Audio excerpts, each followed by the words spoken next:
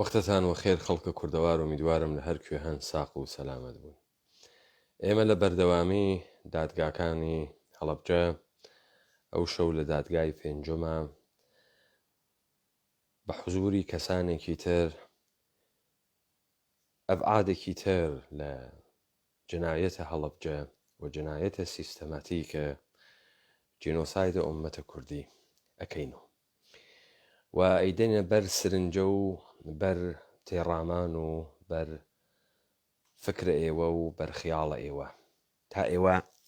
هەڵی سەنگێن و حکم بدەن و قزاوت بکەن. بەڵام ئومیدوارم ئەوانەی کە تەعقیبم دادگانەکان بەردەوام تەعقیبی بکەن و یەکبار بۆ هەمیشە لە ناوی زیندگیانە شتێک لە حەوزەی ژیانە خۆیان بە جددی وەربگرن. یەکبار بۆ هەمیشە ئەوەی کە ڕەبتی بە حەیات و مەماتیان و ئێستا و داهاتوویان هەست جددی وەری بگرن، وەختی بۆ دابنێن، دەرگیری بن، فکری بۆ بکەنەوە تا بتوانن وەکو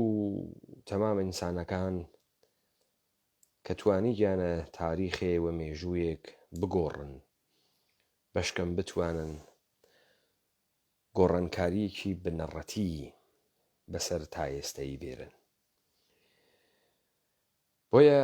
ئێمە متعاسفانە لە توولە ڕۆژانە هەفتە و ویکندەکانە ئەگەر مەجالە کارکردنە من بێت کە درەنگان فریاکەوین کە دیبەیتەکان بکەینەوە،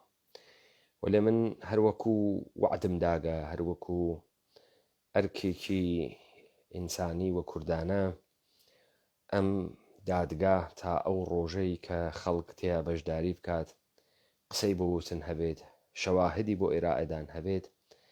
بەردەوام ئەەکەین. بەڵام من بەر لەوەی کە بڕۆینە ناوە تەوەرەی دادگاکە ئەمڕۆ باشە کە شاهد مثالێک بێرمەوە بۆ خاترەوەی کە ئێمەمانان بفەهمین ئەوەی کە بەحسی ئەەکەین لە زەهنیەتی حاکمیەت و دەوڵەتانی منتەقەیشا بەرامبەر بە ئومەتە کوردی هەرواسە و ئەوان وا هەڵس و کەوتەکەن تەکە ئینسانە کوردیە و تەکە سەرزەمینە کوردەوارە و بۆیە ئێمە نەمانتوانی گە تەشخیسێکی دروست بدەین. پس من لە ختەیەکی چەند دەقیقەیی لە سریاڵێک یان هەڵقەیەک بە ناوی میخواهەم زندە بمانە کە ئیستا لە شەبەکەی خانگی لە ئێرانەوە پەخشەوێت، لە قسمەتی سێ ئەم سریاڵە بۆ ئێوە پەخشەکەم کە ڕەبتی بە کورد هەست و لەگرا دیمەنێک لە کورد نیشانەدات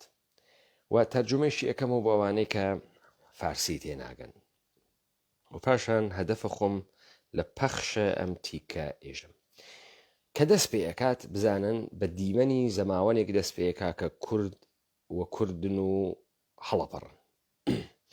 گەرەکمە دروست سرنجە بدەن لەوێ پیاوێکی کورد دەستی پیاگێکی تر ماچەکات خاس ببینن،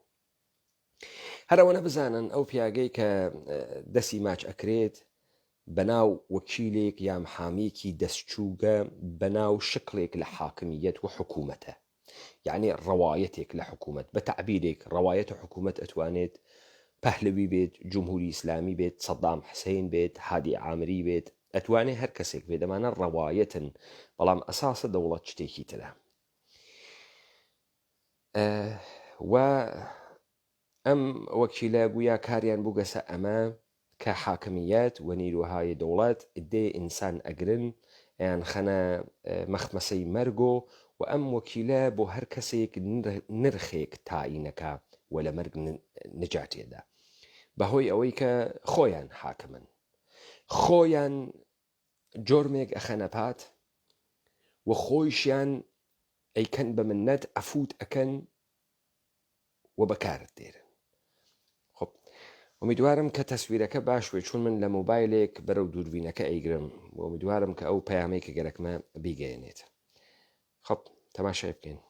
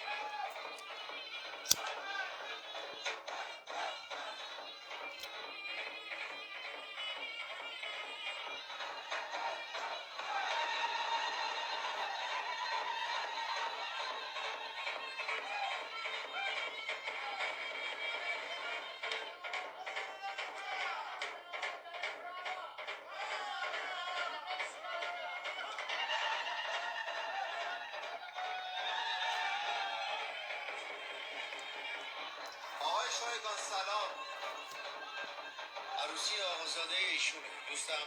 آقای نادر سعدی. مبارک باشه. انشالله که خوشبخت باشه. بفرمایید. ببخشید قربون شما. آقای شایگان فرموده بودین خدمت برسم یه عرضی داشتم. خب پس اگر اجازه بدین ما با هم یه صحبت دوستانه داشته باشیم.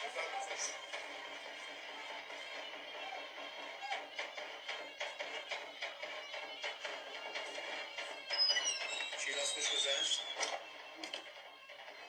برای خوش گذرانی که نرفته بودم. ماما گفتش که ماما حقی همسر. اسم ایشون تو شناسنامه‌تون ثبت شده؟ همین روزا میشه. به نظرم زندگی مثل سینما نیست که برنامه هفته آینده رو از قبل پشت شیشه بلیط فروشی بزنه. هفته چیه؟ من که میگم آدم از فردای خودش هم خبر نداره. این سند یه خونه باغ تو شیرازه. تقریبا 2 برابر اون چیزی که شما گفتید. من به تو شیزه حقی گفتم که شرایط قبلی عوض شده. بهتون نگفتم. من اومدم چه که شرایط جدیدی باشه. اگر شام میل میکنید بگم براتون بیارم. فکر کنم بهتره بریم سراغ حرف. اون داماد شاه و شمشادی که دیدی وسط حیاط میرقصه و دستمال دور سرش میچرخونه پارسال با یکی از رفیقاش زدن یکی رو کشتن که اگه من نبودم اعدامش کرده بودن و امشب شب سالش بود. خودم همه این کاراشو طوری انجام دادم انگار نگار اتفاق افتاده.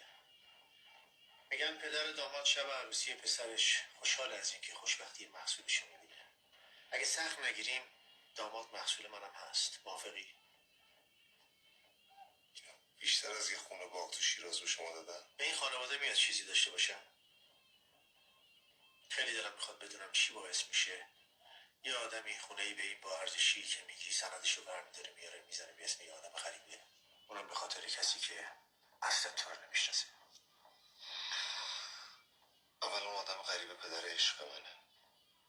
دوم من حاضرم به خاطر عشق هر کاری بکنم. همین میخواستم بشنوم. حاضری به خاطر عشقت از این بیشتر ببخشی؟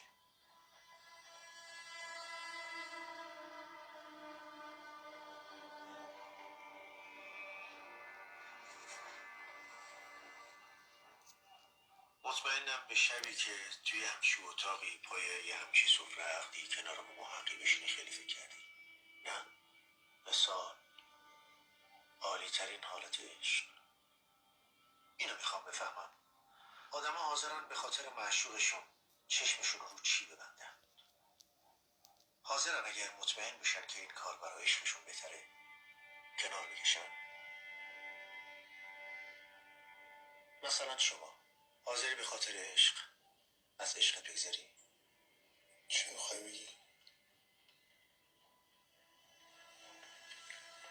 شرایط جدید اینه. بهت این فرصت رو میدم عاشقانه کنار بکشی. منم جای تو رو کنار هما حقی میگیرم. اینکه یک شب بشه 2 شب یا 99 سال رو میذاریم به انتخاب خود ایشون. فقط نگران بودم اسم تو شناسنامه‌اش باشه. چه گوی خوردی؟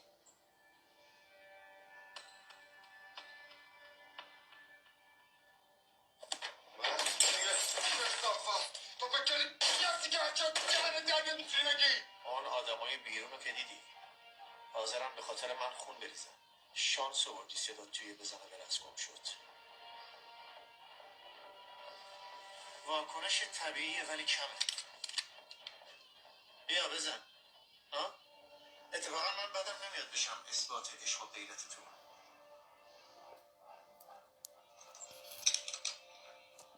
بزن. اگه میتونی منو بزنی و اون آدم رو رد کنی و از این خونه بری بیرون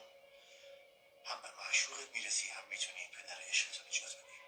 یالا بزن بگو اشتباه میکنم. اما اگه نزنی من هر چیزی رو که بخوام به دست میارم.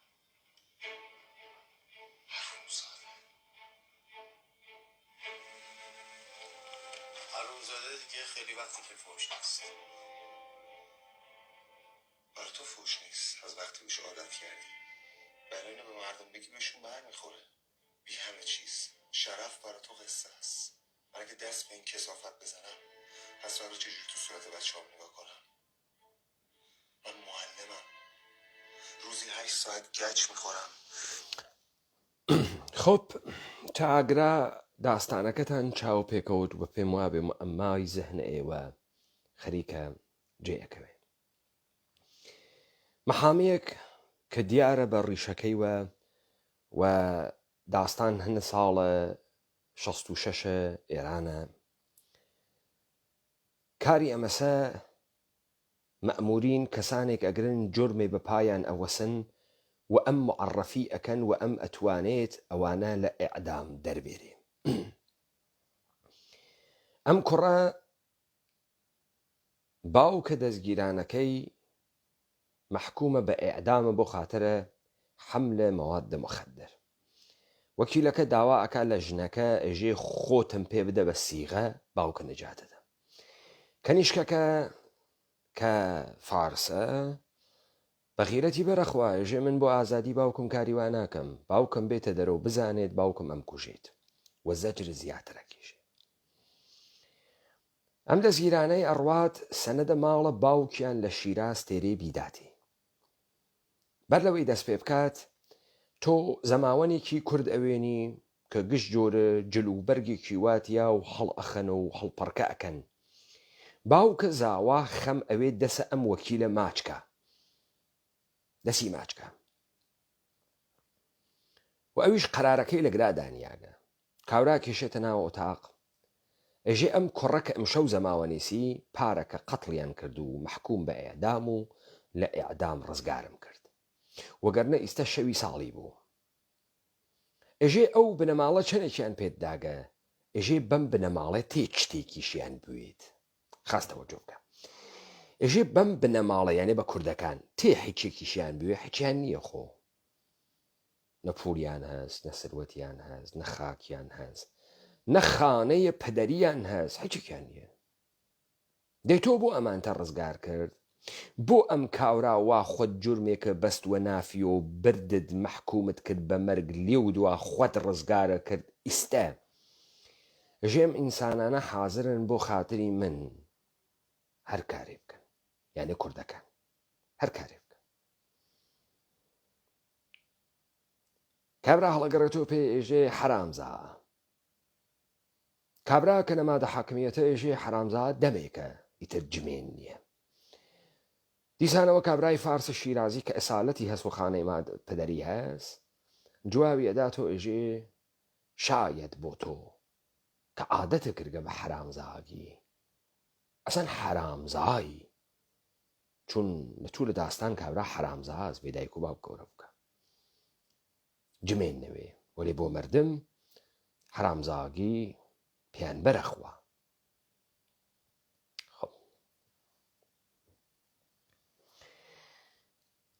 بابزانی وەختە سریاڵێکی وا دروسەکەن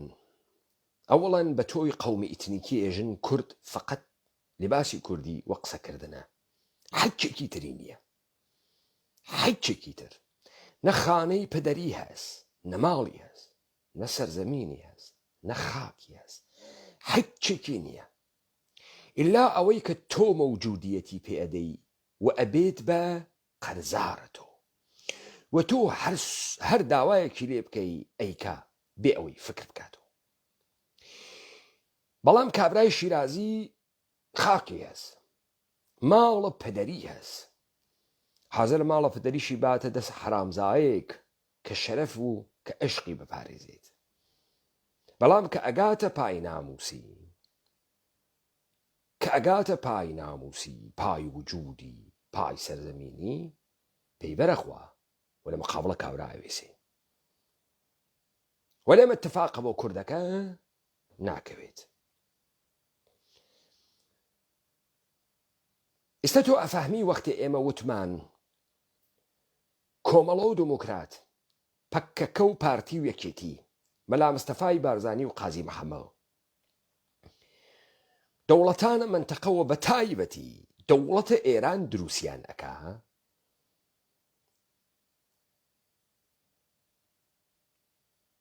چه اتفاقێکە کەفێ کابراوتیم شەو زەماوەنە ئەم کوڕەسە ئەژێ هەر باوکێک ئەوێسێ تا ئەم شەوە کە شادی و خۆشی مەحسوڵەکەی بوێنێت منیش بە نەوعێک باوکە ئەم کوڕم یعنی باوکە معنەوی. باوکە معنەویە کورد کێس حرامزادەیەک بەناوە دەوڵەت.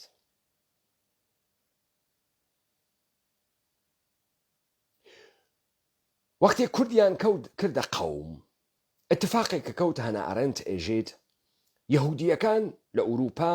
لە هەموو وڵاتە ئەوروپایەکان بوون، بەڵام چوون بە خۆیان ئەوت یەهودی و چوون یەهودی بوون نە ئەو نۆ شارۆمەندی هیچ وڵاتێک، حتا ئەگەر پاسپۆرتی ئەو وڵاتیشیانە بووایە 10 جیلیش بووایە لە وڵاتە لەدایک بووبایان، نەبوون بە ئەڵمانی، نەبوون بە فەڕەنسەوی، لە ناخە خۆیان هەستیان بە فەرقە کرد. بۆیە لە کاتی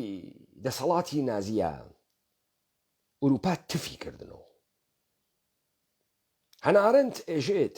ئەساسە حقوقە بەشەر هەبوونی حەقە بۆ بەشەر، ئەوەی کاکەوێتە ناوە داستانە مافە مرۆڤ، یەکەم مافی ئەمەسە کە تۆ ئەسڵەن بەشەر مافی هەز. و هەنا ئەرێنت ئێژێ لە سەردەمی نازیەکانە یەهودیەکان مافیان نەبوو، ئەسڵ ئەو مافی نەبوو کە مافە مرۆڤ پێی تەعەلق بگرێ، چون هیچ دەوڵەت ملەتێک شارۆمەندیەمانی قبوڵ ناکرد. ئەگەم بن ئێژێت لە کانستراکشن کەمپەکانە لە ئوردوگاکانە ئەوەڵین اتفاقێک ئەکەوێ تعلیق قانونیە، یعنی تۆ ئیتر هیچ مافێکە پێ تعلق ناگرێ. وەکو کێ؟ وەکو ئەم پەنابەرانەی کە ئێوە بن و هێشتا ئەم وڵاتە ئەوروپایانەی کە هاتکن ئیقامەی پێتان نەداگە، هیچ مافی شمولتان ناکە، حتا نەبن هەتا ئیقامەتی یەکێک لە وڵاتانە نەگرن، هیچ مافێکی ئینسانی شمولتان ناکە. کەس لەبەر خاتری ئەوەی کە تۆ ئەحمەق ناوە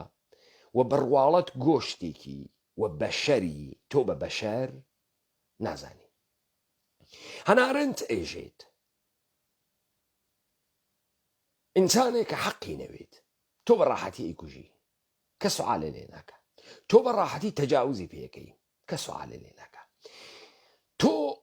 جینۆسایدیەکەی، کە سوعالە لێ ناکە. ئێستا تۆ دیت لەم فیلمە ئێرانیە کورد داردەسە زۆڵەزاز، کورد هیچێکی نییە، هیچێکی نییە، خۆشی ئێژێت بەم بنەماڵە تێ شتێکیان بوێت. سوعالە بعدیە مەسە دەی تۆ بۆ ڕزگارە کرد ئەگەر ئەمانە هیچێکیان نییە، حتمما نێشێ شەرەفێ شتێکیان بوێ بلەخەرە، تۆ گەرەکتە،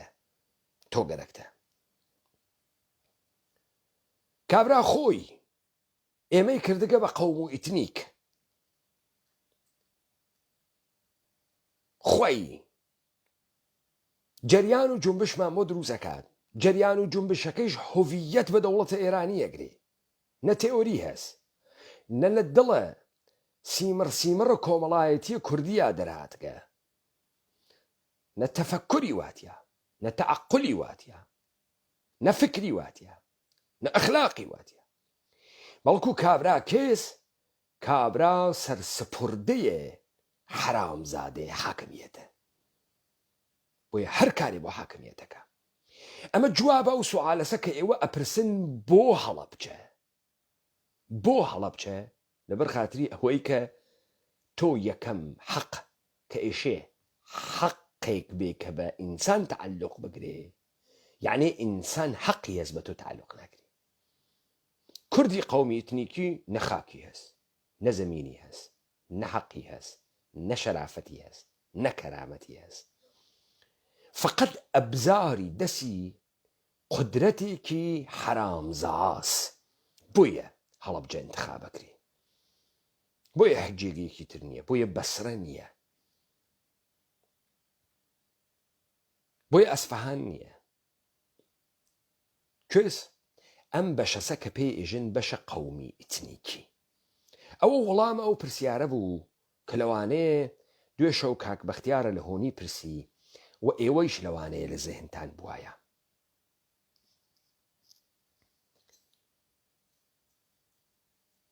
کوردێک کە بە قەوڵی ئەمان حیچی نییە، خاکی نییە، زەمینی نییە، خانەیە پدەری نییە،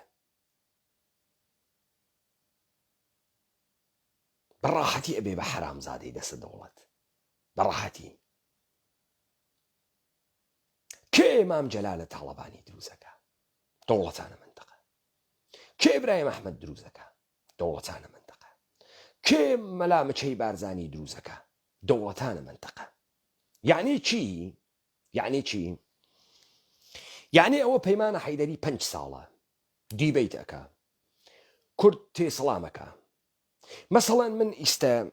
12 ساعت کارم کردگە هاتک مەسۆ، هەرچی شەوە ئەگەر من دادگای هەڵەبجە نەگێڕم یەک ڕەفەری تر نایگێڕێ،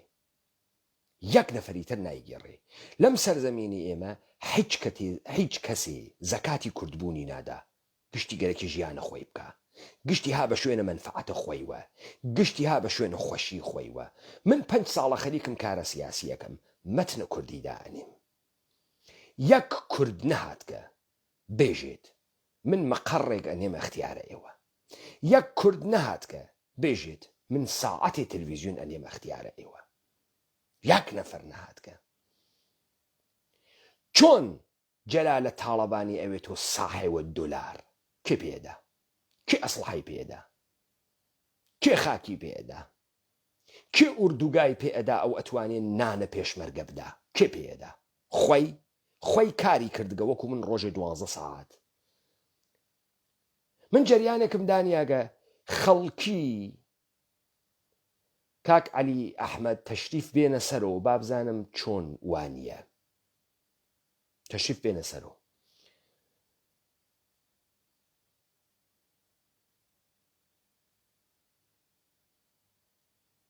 تەشریف بێنە سەرەوە.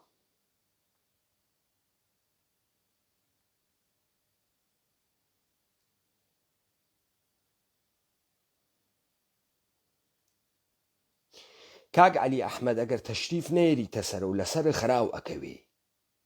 چون بە احترام و خەریکم بانگاکەم، وتم دادگاس قسەی جددی ئەەکەم و تەمامە دیبەیتەکانم جددی بووگە، لە ساحەتە ئومەتە کوردی شاخەریکم قسە ئەەکەم. یا تێتە سەرەوە بە ئەدلە سابەتی ئەەکەی ئەمەی من وتم درۆست ووانیە، یا لە خۆتۆ نانووسی وانیە.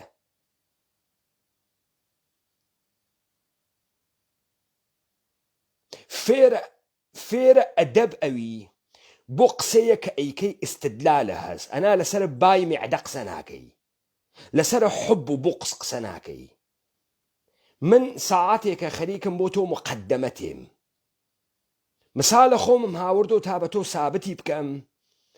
ئەبە ئۆجالان نەڕوویگە کارگەری بکات پولیان پێدا، ئەسڵحەیان پێدا، زەمینیان پێدا، ئوردوگایان پێدا.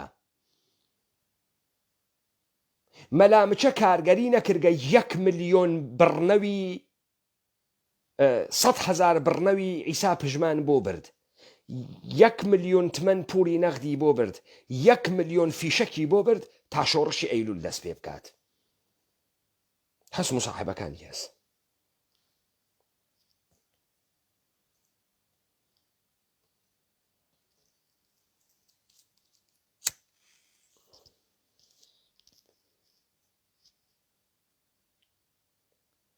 وەختێ تۆ کەسێکە هیچێکی نییە بە شتێکی ئەگەیەنیت، تەبیعەتەن ئەم هەر جنایەتێ بۆ تۆ ئەکا. ئێستا فەهمیتان بۆ کاورای جنایەت کار بەناوە پێشمەرگە و ئەحزابە کوردی تەجاوز ئەکات بە ژنە کورد، سەرزەمینە کوردەوار ئەفرۆشێت، جنایەت ئەکا.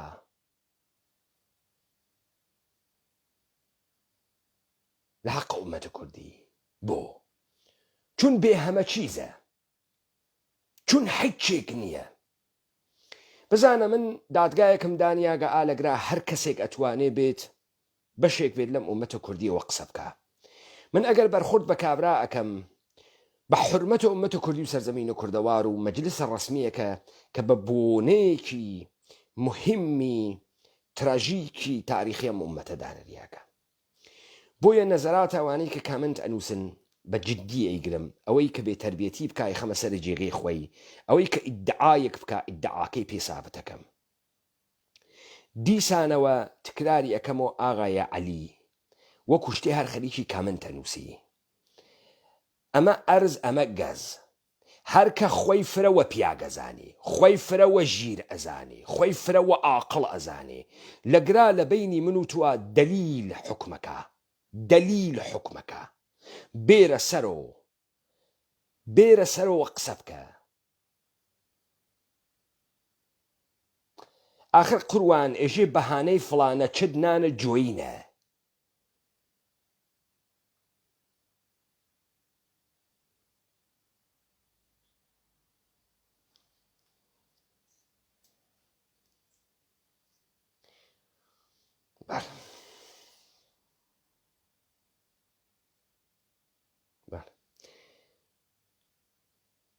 کاک ئەحمەد، کاک عەباس، ئەگەر کاک ئەحمەدە کاکەتان تەشریفیان هەست داوای کامەراکە بکەن تەشریف بێرن.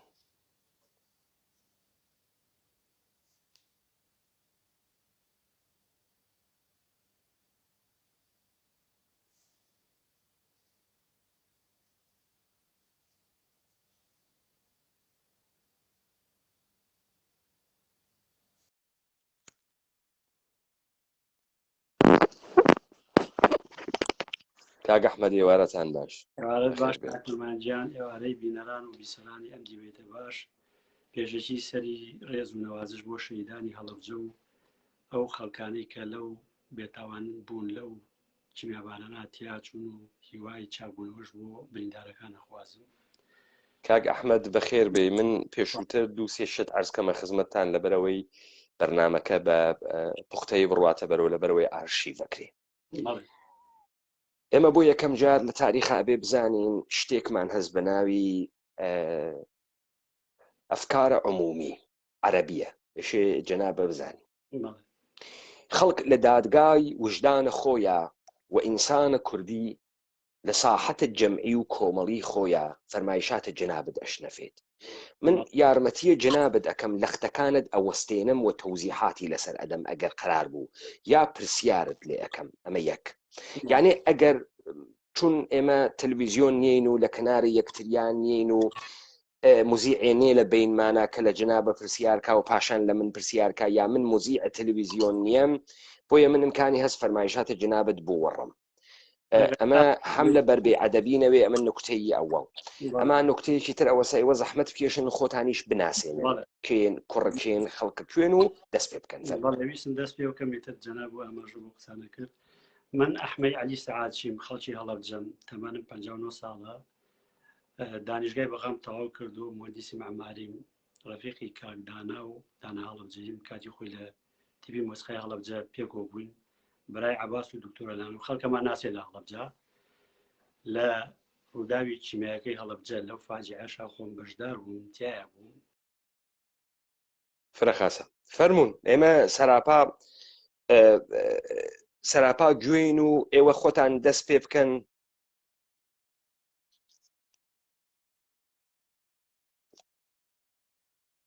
کاک عەباس وەکو شتێ کامێراکەتان وەستا.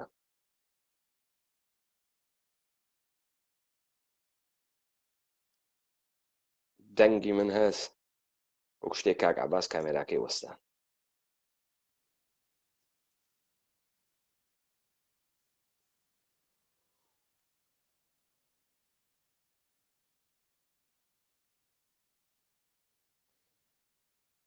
ئێمە ماتەڵەبین تا کاک ئەحمەد تەشریف بێنێت وەکو شاید حاڵێکی فاجعەی هەڵەبجە گزارشاتە خۆی بدات.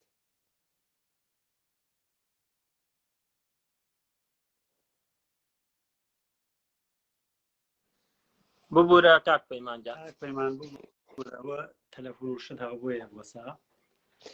ببەخشن کاک عەباس، ئەگەر تەلەفۆنت بۆ هات یەکسەرە ڕیجێکتی کە دیکلاینی کە ئیتر تەسویرەکە قەت ناوێت.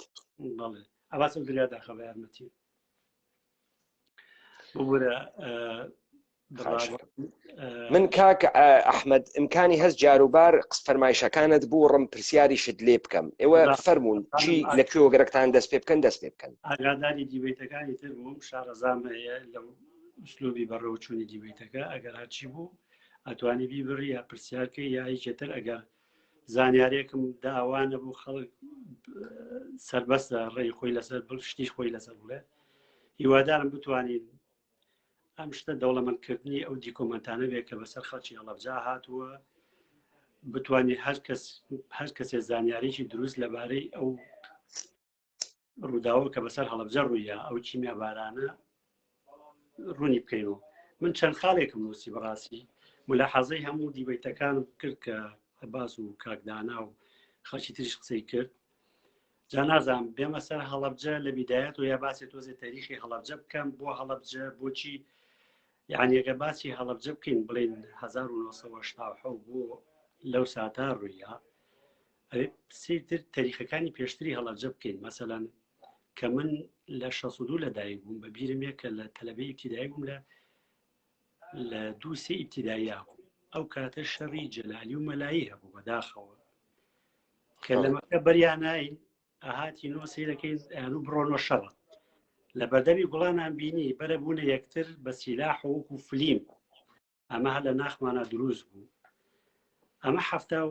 ئەمە پێش 1970 چیمیایی بەسەرهاو پێشی هەفتەکانی 63 و نازام 67 و 68 بوو لە مەتیقەی خورماڵ لەوێ خۆرماڵ سووتێنرا هەرجێشی عێراقی و کاتەماڵمان لێ بوو برایەکم خنکا ماڵەکەیان سووتاندیان باوکمیان برد بیکوژن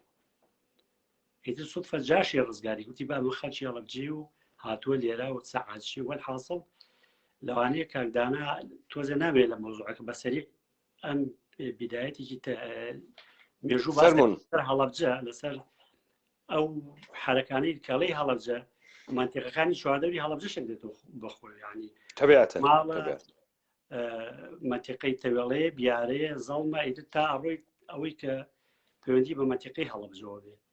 ئیتر ئەوە بوو کاکدانا لەوانەیە کاک سیدیق بناسی سیدیقێکە بوو لەگەڵ ڕاوەکەی خورماڵ ئەوەیەکی بوو لەو کەسانەی کە بردیان ڕەمیکەن سوتفە ئەو قوتی مردوم خۆی پیشان ناکە یعنی خۆی بوو بە مردوو ئەو نەجاتی بوو وەلحاصڵ وابگەڕێنەوە سەر هەڵەبجە و اینجا دوای ئەوە لە هەڵەبجە لە 76 ڕەپەڕینێکی گەورە بوو لەبەرەوەی کە زمانی خوێندن کرا بە زمانی عەرەبی لە هەڵەبجە کرد ئەمە هەمووی تاریخە کۆ بووەتەوە بۆ هەڵەبجە دوای ئەوە مەزاراتی تر دەستی پێکرد لە ساڵەکانی من لە تەلەبەی 5-4 ئەعدادی بووم یعنی هەر پێش کیمیاویەکە کە چووە دانیشگا هەم مەزاهرە بوو مەجموعەی خانوویان لە کانێشخان ڕووخان ئەوە بوویتر مەجموعەی چوونە دەرەوە حرەکاتی ئیسلامی دروست بوو هەڵەبجە بەنیسبەت حکوومەتی عێراقی و مرکزێکی بە بیرڕای مرکزێکی جوڵانەوەی نەتەوایەتی بوو یعنی هەموو ئەگەر تاریخەکان سیرکی هەمووی لە منتیقەی هەڵەبجە دروست بوو بەنیسبەت حکوومەتی عێراقی بەنیسبەت ژیانی خەڵکی هەڵەبجەوە طبعاً ئەمانە هەمووی مەئەسار بووە من بینیومە یعنی ئەگەر دەست پێ بکەین پێشەوە بۆچی هەڵەبجە چی بوو ئایا هەر شەڕێ بوو یا فاجعەیە بوو چی دروستکە لە ناخی خەڵکە من ئەمانە بینی طبعاً هەمووی لە ژیانما تەسیری لێ کردو مەسەن ئەوانەی کە بۆم باس کردی کە هەڵەبجەم بینی ئاهات بوو ناوبازار خەڵک بینی بریندار بوو مناڵێکی وا ئەم هەموو مردوو فلیمی حەر ببینی یعنی ئەیبینی ڕۆژانە خەوی هەستی پێ ناکری ئەمە هەرێکێک لە تەمەنی منە بوو بێت لە منتیقەی هەڵەبجە خاصن منتیقەی حەمدون و بەری گوڵانوانە ئەم واقعەی بینیوە طبعاً لە منتیقەی کانی قوڵکە و لای عەبابێلێ و عەنەبیش ئەویش هەر شەڕی تیا بوو کاتی خۆی بەبینی منتیقە بەدەستی پارتیۆ بوو ناوشار بەدەستی جەلالیەوە بڵێن جەلالی و مەلایی ئەمە هەر لە شەڕە ژیاوین و بەردەوامی تا هاتە سەر هەڵەبجە کیمیاکەی هەڵەبجە من ئەو کاتە من کاک ئەحمەد یەک ملاحەزە بەمە خزمەتتان لەبەرەوەی ئێمە حاڵەتی دادگای هەست لە سەرەتاوە من گەرەکمە جنابەت بەس گزارش بدەین نەک تەحلیلە سیاسی بکەین تەحلیلە سیاسیەکە ئەتوانی لە ئاخر و مەسەڵ نەزەرە خۆتیش پێژیت بۆ چون ئێمە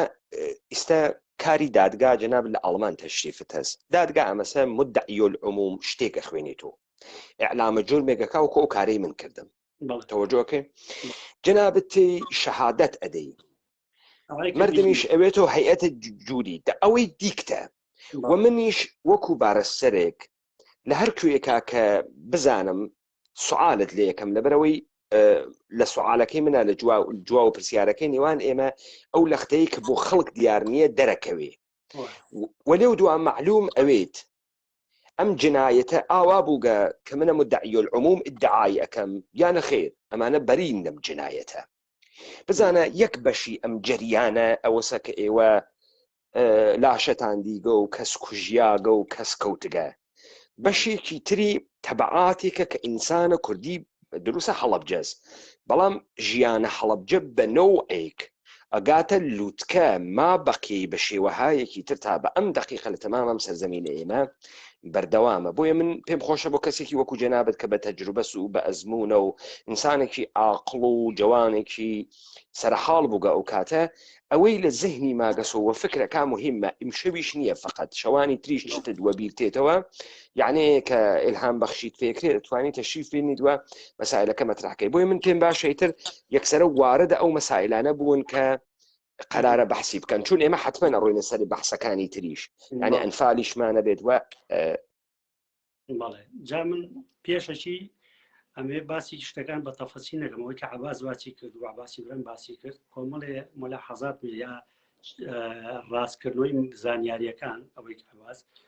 طبعاً بالەوە دەست پێ بکەم کە هەڵەبجە من پێشەوە لە کولیە بووم بە سەریعی باسەکەم لە هەشتاکانە دەورەیەکی ئێمە گشتیجرای بە جێی شعبی لە جێی شعبیەکە تەمرینی کیمیاییان پێکردنی سیلاحی کیمیایی چۆن بەکارهێنی چۆن خۆتە پارێزی چۆن قیناعەکان و فلتەرەکان چەند سەعات جارەوێ فلتەرەکە بگۆڕی دەستکێش و دەرزیەکان دوو دەرزی بەکەی کە دوایەوە داد لە خۆدیکەی بەمەی کراسەکەت و ملیوانەکەی ئەمە هەمووی دەلایلە یاخۆ ئامادەکردنە کە حکوومەتی عێراقی یا شەڕی کیمیاویەکە یا شەڕی کیمیایی بەرامبەرەکرێ ئەمە لە بیر و ڕای منە دروست بوو کە عێراق بەکاری ئەهێنێ کە هەڵەبجە گیرا کە ئەو ڕۆژە تا ئەو ڕۆژەکە قەسفی لێبوو تا پێشمەرگەن هاتە ناو قەسف بەردەوام بوو ئەو کوڕەکە هات کە نەورۆز لە گەڕێکی ئمە پێیا بوو بە پێشمەرگەی یەکێتی بوو بە جلی قیناوانەوە هاتە ناوە کە هەر ئەو هاو قەسف تەواو وەسا یعنی تەوقیتی هاتنە داخەڵبوونی پێشمەرگە بۆ ناو شاری هەڵەبجە ئیتر جۆ لە دەنگی تۆپ و ڕاجیمە نەما ئیتر پێش تۆپ و ڕاجیمەی ئێرانی ڕاجیم بەڵێ ئێران من ئاگادار بووم طبعاً پێشەوە هەڵەبجە بڕوخێ قەسب لەسەر هەڵەبجە بوو حکوومەتی عێراقی لە شەوی یەکەم ڕەبایەکانی چواردە و گیرا ڕەبایی شنوێ و باڵام بۆ ڕەبایەکان گیران بعضێ شوێن ما بۆ حکوومەتی عێراقی سێ چوار هەلیکۆپتەر هێنا لە بەیانیەکەی بعضێ قەسفیان کرد بەڵام قەسفەکە بەپێی پێویست نەبوو وەکو ئەو تیارە و خۆجەوی عێراقی خاوەنی نزیکەی 700 تیارە بوو منە کاتە معلوماتم بێ یعنی خۆی جەوی عێراقی بە تیارە و بە هەلیکۆپتەرەوە نزیکەی 700 دانەیە 600 دانەیەکە بوو بەڵێ ئێران قودرەتی هەوایی نەبوو لە بەرامبەر عێراقا ئێران میراژ عێراق میراژی بوو میکی 21 بوو عێراق بە ئارزوو خۆی جەولەیە کرد بەسەر بەبێ هیچ مقاومەتێ ئاگام لەوە هەبوو کە تاریخ عزیز بوو یا وەزیری عێراقی وتێمە توانایی یعنی متابعی شەری عێراقی و ئێرانیشمە کرد لەو کاتا بۆیە معلوماتەمە بۆم زانی هەڵەبجە چی بەسەریە ئەوە توانای 2 ساڵمانەیە دوای ڕامز فێڵ هاتە عێراق ئەوە ئەمریکا مەسن عێراق ئەسلحەی لە فەڕەنسا و لەملاوەرگرت توانایەکی زۆری بوو ئیتر شەڕەکە گەشتە ئەوەی کە لە 2 ساڵ زیاتر بخایانی دوای ویسان بیوەسێنێت تەوازنی قووە بوو لە بینی عێراق و ئێرانە بەو شێوە وەسانیان کە ئەم شتە دروست بوو لە هەڵەبجە درا وەلحاصڵ یەکەم ڕۆژ کە دوایەوە کە هین بوو من بەروارەکە لە 14 و 15 و 16 لە 16 کیمیایەکەی لێدا ئەو ڕۆژەی بەن باسی وەکم کە کیمیایەکەی لێدا تاوان پێشەوە کە نەورۆز هاو هەر شەر بەردەوام بوو ڕۆژی داهاتوو هەر خەڵک دەرەچوو بەزی تر لە 16 وتیان پردەکە ڕووخاوەوانە خەڵک دەرناچێ نیوەڕۆکەی یەک پرسیار ئەەکەم لە جەنابەت کاکە ئەحمەد جەنابیشت پشڕاستی ئەەکەی تۆ کە هێزی بەرەی کوردستانی بەری گرت بە خەڵک بڕواتە دەرەوە گەڕاندینی بەڵێ من بیستم خەڵک من ئەو کاتە لە ماڵی حاجی جەلال بووین تاوان خەڵک منێکی لەوانم بیستم بڕۆمە دەرەوە چونکە ئەمزانی هەڵەبجە لێ ئەدرێ ئەمان بیست کە کیمیایی دراوە لە منتیقەی گۆبتەپە بوو یا منتیقەی سەرکردایەتی خەڵکی بیست کە کیمیایی بەکارهاتوە خەڵک ترسی هەبوو منیش ئەو معلوماتم هەبوو لە عەسکەریا کە لە جێی شعبیاکە پێیان کردبووین تەوەقوعمە کرد اینجا پێشتریش خەڵک شتی بینی بوو لە هەڵەبجە هەڵەبجە ئەنفال کرا بوو کە مەجموعەی خانوو لە کانیشخان ڕوخێنا مەجموعەی خەڵکیان کرد ئەنفالیان کردن ئیساش مەیتەکانیان دیار نیە هیچیان لەوانەوە ئازام کاک عوسمان و برای عومەری حاجی ساڵح عومەری عەلی کاک ئەحمەد پرسیارێکی تریش جنابی شت متأکدی لەوەی کە پردەکەی زەڵم حەمەی حاجی مەحموود تەقاندی یعنی بەرەی کوردستانی فەرق ناکە کێ تەقاندی بەرەی کوردستانی تەقاندی وەکو بیستن ئەم بیست بڵێ کە تەقاوەت و دوایی معلوماتەکان ئێران و باسێکرا خەڵک باسی کرد من خۆم نەمبینی بە زەدەمی خەڵکو ئێیان و حسک بوون و پێشمەرگە بە هاوکاری هەردوو لا تەوان پێشمەرگیان لەگەڵا بۆ خەڵک بینی بووە شتێکە ئینکاری ناکرێت پێشمەرگە لە ناو هەڵەبجا بوون خۆم پێشمەرگەم بینی پێشمەرگە بەشدار بوون بزانە کاکە ئەحمەد عەزیز من ببەخشە لەبەرەوەی چت ئێشی تکراری کەیت و تکراری کەیت و تا خەڵک بفەهمێ چەندێ مهمە بزانە ئەگەر ئێمە ئێژین هەڵەبجە موعامرە بووگە بۆ خاترێەوەی سوڵحی ئێران و عێراقی پێ دروست بکەن بۆ ئەم نەزەریە کە داگمانەوە ئەم تەحلیلە کە ئەیکەین ئێمە ئیسباتی ئەوە ئەکەین هێرشە ئێران هێرشێ نەوگە کە بۆ فەتح سلێمانی بڕوا چون ئەگەر تۆ بەرەو فەتح سلێمانی بڕۆی پردە زەڵم ناتەقێنی تۆ چون تۆ تەجهیزات و لەشکرە پێ ئەڕوات و تۆ ئێشێ اتفاقەن ئەوە بپارێزیت ئەو پردە بپارێزی کە پرد زەڵم ئەتەقێنەوە کە پرد زەڵم ئەتەقێنەوە یعنی لەگرا و وەستا هێرش تا ئەگراسە زانیویانە ببوورە بە شەرتی زانیویانە هەڵەبجە سقوتی کردووە دقیقا جا تۆ ئەگەر بتهەوێ ئێرەیش بگری بەدەسۆ یعنی هەنە تۆوێت ئێشێ سەنگەری بۆ دابنی هەر یعنی خاکریزی بۆ دروستکەی سنگەری بۆ دابنی بتەوی بکەیتەوە چەکی قورسی بۆ دابنی چەکە هەوایی بۆ دابنی چون هجوومە ئەرتەشە عێراقی ئەوێ و تۆ ئیشی بیشکێنیم هجوومە تا ئەم خاکە بپارێزی وەکو تۆژۆکێ تۆ ئەوێنی ئەمیشە ناکرێت خب ئەمە دوو دلیلك ئەگەر جنابەت نەدی ئەگەر ئەوانەی کە من وتم واسە پس ئێشێ حتمما خەڵک متوجهی ئەمە بوێت کە قرار بوو گەبێنە ناوە حەڵەبجە و بڕۆنە دەرەوە سوالە گەورە ئەمەسە بۆ ئەمە کامە عەقڵیەتی استراتێژیک نظامی ئەیگرێت بەچی تەوجیه ئەکرێت یعنی پس ئێستا ئێوە شاهدیتاندا پرد زەڵم بەرەی کوردستانی تەقاندی گێسیوە یعنی هەروانەی کە تەکە ئێرانە بگن فەرق ناکە بەرەی کوردستانی وێ ئێران وێت کە ئێژن بەرەی کوردستانی تەقاندی گێسیوە ئێوە شاهدی ئەدەن بە دەورادەوری هەڵەبجە تا ئەگاتە هێڵە دەرگیری تەکە ئەرتەشە عێراقا سەنگەردانە نرابوو یعنی خەتە مقدم ئەوەی کە بە عەرەبی پێژن خەتە مقدم دیار نەبوو بەڵێ فەرموو خەڵکی هەڵەبجە طبعا من حتا ئەو ڕۆژە بەیانەکەی ویستمان بڕین بۆ سلێمانی وتیان تۆ بارانەکرێت ئیتر دوایی وتیان پردەکە تەقیوە تۆ ئیتر شتەکان معلوماتەکانە هاو ئیتر خەڵک ئەمەلی بەرەو سلێمانی نەما کە پردەکە تەقیوە ئەمەل نەمایە تۆ چۆنە ڕۆی حتا مەجموعەیە خەڵک ڕۆشتون لە منتیقەی سیروان و ڕۆشتون وازام جاشەکان و چەکدا مەجموعەیەکیان خنکان مەجموعەیەکیان دیار نەمان والحاصل نایمە سەرەوە مەوزوعە لەبەرەوەی خۆم لێیان نەبووم بەس ئەوەی کە خۆم بینیومە خۆم بیستوم و ئەم بینی و لە ناو واقعەکە بووم خەڵک ویستی بڕواتە دەرەوە لە هەڵەبجە پێشمەرگە نەیەش گەڕانیانەوە کە گەڕانیانەوە دوو پرسیار دروستە بێ ئایا هەڵەبجە ئەیانەوێت کە وەکو باسکەوە لە یەکێ لە کتێبەکانی نەوشیروان مستەفا على ئەساس منتیقەی ئازاد لە هەڵەبجە دروستکەن نازانم شتێکیوان بیست لە دەمی کار بوو شتێکی وای باس کرد بەڵام پرسیارەکەەوەیە ئایا کە تۆ گەر منتیقەی ئازاد دروستەکەی بانک بۆ لە دووەم ڕۆژە بانکەکە لە ئیشەکەیت و سقوتەکەی کە تۆ گەر بتەوێ شوێنی ئاوادان کەیتۆ ئەبێ موسساتی بۆ دروستکەی ئەبێ سیقە بە خەڵکەکە بی یەکێ لە سیقەکانی خەڵک بانکە کە تۆ بانک نەما حرەکەی اقتصادی نامێنێت اینجا ئایا شوێنێکی وە کەول بوو نازانم هیچ بەرنامەیەک هەبووە بۆ بەڕێوەبردننی ئایا ئەگەر فەشەلێنا خەڵکەکە چۆن دەرکەن چۆن ڕزگاری کەن پێویست خەڵکویستی بە خواردن خەڵکی بەس ئەمانتە تۆ نەدی جالە بە کاک ئەحمەد جەنابەت ڕۆژە 16 و 15 و 14 لە هەڵەبجە بووی چەند تەمەن چەند بوو کاکە ئەحمەد من تقریبا 26 27 ساڵ درام بەس هەم خوێندەواریت بووگە وتیت لە کولیە هاتگم و یعنی بەڵێ خوێندکار بووی خوێندکارە زانیت تۆ مهندسی معماری من دەسم تاو بوو کاتە بەڵێ جەنابەت هیچ بەڵگەیەک نە بە عەرەبی نە بە کوردی دەسە نەگەیشت کە یاساکانە هێزە پێشمەرگە یا بەرەی کوردستانی بۆ خەڵکی هەڵەبجە بەحسکە هیچ یاسایەک نەبێژریا دەستەی بەڕێوەبەرایەتی شاری هەڵەبجە تەعین نەکریا پێش لەوە دانیشتن لەگەڵ سەران و پیرەکانی شاری هەڵەبجە نەکریا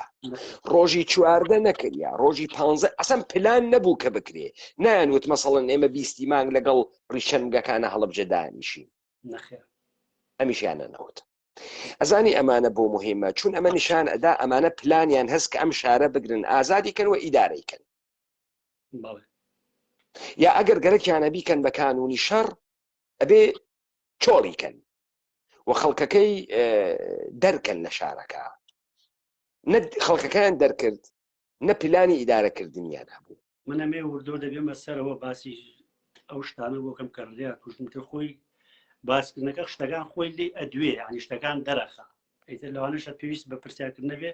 کە جووە بگری هەمووی ڕوونەبێتەوە بۆ هەموو خەڵکەکە زۆر باشە فەرمون کاک ئەحمەد من سایەکەم ئیتر کەلامە ئێوە بە شەکەر نەبڕم مەقسەوە نییە بەڵام قسەکەم و بڕیەوە بەڵام ئەمە بێمە سەر مۆزوعەکان کە لە ماڵی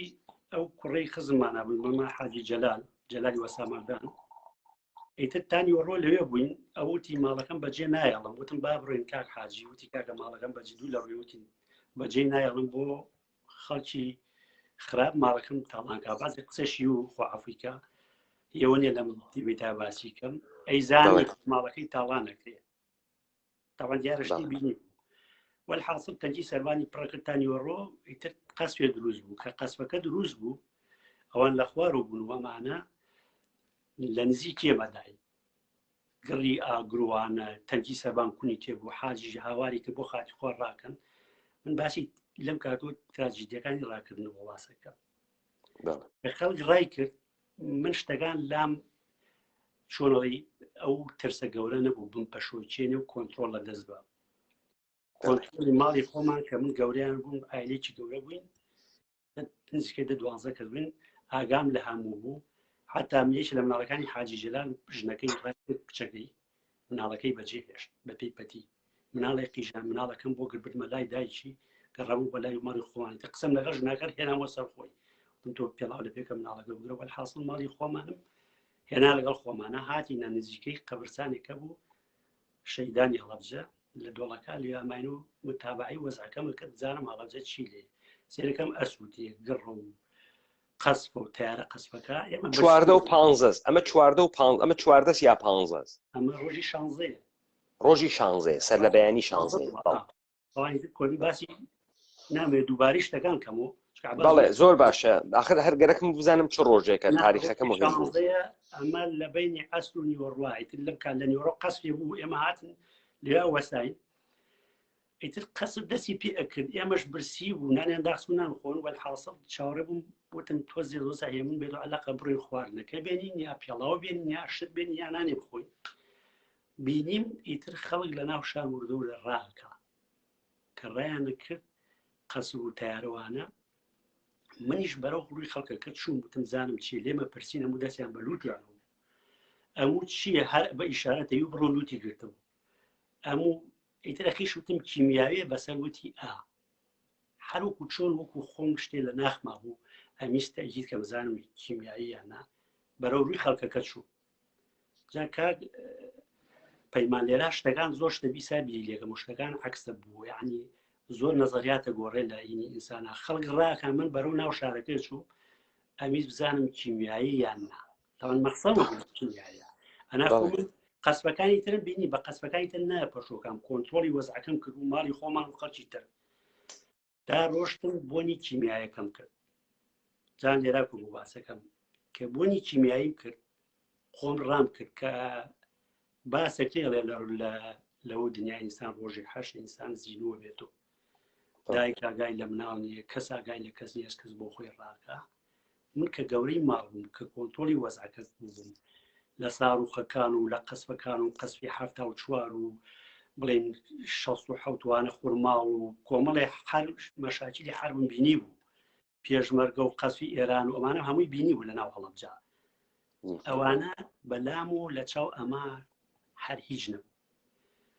خۆم لەبیر چووە ماڵی خۆمان لەبیر چووە ڕام کرد تقریباً 40 مەتر ڕۆشتم دوای 40 مەتر بەهۆش خۆمە هاتمەوە هەرکووا من لەگەڵ ئایلەیەکە بم براکان کەلاکەم و هەرێکی بەلایەکە ئەگری ڕۆشتم و بەلای ئەوانە هاتمەوە سەر خۆم ئەوانم کۆ کردەوە هێنا من لەگەڵ خۆما ئیتر بردن ڕۆشتن ماوەی ڕامان کرد پشتوێنێکم پێ بوو پشتوێنەکەم بە چەقۆ بڕی دام پارچە پارچەی بۆم تەڕکردن تم پێم بەلوتان وەڵحاصل ڕۆشتین بەرەو منتیقەی بیاوێڵە جێڵە بوو بیاوێڵە بوو لەو منتیقا بوو لەگرا بۆ من دەرەکەوێ ئەگەر کەسانێ وەکو جنابت معلوماتێکی سەرەتاییان لەسەر شیمیایی نەوایە ئەو پشتوێنەت نەدڕیایە ئاوت نەچەقاندایە ڕووسەریەکانیان ئاو نەچەقاندایە لەوانەیە ڕێژەی مەرگەکە زیاتر بووایە زۆر بەتایکید حتا من یەک شتەمێ بۆ باسکەم کە خۆم بگو تەجوبەی خۆم من جیاکە تەڕ بوو بەچنگ لە جیاکەم ئەبڕنی ئەمنا بەلوتمەوە بۆنەکە نەیامە چکە بۆنەکە و کولاسیکی سوتا وا بوو ئەو بۆنەی کە منم کرد و گوشتی کە جیاکەم تەڕەکە لەما بەلوتمەوە بۆنەکە نەیامە ئیتر تێگەشتم خۆی ئەو فلتەری کیمیایی چییە پەڕەی گوڵە بە ڕۆژەی و وازام قاقەزی گوڵە بە ڕۆژەیە کە بۆیان باسەکەین لەگەڵ خەڵوزە ئەو کاتەوا بوو ئەویان ئەو پێم وانەی مەجموعەی خۆشتی تیاابێ ئەو فلتەرەکە بۆ شێوە دروستەکە وەحاصل من ژەو بیرگۆرەکەم بوو کە بەم شێوە تۆزێ لەو مەترسی زەهەر و گازانە کەم دێتۆ لەسەر جەستەمان وەحاصل ڕۆشتین تا منتیقەیە گەشتنە دۆڵێت بینی جێڵە و بڵێن هەڵەبجە لەوێ شاوەساین هەر چاوەڕی وەزعەکەمانە کرد ئەبازی تر لەو کاتا سەری وەرزگوتم سەردان ئازام دام بەسەری هاتووڕە بووم قەسوی ساڕوو بوو پارچی هاو بەسەرمانە لەمی ژوایە تەیر و بڵێن خوڵەفڕە و ئەوەنی ڕیشەڵ و شتە ئەفرێ جۆ لە ورتەی هیچ تەیر و توێنە نەبوون تمازەمە پارچەی ساڕ و خوشتە وەڵحاسی تەزانیم ئەمەلی گەڕانەوە نییە چوین تە منتیقەی بەرەو منتیقەی لای ئەنەبوو بەس ئێمە تا ئێستا ئێمە لە جەنابەت تێگەیشتین کە ئێوە لە پڕێکە نە پلانتان هەست دەرچن وانە ماڵی حاجی جەلالە حاجی جەلال بەجێ نایاڵێت لە پڕێکە قەسف دەست پێکە فشاری قەسفەکە ئێوە بەرەو دەر پاڵ پێوە ئەنێ و ئێوە هەر دەرەچن و تنترە بێت و تاشیمیاییەکە ئەزانێکی کاک پەیمان خەڵک وای لێ هاتبوو نەی ئەزانی خۆیان بۆ دەست کەدەرێ نەیەزانی بۆ چوو ئەڕوا هەدەفەکەی ئەوە دوورکەوێتەوە لە شارێکەم جار بەرەو ئێران بەس یعنی نە پلانی خواردن هەبوو بە پێی پەتی هەبوو هیچی لە بەرانە بوو هەبوو نانی نەخواردن ئیتر هیچ شتێک بەو خەڵکە نەبوو ڕایەکرد ئەوە لێ حتا بڵێن موچەیە نانیشی بەدەسۆن بوو کە بیخوا کە بەرسی بێ هیچ شتێک پێ نەخۆ ڕاتێکرد جارێ دوورکەوێتەوە کە چوینە منتیقەی جێڵە بوو بیاوێڵە بوو نازانم ئەو منتیقە بوو لای عەنە بوو بەدەمی ئەبابێلیا بوو وەڵحاصل لەوێ ویستمان بەرەو منتیقەی ئەنە بڕۆین حتا گەڵابەیە چوینە ناوی ئیتر دوای جێمان نەبووەوە ئەم ژمار نییەکەمێکە دوای دابەسین دوای ڕسمی و گەڵابم لە ئێران لە مجلەکانە بینیەوە هەرمویان بە کیمیایی تیاچوو بەداخەوە ئێمە لەو شوێنە براکامان تاریکی کردامان ناوتمان کاکە گەڕێن و ئێمە جلوبەرگ و تۆزی خواردنین بۆ ڕێگە وەڵحاصل گەڕێنەوە برایەکم لەگەڵا بوو لەگە کوڵێکی پوێمە ئەو وتیانێ مەڕۆین بۆ ناوشان وتم بابە مەڕۆن هەرچەند هاوارم کرد ڕۆشتن وەڵحاصل ئەوەی کە لەگەڵ ئێمە بوو چاوەڕێیان کرد ئەو نهاتۆ هەموو ڕۆشتن وتیان کاکە ئێمە ڕۆین منیش بەدیا براکەمە ماموو جاسێری ئەم لەقتانە کە چەندێ بەڕاستی کە هەموو بیری خۆم چەندێ مەئەسات و چەندێ ترسناکە من هەر وەسان دنیا تاریکی کردووە هاوارەکەم عومەر کاک فایق عومەر کاک فایق دەنگ نەما ئیتر ئەمەلم نەماوتم مردن چەند کیلومترێ تقریبەن لە هەڵەبجە دوور کەوتبوونەوە ئێمە تقریبەن 4 کیلومتر دوور کەوتنە دوایی گەڕاینەوە بۆ ناو هەڵەبجە گەڕاین و قەراخی هەڵەبجە ماڵی و جەلالی وەسامەردان منتیقەی تقریبا کان خۆکاو بوو لای شەیدانی بڵێن منتیقەی شەیدانی هەڵەبجە ئەوازان لە قەراخی شارە بوو ئەوان چاوەڕێی براکەم و کوڕی پورەکەم کرد دەنگیان نەبوو جەماعەت ڕۆشت منیان بەجێ هێشت یعنی کەس چاوەڕێی کەسی نەکرد منیش تا ڕادەیە وەسان پێش دەقەیە ئەخیر جاوت مەمە ئەخیر بانگیانەکەم نەبوو تر ئەمە لەم نەماوتم مردن یعنی تر بزانە تۆ لەو کاتان مەرجی برایەک و کوزایەک بە ئاسانی ئەڵی مردوو بەجیانێت ئەخیر بانگوام کردن جوابیان نامەوە ئیتر وتم ئەوە لە چۆن وەڵحاصل هاتین ڕۆشتی لە منتیقەی ئەو شەوە ئیتر ڕێمان گرتە بەرەو ئێران بە منتیقەی بە ئەبابێلێ و بەسەر شنووری و بە ئیتیجای ئێران بڕۆ ئێمە لە سعاتی ئێوارەوە بڵین لە ئیتر تاریکە زەر دەبێوانە کەوتی نەڕێ یعنی لە بڵێن لە 1970 ئێوارە هێشتا ڕۆژ تۆزێ نازانم تاریک بوو بەس تاریک بوو چونکەوان بە تاریکی بەجێ هێشت بەس ئێمە کەمجا گەشتنوێ تاریک و دوای کە گەڕاین و تاریک بوو بەو شەوە ڕۆشتین سەعات 5 بەیانی گەشتنە سەر لووتکەی شنروێ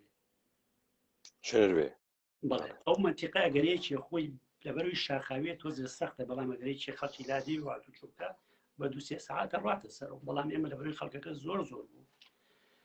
دەستی یەکمان گرت و لەبەروی ون نەبین تعداد مەکرد وتم تعداد کە لەبەروی هەموو 5 دقە جاری ناوەکانمانە و جوابیانانوتمان با کەسمان لێ ون نەبێ جا باسی ئەو شتانی کە بەسەر خۆما هەو کە بینیم لەو ڕێگا ئافرەتێکمان لەگەڵا بوو خەڵکی عەبابەی لێ بوو حامیلە بوو عباسیش باسی کرد مناڵەکەی لە ڕایتر نەیتوانی فڕەیە ئەوەتی من ناتوانم تەواو مناڵەکەی بەجێ فڕەیە وتم بۆ تەڵەگرین وتم ئەم مناڵە بەجێنانی هەمومان کرد وەحاصل هەتا گونا وێران بۆمان هەڵکرد مناڵەکەی وتم با گوناح مناڵی چۆن تاوانی چییە ئەمە لێرە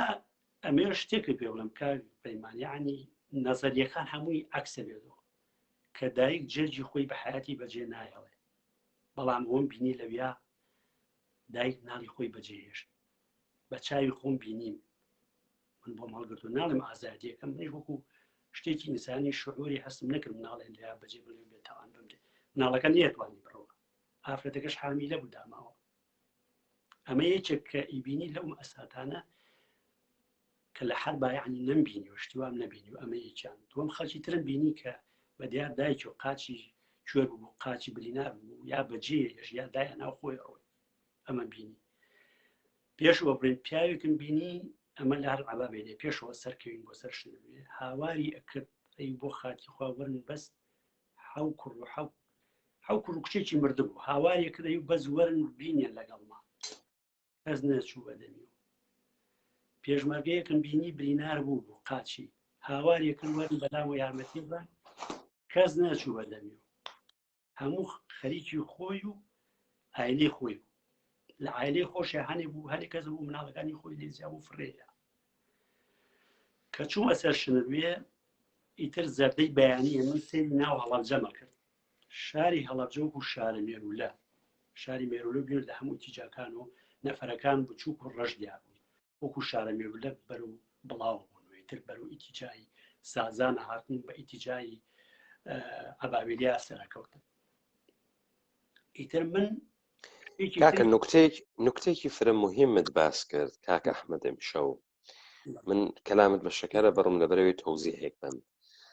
بۆ ئێمە و بۆ بینەران و بیسەران ئێستا و داهاتوو یەک نوکتە دەرکەوت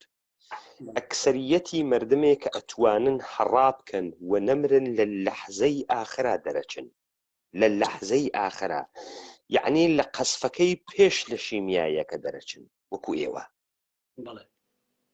ئێمە ئەمەمانە نەئەزانی بزانە لەوانەیە ئەمە پرسیارێکی گەورە بووێت کە ئیمکانی هەست لە شارێکی 50,000 30,000 وەکو هەڵەبجە هەر 4-5,000 تیاما بوو بێت ڕۆژی 14 و 15 ڕۆیشتوون پێمان وابوو ئەکسەریەتیان 14 و 15 ڕۆیشتگەن ئێستا بۆ ئێمە دەرکەوت ئەکسەریەتی قاڵبی ڕەوەکە هەنی ڕۆژی 16 ئەوانەی کە فقط فریا کەوتکن بە پێی پێخاوس بەڕووتی بەبێ پوڵ بەبێ نان بەبێ پەتوو دەرچن لە قەسفە ئەوەڵیەکە وەگەرنە ئەگەر قەسفە ئەوەڵیەکە نەکریایە و خەڵکەکە نەترسیایە و بە لێشاو دەرنەچوایە فاجعە ئەچوو تا 40,000 نەفەر دروسە کاکە ئەمە دروسە شایدی ئەمە دەی ئەزانی چۆن نقطەیەک خاڵێک وێمە ئیزافەی کەم لەسەر ئەو قسەی جەنابوو کۆڕەوی هەڵەبجە ئەگەر خەڵک بەعام سیارەی هەبووە ئیمکانێتی ببوایە یا شوێنێکی هەبوایە لە سلێمانی کە بوێت تیادا بنیشێ زۆربەی چوو بۆ مەتیقەی سلێمانی بەڵام خەڵکی هەڵەبجە هەمووی متەمەکن نەبوو سیارەی بێ اینجا ئەو ڕێگەی پیا تێپایی بڵێن پردەکەی زەڵم لەژێر قەسفا بوو یعنی تۆ ئەڕۆشتی خۆت و شانس ئەگەر تۆپ بەرکەوێ ئەمریت خەڵک بۆ لەو ڕێگات تۆ بەری کەوتووە یا مردووە یا بریناردووە ئەمە ڕۆژی من تێگەیشتم وەلێ من ئەمەشەم بیست کە جادە ڕئیسیەکان لەلایەنە بەرەیە کوردستانی و گیریاگەن 14 و 15 خەڵک ڕوویگە بڕاتە دەرەوە خەڵکیان گەڕاندەگەسەوە لە عەبابەی بەیلێ خەڵکیان گەڕانگەسەوە آخر من باسی ئیتیجای خەتی سلێمانی بۆ باسەکەم ئیتیجای بەرەو ئێران ڕوە تەنها ڕێگەیە کە بەرەو سلێمانی بڕوە بە خەتی بڵێن لە پردەکەی زەڵمەوە ڕوە کاملا دروست ئەوەی کە جەنابە دەفەرمووی تۆپی ئێران بەسەر جادەکەس و تۆپی ئێران خەڵکە کوژێ و نەیاڵێ خەڵک بەرەو سلێمانی بڕ ئەڵێ قەسی لەسەر بوو بەڕاجمە بە تۆ ئێران خوێنەی ئەدا ئەمە یەک دوو هەم لە کاتێکا من پرسیارم کرد کاک ئەحمەد ئایا سەیتەرەی عێراقی هەبوو بەر بە خەڵکی هەڵەبجە بگرێت نێڵێ بڕۆنە ناوی سلێمانی جوابیان دامۆن نەخێر سەیتەرە نەبوو تا سلێمانی ئەمە ئەزانی چی پشتڕاستەکاتەوە ئەمەی کە دەوڵەتە عێراقی نەزەری بوو بێت هەمووی خەڵکی هەڵەبجە بکوژێت دەوڵەتی عێراقی ئەگەر ئەو نیەتەی بوایە هەمووی خەڵکە هەڵەبجە بکوژی حداقل لەتوانێت دوو سەیتەرە دانێت بۆ ئەم قسەکەم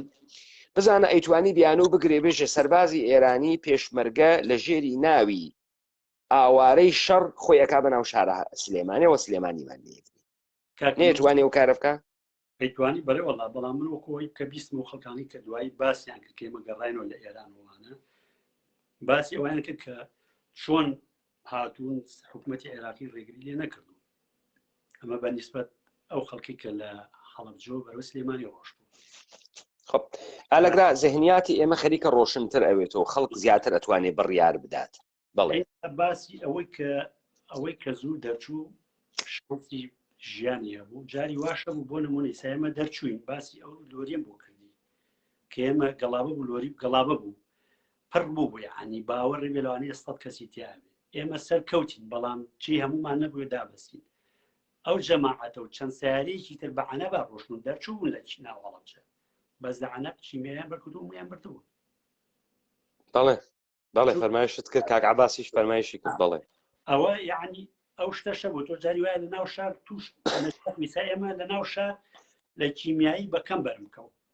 بەڵام لە عەبابێلێ سەرەکەوی بەرەو دوای عەبابێلێ بەرەو سازان و مەنتیقا ڕووی لەو مەنتیقا لە بەنی گریانە و شنوێنەوە لەو مەنتیقا لە شوێنی کیمیایی بەکار هاتبوو بۆنەکەی کیمیایەکە بینیم دووکەڵێکی سپی دووکەڵێ بوو یعنی وەکو دووکەڵ ئەسووتا یعنیەوە بوو کە ساروخی تر کە ئەتەقێت و دوای فەتەیە سووتی دوای سوتایی بەجێ نایڵێ بەزەم هەر ئەسپی و دووکەڵیە و بۆنەکەی کرد کە چوینە حدود و قوڕگم هەمووی ئاوسا هەستم پێکرد کە قوڕگم گیرا بوو بەڵام تەسیرە کەم بوو لەسرم لەبەرەوەی ئێمە یەکسەر دەموچاو مەشۆڵ و بەسەری خۆمان لەو شوێنە نەجاتاوە حاصل بەس باسی ئەمە باسی تاوەکو لە شتنوێ سەرکەوتین کە بۆم جێڕایتەوە لەوێ مدەڕعەیەکی نۆی بەدرم بینی جەماعەتی نۆی بەدر کە قسەم لەگەڵا کرد بە کوردی جوابی هەموو بە کوردی ببەخشە ئەمە یەکەم بارە من شتی وابیسم پس لەشکەرەکە شیعی عێراقیشی لەگەڵا بوو سپای بەدری لەگەڵا بوو قسەم لەگەڵا کرد وتی ئێمە نۆی بەدرین بەس بەلاجەی کرماشانی قسەی لەگەڵا کردن کوردی فەیلی بوو وتم تینومە ئاوم بەرێ وتی ئەوە یەخ بکڵێکی یامێ هین بەفریتی هەبوو بەڵێ ئەمە من لە شنروێ لە ئەخیری تر لە شنوێ خوارە بیتۆی تر لە لووتکەکە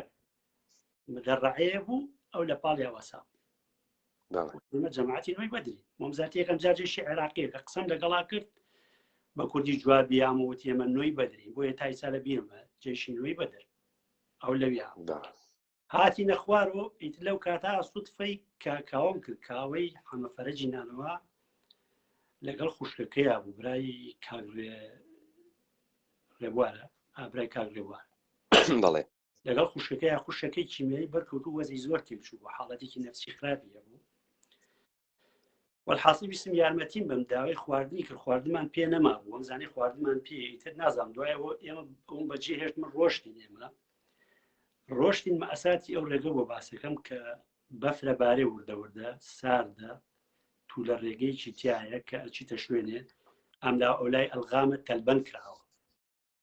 پیانوتی ئەلغامە ئاگاتان لە خۆتان بێ سوودفەی دوو عایلەم کرد لە ڕێگا بەفرە باری یەکیان بەتن کوڕێکی گەنجیان و بە تن ڕای کرد وتی بگەڕێر و براژنم مناڵی بوو ئافرەت لەو حادیسا من بە ئەوم جۆم لێ بوو چوونە پاڵی بندرەختێکۆ ئافرەتەکە لە بەروی ترس و ئەوە نیە زەقتی نەفسی و ترسوانە دیارە والحاصل سوتفەی دوو ئافرەتم کرد لەو ڕێگا مناڵی بوو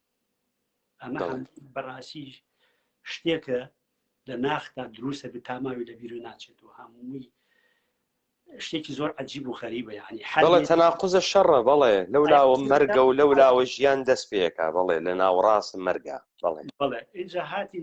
چوین لەو ڕێگانە تووشی ژوودێکمان دەستکە و ماڵێ بوو ژوودێک و بەرهەیوانێ بوو باوەڕ لەبێ هەمووی بەکووە دانیشتووی دەژووری شوێنی پاڵکەوتن نەبوو ڕوولیا تۆزە شتێکمان خوارد و خواردنی تیا بوو نازانم خواردنی خۆمان ما بوو یەکی تۆزێ خواردنمان خوارد خەڵکم بینی کوڕێکی خاڵم گۆرەوی پێڵاوی لە پیانە دووسێک جوگۆرەی کچانەمانایە کردێ پێ و پێڕۆی ئیتر ئێمە ڕۆشتین هەتا وەکو ئاجا بە باسی مقاومەی گوتم بەعزە شتێک بۆ باسێکم باسی مقاومەتی کرد بۆ نمونە لەسەر شنوێ ئەلبینی لە منتیقەی شنوێ لەو دۆڵەوە کە ئەچووی بڵێن بەرەو ئێران ئەچووی تارێ عێراقیەکانە هاوکەن بینی ستێرمەکە قەسفیە کرد جێژی ئێرانی تەقەی لێ کرد ساڕۆخی پیانەوە سترێلای تە نازانم ڕاست بە تعبیرەکەم ئەو کاتە من ئەوەی ستەرلینگ ئەوەی خەنە سەریشان ئەی تەقێنن بە شوێنیا بە زۆر نەگەشتە تارەکە نەزم بوو مەدای ئەو بەرزتر بوو هاتۆ خوارد گڕەکەیمانە بەڵێ ئەوانە سارۆخی سەرشانی ئەمریکی بوون کە دانی بە تاڵبان لە ئەفغانستانیش لە شەڕی سووریەی شادیت ئەی تەقێنێ ئەڕوا بە شوێن ئاگرا ئەڕوا بە شوێنی ئاگری تایارەکە بەڵێ بەڵام ئەگەر ارتفاعی لەسەرا بێ نایپێکی دروستە بەڵێ اینجا تەقەی جۆم لە تەقەی دوو وەکو پڵی مقاومەی دوو شتووە تەقەوشتیان لێ کرد لە تایارەکان وە لە تایارەکان قەسفی دروست حساویان نەکرد تایارەکان قەسفی پازاریان نەکرد تایارەکان بەس مەژغوڵی ناو شار بەس لە شارەکەیانە ئەنا ئەلیکۆپتەری ئێرانی بە دۆڵەکانە بریناری ئەبرد و تەنازانم هی خۆیان نەبرد یانوی خەڵکە بە ناو دۆڵەکانە من ئەلیکۆپتەری ئێرانی مەبی بە دۆڵەکان هاڕۆی ئەفری لەسەرەوە تایارە عێراقی و بە دۆڵەکات ئەلیکۆپتەر بۆ خۆی ئیتوانی بیاد ئەلیکۆپتەرەکە لێ نێدا ئەمە خۆم سوال ئێستا پرسیارە بۆ خۆت کاکە ئەحمەد دروستە بەڵێ جەنابە جوان بووگی تدریباتی عسکەری دیگە لە جێش شعبیە منطقی نظامی ئەزانی بە هیچ منطقێکی نظامی ناخوات ڕژیمە بەعسە عێراقی ئەگەر ویست بێتی ڕژیمە بەعسە ناسیۆنالیستی بێ خاکی لە دەستدا بێت بە هەموو قودرەت و حدەئەقەل لە ڕێگەی هەواوە ئەرتەشە ئێران نەکوتێ بە عەرزە بەڵام هیچ جددی دەرگیر نابێت جددی دەرگیر نابێت نەوەی کە نەمایشی دەرگیری نەکات جددی دەرگیر نابێت من ئاماژەم بە شتێک باسی قووەی جەوی عێراقیم کرد تا کاتە لە بەغا بوو ئاگام لە تەڵعەکان بوو ئەیان و لە بۆنمونەوەی عێراقی ڕۆ 600 تەڵعی کرد 600 تەڵعی ینی 600 جار فڕیوە لە چەند هەدەفێکی یاوە بەڵێ سۆرتی پەروازی پێشن لای ئێمە سۆرتی پەرواز بڵێ منتیقەی حتا چۆ منتیقەی مەشهەد یعنی تا ناو عمقی ئێرانی ئەچوو لە گەورەترین شوێنی منتیقەی عمقی ئێرانی تا مەشهەد نەچوو بەڵام گەیاندی ئەسفەهان بڵێ عمقی ئێران ڕۆی ئاگادار بوو ئەخبار باسێک بەس شوێنەکەم بزڵ لە بیر نییە بەڵام عێراق من لەو شەڕەی هەڵەبجا لەو قەسفی هەڵەبجا پێشەوە هەڵەبجە بڕوخێ کە ئەو شەوتیان ڕەبایەکان گیراوە سێ ئەلیکۆپتەری ناو قەسفی کرد دوو تیارەم نەبینی قەسفکە یعنی تعجوم لێ ئەو هەموو جێشە هجوومەکە ئەو هەموو تەحەشوداتە هەیە طبعا خۆ بە لەحزەیەکە ئەم جێشە هەمووی نایە پێشتر ئەم تەحەشودات هەیە و هجووم هەیە و ئامادەکاری بۆ قەسفی تیارەم نەبینی ئیلا لەسەر هەڵەبجە نەبێت کاکە ئەحمەد لە بوارە نظامیەوە تۆ وەختێ تەجەموع قواکەی تۆ بۆ استخباراتە هەست استخبارات بۆ وەسە تەحڕکاتی دوژمن بزانیت تۆژۆکەی تۆ بزانی کەی عملیات ئەکرێ هجووم ئەکرێ ئەگەر بزانی هجوومەکرێ هجوومەکە ئەشکێنیت کە ئەمان شروعیان کرد بە قەسفە خەست و هاوکات بزانە هەر بۆ خۆتیش ئەزانی یەکێک لە جۆری هاواپەیماکان هاواپەیمای تەجەسوسیە جاسووسی ئەوەی کە عەکسەگرێ لەسەرەوە بۆ خاتریوێ تەجەموعاتی ئەسکەری و کۆبوونەوەی ئەسکەری جەمەکاتەوە تا تۆ بەر لەوەی کە دوژمن زەفەرە پێ بکات پلانەکەی بۆشکەیتەوە بەتاڵی کەیتەوە بزانە ئێمە بین قبولکەین کە لەشکرە عێراقی لەشکرێکی کافی نییە لە کوردستانە ئەسە قبولیکەین ئێمە نازانین قواتە عێراقی چەری قودرەتی بووگە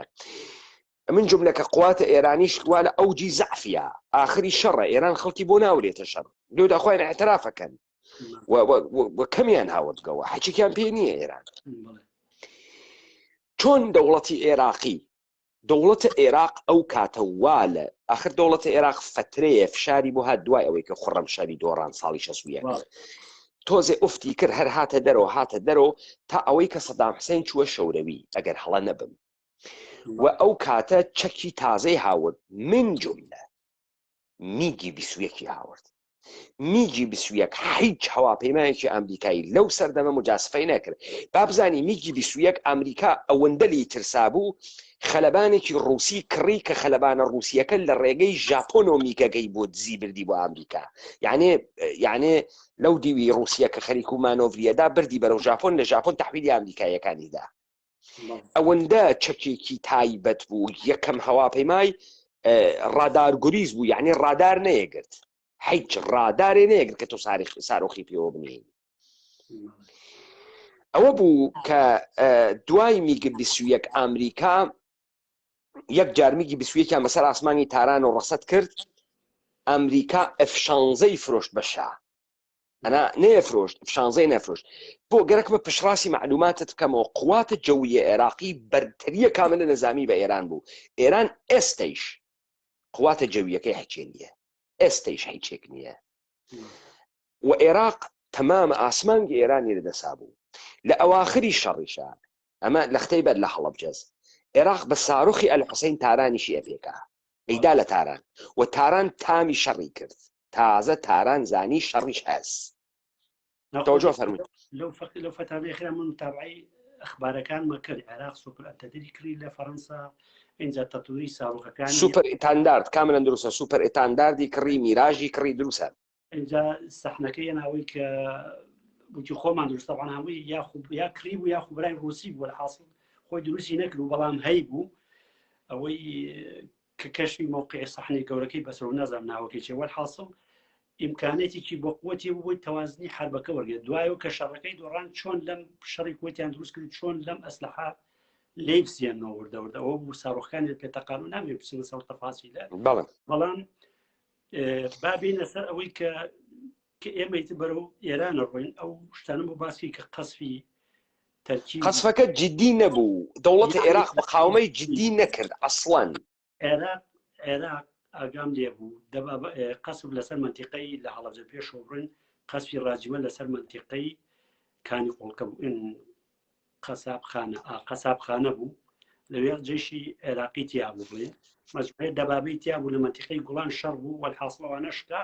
ئیتر عێراق دوایی حملەی جەوی نەکرد وە سەر جێشی ئێرانی حەچی نەکرد نە پێشگرتنی نە دوای گرتنی لێدانەکە بەس لەناو جەبی هەڵەبجە بوو بۆ خەڵکەکە بوو ئەمە زۆر مهمە کاک ئەحمەد تماشاکە کاک ئەحمەد ئێمە وایە دادگای وجدانە خەڵکە سوالە گەورە و ئەمە پرسیارە گەورەس ئەگەر ئەمە شەڕی ناسیۆنالیستی دوو وڵاتە بۆچی حتا کوژیاگ ناگرن لە خەڵکە کورد لە هەڵەبجە 3-4 5,000 کورد ناکوژن ئیتر ئیدامە نادەن بە شەڕەکە یعنی ئیتر هیچ دەرگیریەکی جدی لە هەرتک تەرەف نییە نە ئێران بەرەو سلێمانی ئەڕوا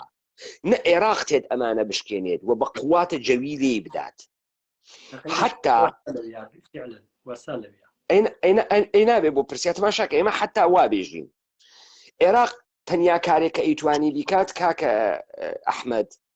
جەنابە تەدریبی سەربازی دیوە ئێمە گشتمان ئەقڵمان هەست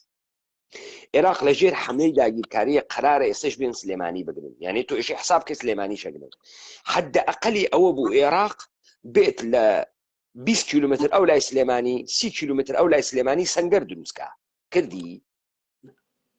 نەیکرد ئەمە ئەبێ بە پرسیارێکی گەورە لە زەهنێمە بۆ نەیکرد ئەگەر ئەمە معاملەی نێوانە ئێران و عێراق و ئەمریکا بۆ ئەمریکا ئێژین من تەحلیلم کردووە قەبلەن و نامێ بڕۆمە سەری ئەمە پلانە ئەمریکاس کە تۆ ئەوێنی عێراق دوای ئەم جنایەتە ناکەوێتە بەر تەعقیبی نێودەوڵەتی هیچ تەعقیبێکی نێودەوڵەتی ناکەن و نایکەن بە جێنۆساید و لەسەری حساب ناکەن چون مەعامڵە کریاگە بۆی تۆ ئەزانیت ئەو کابرا کێیە خەلەبانەکەی هەڵەبجە وا لە بریتانیا بەڕاح تاریخ ڕەمەزان بەڵێ ئەو بە عنوانی جنایەتکاری جەنگی چۆن تێتە بریتانیا چۆنشێ داڵدەی بە ئەمە سوالێکی گەورە سوال ئەوە نییە جەلال تاڵەبانی بۆ جەلال تاڵەبانی پیاوی خۆی نییە کاک پەیمان هەر ئەو نایسا خۆ خەڵکی تر هەیسا معێنیە عەبدولستار معێنی بووە بزانم ئەو لە هۆڵەندا لە دانیمارک ماوەی لەوێ بوو لە دانیمارک دوایی کوردەکان ئەوە نییە زەجەی لەسەر دووزۆم کابرا وەزیری دیفاع بوو کابراایکی موجریم و دەستی هەیە لە کۆمەڵێشتا ئەو سوڵتان هاشم سوڵتان هاشم نا سوڵتان هاشم ئەمە دوای عەبدولستار معێنی وازە عەبدولستار معێنی بوو عەبدولستار معێنی بەڵێ یەکێ بوو وەزیر دیفاع بوو لە دانیمارک ئیتر کوردەکان قەزیەکەیان جوڵان و کەوتە مەحکەمە و لێکوڕن و تا دواکەوتنی کابرا ئەم کابرا نازانم چۆن فڕانیان وەکو بیستن لەم ئاخیرا لە سعودی ئیسا یعنی کاک ئەحمەد جەنابەت قسەی فرە دوا پێ بەڵام با من بیوەمە سەری نوکتەیەکی تر وە لە ختەیەکی تر ئەمە فرە مهمە وەکەوەی کە جەنابە 26 ساڵتە ئینسانێکی زیرەکی خوێندکاری باسەوادی تەدریباتی عسکەری دیگە و شاهیدێکی حەقیقیت و واقعیەتێژی نەک دانەیە نەک دوان نەک سێیان نەدە من خەریکم باسی بڕیاری گشتی ئەەکەم لە کاتی هەڵاتەکەی خەڵکە ئایا بەرەی کوردستانی بەشێکی فرە لە قوواتی خۆی خستە اختیاری خەڵک نانی خەڵک بە بیان گۆزێتەوە بەرەو ئێران ئەمنیەتیان بۆ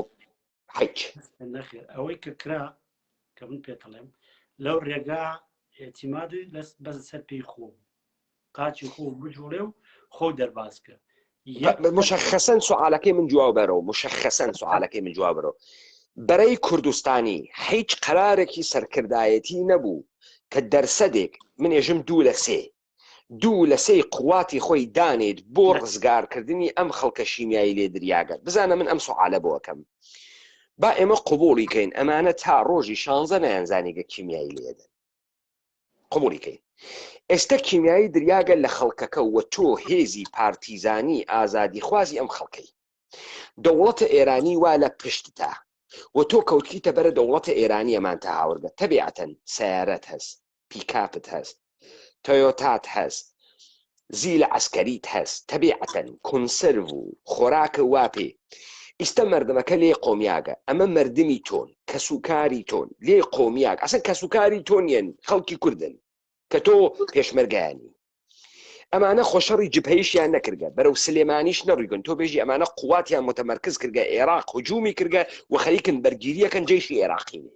ئەمیشە نەکریاگە سوال ئەمانە بڕیارە سەرکردایەتیان بوو خەڵکەکە ڕزگارکەن تا سنوورە ئێران یانە و تۆ دیت ئەم کارە بکەن بە شێوەی سیستەماتیک نەدانەیە پێشمەرگن نەدوان پێشمەرگ سیستەماتیک بە قەراری سەرکردایەتی من باسی ئەوە ناکەم خەڵک وەکو عاتفەکەت چەند کەسێک پێشمەرگە کەسوکاری خۆی ئەوە شتێکی ترەوە مەسەلەی عەلاقاتی خزمەتی و شخصی ئەوە شتێکی ترە ئەوە نەباز ناکەم بەس وەکو فەرمانێکی عەسکەری یا وەکو پلانێکی سەرکردایەتی کورد لە ناوچەکە وەکو هێزە لە ناوچەکە بوون نە پلانیان بۆ ئەگەر خەڵکەکە لێی قەومێ چۆن ڕزگاریکەن نە من هیچ بینیوە مەسەڵەن سیارە یا خەسەخانە یا ناقیلەی هەڵگرتنی خەڵکی کیمیایی یا تەوجیهات یا ئاماژە پێکردن و ڕعایەتکردنی خەڵکە هیچ شتێک نەبوو هیچ شتێکم لەوە نەبینی بەڵام ئەمڕۆ ئایا ئێستا کاکە ئەحمەدی عەزیز کاکە ئەحمەد من کە سوال لە تۆ بکەم وەکو تاریخێکی زیندوی شاری هەڵەبجە من ئەگەر سوال لە جەنابە بکەم و جەنابەت ئینسانێک بیت کارمەندێکی حکوومەتی هەرێم بیت ئەم حکوومەتەوا لە ژێری دەستا سوالە لێ بکەم و تۆ معتەقد بیت کە ئەم هێزە هاتووە خاک ڕزگارکا و شکاوە و کەوتووەتە مەفاجێ چۆن هێزێک بۆ جێگەیە کە قەرارە بیگرێت بەرنامەی نییە بۆ ئەوەی کە ئەگەر ڤاکیۆمی پێژنیتر بە ئینگلیسی ئەگەر تۆ ئەم خەڵکەت کێشا دەرەوە لەکوێ ئیسکانیکەی بۆ کوێی بووەی ئەگەر نە خەڵکەکە ئەمێنێتەوە چۆن خەڵکەکە بمێنێتەوە چۆن ئەمنیەتی ڕابگری چۆن بیپارێزی چۆن ئیدارەیکەی تۆ بەرنامەت بۆ هیچ کام لەمانە نییە. من سوالە لە یەکەم بە نەزەری تۆ ئەمە بێجگە لە خوڵقاندنی سناریۆیەک هیچ شتێک بە ناوی ئازادکردنی خاکی واتیا بۆ کورد. من سوالە لە یەکەم ئیستا کە تۆ فکری لە یەکەیتەوە بۆ نەهاتن بە پیرتان بۆ یارمەتیتانیان نەدا کە لێتان قۆمیا بوو ناوێت و سوال بۆ تۆ من جای پرسیارەکە بە کۆمەڵی شتە وەکو دلیل وەکوانەی کە بینی بێتم ئەوەی خۆم بینی بێتم لە بەغا کە تەلەبوون پێشەوەی کە ئەم شتانە ڕووبا سەدام حوسێن شاری حەیفای دروستە کرد. شاری حەیفا کۆمەڵی بینایە شوقی سەکەنیە بردینیان ئێمە سێرمان کرد لەژێر شوقەکانە مەلجەئی تیا بوو دەرگاکانی نیو مەترمەتری ئەستور بوو حتا مەلجەئینەوە حسابی ئەوەی کردبوو سەدامەگە حرب بێ ئەم خەڵکە لەوێ بمێنێتەوە 15 ڕۆژ خواردن و ئاو و نانی هەبێ وەکو مەلاجئینەوەوی. ئەمە پلانی حکوومەتی عێراقی. ئەڵمانی هاتن بینیم ئەوە هەموو لە ئەوروپاین جا بۆ ئەم قسەکەم کە باسی ئەوروپاکەم دێکۆمەنتەکانمان بینەوە کە حربی عالەمی ئێستا سێری بەعزی شوێنێکیە سکە قیتارەکانی ئێمە تقریبان شوێنی وایە 50-60 مەتر لەژێر عەرزایە شوێنیان دروست کردووە قەرەوێڵی تایە خواردنی تایە بۆ ئەو کاتەی حرب کە خەڵک لێی قەومێ چۆن لەو شوێنانە خۆیان حەشا هەموو بینیوانە لە ئەوروپا. سەرکردەکانی کوردیش پێشەوە شۆڕشی تازە دروستکەن بەڕێز جەلال تاڵەبانی لە بەریتانیا بوو کاک نەو شیروان لە ئیتالیا بوو تەلەبەی دکتۆرا بوو ئینسانێکی ئۆتریش بوو نەمسا بوو ئەگەر هەڵە نەبم نەمسا بوو ببوورە بەس قەس بۆی ئەمانیان بینی بەریچێ خوێندە بێتیەوە تاریخی ئەوروپا و حربی عالەمی و ئیمکانیاتی ئەمان کە حربیان کردووە چیان کردووە. هیتلەر کە حربی کرد جارەی شیمال و جنوبی گەیان بە یەک بۆی سەری حرەکە دروست کە سیارەی دروست کرد کۆمەڵشتی دروست کرد تۆش کەیتە منتیقی بۆ شەڕەکەی بێ پلانێک کرێ پلان ئەگەر بشتی چی بکەی ئەم خەڵکە ئامانەتە لە ئەستۆی تووە بۆ کوێیانە بێ وەکو من ماڵی خۆمان ئامانەت بوو لەسەر مەسئولیاتی من چۆن ئاگام لیان بێ ئێمەش ئامانەتێکین لەسەر ئەستۆی ئەوان چونکە ئەوان مەسئول لێمان مەسوولمان لە ئەمنیەتی ئێمە لە خواردن لە خەسەخانە لە ژیانی ئەو خەڵکە ئەبێ پلانی هەبێ کە تۆ پلانێ نەبێ بیتە ئەم شارە یارە بە کوشتی ئەی ئەمە شەڕی خۆترێنی پێڵێن یعنی ئەمە معنای ناوێنەی چی ئەمە خۆیان وان پێ نەکرد وەلێ هەموو مێژووی کورد و ئومەت و کوردیان وا پێ کرد ببوورە کاک پەیمان خۆ لە کەرکووک لە کەرکووک دووبارە بوو کورە لە ئینتیفاازەی نەوەتا لە سلێمانی هەموو ڕیان کرد ئەو خەڵکە بە خەڵکیانەوە ئێزە دووریمان کردووە کاکە خۆیان ڕیانە کردو ئێزە دووریش لە بەخا بوو ئەو خەڵکەمەی ڕایگە خەڵکە ڕای نەکردا هەمووی تیاچ لە 74 کاکە مقاومێکی تیارە نەبوو لە هەڵەبجە دیفاع وەڵی دوو دۆشکەی تیا وایە 40-50 کەس هەڵەبجە نەبووە تیارەکان نەنزم بوون 74 هەمووی مەبینی ئەمە من هەموو تەجروبە بوو لە ژیانمان ئەمزانی بۆیە پێتەڵێم ئەمزانی کیمیاویە بێ ئەمزانی لە شاری شەدرێ هەموو با بڕۆین هەنی خەڵک زۆربەی ئیزانی من کە گەنجێک بۆ کاتێک 6 ساڵ خەڵک و خیبەی لەمە زیاتر ئەو شتانەی ئەزانی بەڵام پشتم ئاگرە و نازانم دواشم ئاوە بۆ چۆپڕی لەو لێو جیراوە لەو لاش و پردەکە تەقیوەتەوە اینجا خەڵکیش بەڕاستی مانوو بوو خەڵکە بوو فەقیر بوو پارەی نەبوو بڕوا چۆن بژین ساتێ بوو جا نەچمە ناو تەفاسیل باسی ئێمە باسی ئێران کە ئەگەر مەجال هەبێ بە کورتێک باسی بکەم با کورتی بەحسی بکەی خراپ نیە بەڵام کاکە ئەحمەدیشی وعدێ بە ئێمە بدەی من ئەمڕۆ جنابتم نەئەناسی و نەمەزانی ئاستی تێگەیشتن و ڕەوایەتکردنت لە چه حەدێکایە بۆیە زۆرم نەبردیتە ناوی تەفاسیرەوە بەڵام بە خۆشحاڵیەوە پێم وایە ئینسانێکی خاوەن مەعرفە و ئینسانێکی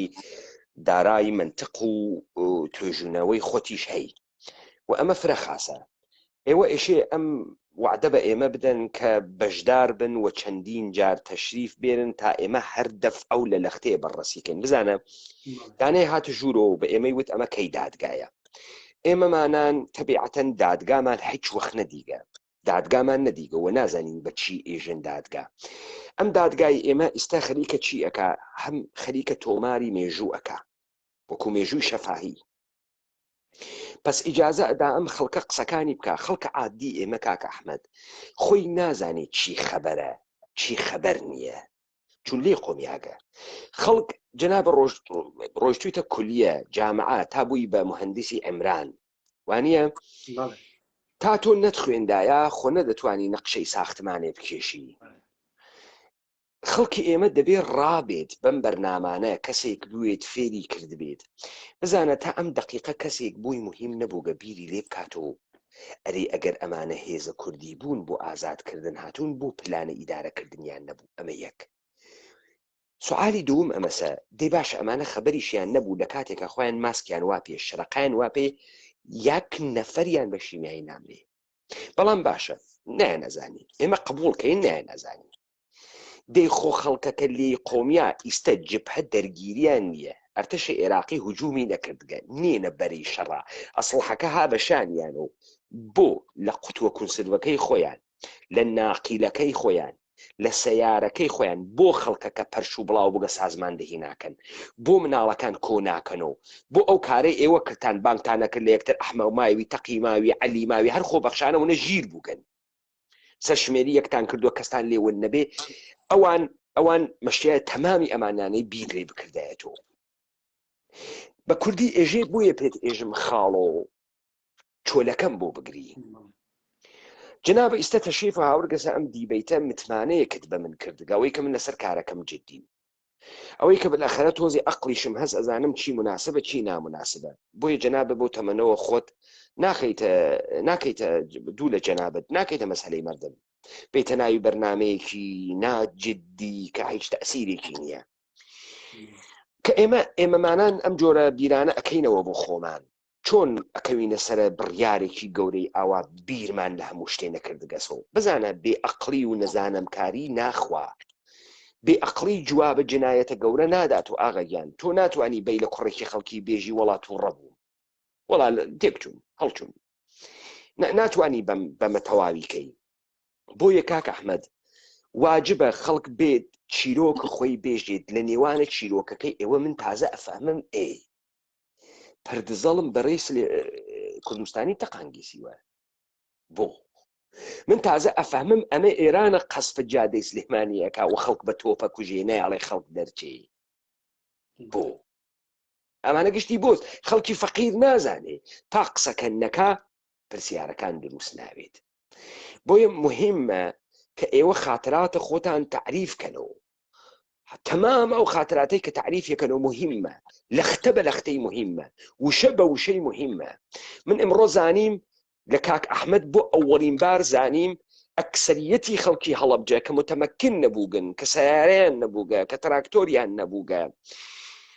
کە مەجبور بووگن لە ناوی شارا بمێنێنەوە یعنی جۆرێک جەبرێک بەسەریان و هات کە پوڵیان نەوگە دەسەڵاتیان نەوگە بۆ کوێ بڕۆین خانووی خۆمان بۆ بەجێبەڵین ئە غوربەت بۆ بڕۆین ئیشاڵڵا ناوێ ئیشاڵڵا لێمان ناخۆمی ئەها خەڵک ئاواکە بخۆی لەبەرەوەی خەڵک حەزی بە سکوونە حەزی بە سکوونە پێ خۆش نێتەکان بخوا ئەوەی باعث ئەوێ لە هەڵەبجا 20,000 نەفەر نەمرێ قەسفەکەی پێش لە کیمیاویە کەس قەسفەکە خەڵکی ئەتۆقێنێ خەڵکی یەکسرە بە پێپەتی و بەبێ پەت و بەبێ خۆراک و بەبێ پارە هەڕاکە هەڕا ناکە پێی وایە قەسفەکە تەواوێ ئەگەڕێتەوە وەلی یەکسرە هەر سەنگینە بێت و هەر مەجبورە بێ بڕوا یعنی وەسە کارێت و جددینیت و لە پڕێکا دەسە ڕوا بە جددیاتەکە شۆخیە ئیدری ئەمە شۆخیە ئەڕۆمۆ وەقەت ناڕۆیتەوە وەکو غوربەتەکەی ئێمە هاتی وتمان دەوڵەتی عێراق ئێرانی ئەڕۆخێنین ساڵێ بووە دوو بووە سێ ئەوە من سەرم چەرمەک بوو من هاتمە دەرەوە 18 ساڵم ستە پیاەکی کاملە تەوەجۆت کرد ئەمانە حکایەتێکە ئێشێ تعریفی کەی تا ئێمە بفەهمین چیمان لێ قۆمیاکە کاک ئەحمەد بۆیە فەرمایشەکانە بکە تۆ ئیستە بە کولی ئەڕۆی وە من لێو دووە بە جزئیات لەختە بە لەختە ئەدگرم لە بەرنامەکانی ترا و زۆریش خۆشحاڵە بم کە بەشداربی خۆت و کاک عەباس و بنەماڵەی بەڕێستان و ئینسان های خوێن شیرین و سادق و جوامێر و مەرد و کوردی وەکو ئێوە بەڵێ فەرمون. حەزەکەم بە شتێکی کورد لەسەر ئەوەی معلوماتەکانی عباس بازێ معلوماتی ئەو ڕۆژە ڕاستی کەمەوە باسی ئەسمەری کرد. ئەسمەر ئەو کوڕی کە هەڵی گرت ناوی کوڕی ئەسحەدی کەرین حەمەی ئەسحەی کەبابچی بوو. حەمەی ئەسحەی کەبابچی ئەو قارەمانە بوو وا ئەو کەنیشکەی لە هەڵەبجە کرد بە کۆڵ حتا ئێران بردی. ئەوە قارەمانە جوامێرە کوردیە لە هەر کوێ ئەم دنیا هەیە. ئومەتە کوردی ئێشێ وەکو سەمبولی قارەمانێتی و شەرافەت و ئەخلاق ئەو ئینسانە ناوی بگێڕێت لە مێژووی خۆیان بینووسێت و باسی بکات. بەداخەوازم ئەمری خۆی کردووەویش لە حادیسەیەکە تیاچوو بەڵام کوڕێکی جوامێر ئەو کردی بەڕاستی وەکو جەناب فەرموو یعنی حەقی ڕێزلێنان و حەقە ناوی لە مێژووا بنووسێ. ئەو یەکێک لەو کەسانە کە ناوەکەی لە یادمە. معلوماتەکانی تریش ئەو دیسانەوەی ناوەکەی بڵێ کاکە محەمەی ئەسحەی کەبابچی وازام ئاوەڵزاوای محموود کەبابچی بوو. کاتی خۆی دوکانەکەی لە خواری دوکانی عوسمانی ڕەسام و ئەوان لە دەستی ئەم بەرەو دەستی چەپکە ڕووی بەرەو سەرا لەوانەیە ڕێبوار جەماعەت هەموو ڕەبجەکان کەوت بڵێ ئەسحەی کەبابچی هەمووی ناسی. باوکی کاتی خۆی نازام چایخانەیە بوو لە پاڵ مەحمووە بەس محەمەی ئەسحە بوو ئاوەزاوای مەحموود بوو نازام خزمی محموود کەبابچی بوو. ئەو مەشهورن لە هەڵەبجە خەڵک ناوەکانیان ناسێ. ئەوە ناوی ڕەبوو. اینجا لە هەڵەبجە باسی بابچینە ناو ئوردوگا بە سەریع باسی ئوردوگاکە فەرموو. لە ئوردوگا مەسەلەی تەوالێت کەم بوو 6 تەوالێت 7 تەوالێتی لێ بوو. حادیسەی ناو ئوردوگا یەکێکیان بە فیشە کوشت پازارێکیان بە فیشە کوشت ئەویان کوژ بۆ نازام لەسەر چی بوو دەنگەدەم کوشتیان وەحاصڵ نەتەزانی مەسەلەکە چییە. یەکێک کاک ئەحمەد ئەمە ڕابگرە. من لە سەرەتای ئەم دیبەیتە بەحسی ئوردوگام کرد هەم لە زوانە هەنا ئەڕێنتۆ هەم لە جۆرجیۆ ئاگامبێنەوە. هەم باسی ئەوەم کرد کە ئینسان بەر لەوەی حقوقی مافی مرۆڤی پێ تەعەلق بگرێت ئێشێ مافی هەبێت. مافی هەبێت کە مافی مرۆڤی هەبێت. کورد مافی نییە کە مافی مرۆڤی هەبێت. تەوەجۆت کرد بۆیە بەڕاحەتی دەوڵەتە ئێرانی ئەدا لە دانەیە کورد لە ئوردوگای سڵخۆرا ئەیکوژێت. کەس زانی هەرسین کەس زانی کەس بەری پێگرتن کەس نەیتوانی بەس خەڵزانی دەوڵەتە ئێرانی هەمووتانی بکوشتایە کەس بەری پێگرت. تەعەدا و تەجاوزی بکردایە کەس بەری پێگرت. ئەوە سە وەزعیەتی بێقانونی ئەوە سە وەزعیەتێک کە تۆ وەکو فیلمە فارسیەکە لەم بەیانیەوە لێمدا وتی هیچی نییە. تیمانە شتێکیان هەست هیچێکیان نییە. کاک پەیمان ئێمە کە چوینە ئێران پێیان وتین جارێ ئێوە تاوان تاوەکو خومێنی بڕیارێکی دەرنەکرد ئەمانەی خەڵکی حەلەبچە میمانی ئێمە تاو کاتە ئێمە وەکو تقریبن وەکو ئەسیری هەر تەعاملمان لەگەڵاکە چونکە نەمانەزانی چین. یعنی لە تۆ بتێوە نەتێوێت تۆ لە وەکو چۆن جەماعەتی قەسر و منتیقەین کە شەڕیان کرد مەجموعی عوایلی ئێرانی جیرە عێراقیەکان نیوەی سەرنگم کرا نیوەی بەعزێکی کوژە بەعزێکی سژن بوو. ئێمەش کە لە شەڕ ڕابووین نەما نەزانی مەسیرمان چیە ڕاستە براینە ئوردوگا بەستا ئەو بڕیارەی خۆمەینی وەلحاصڵ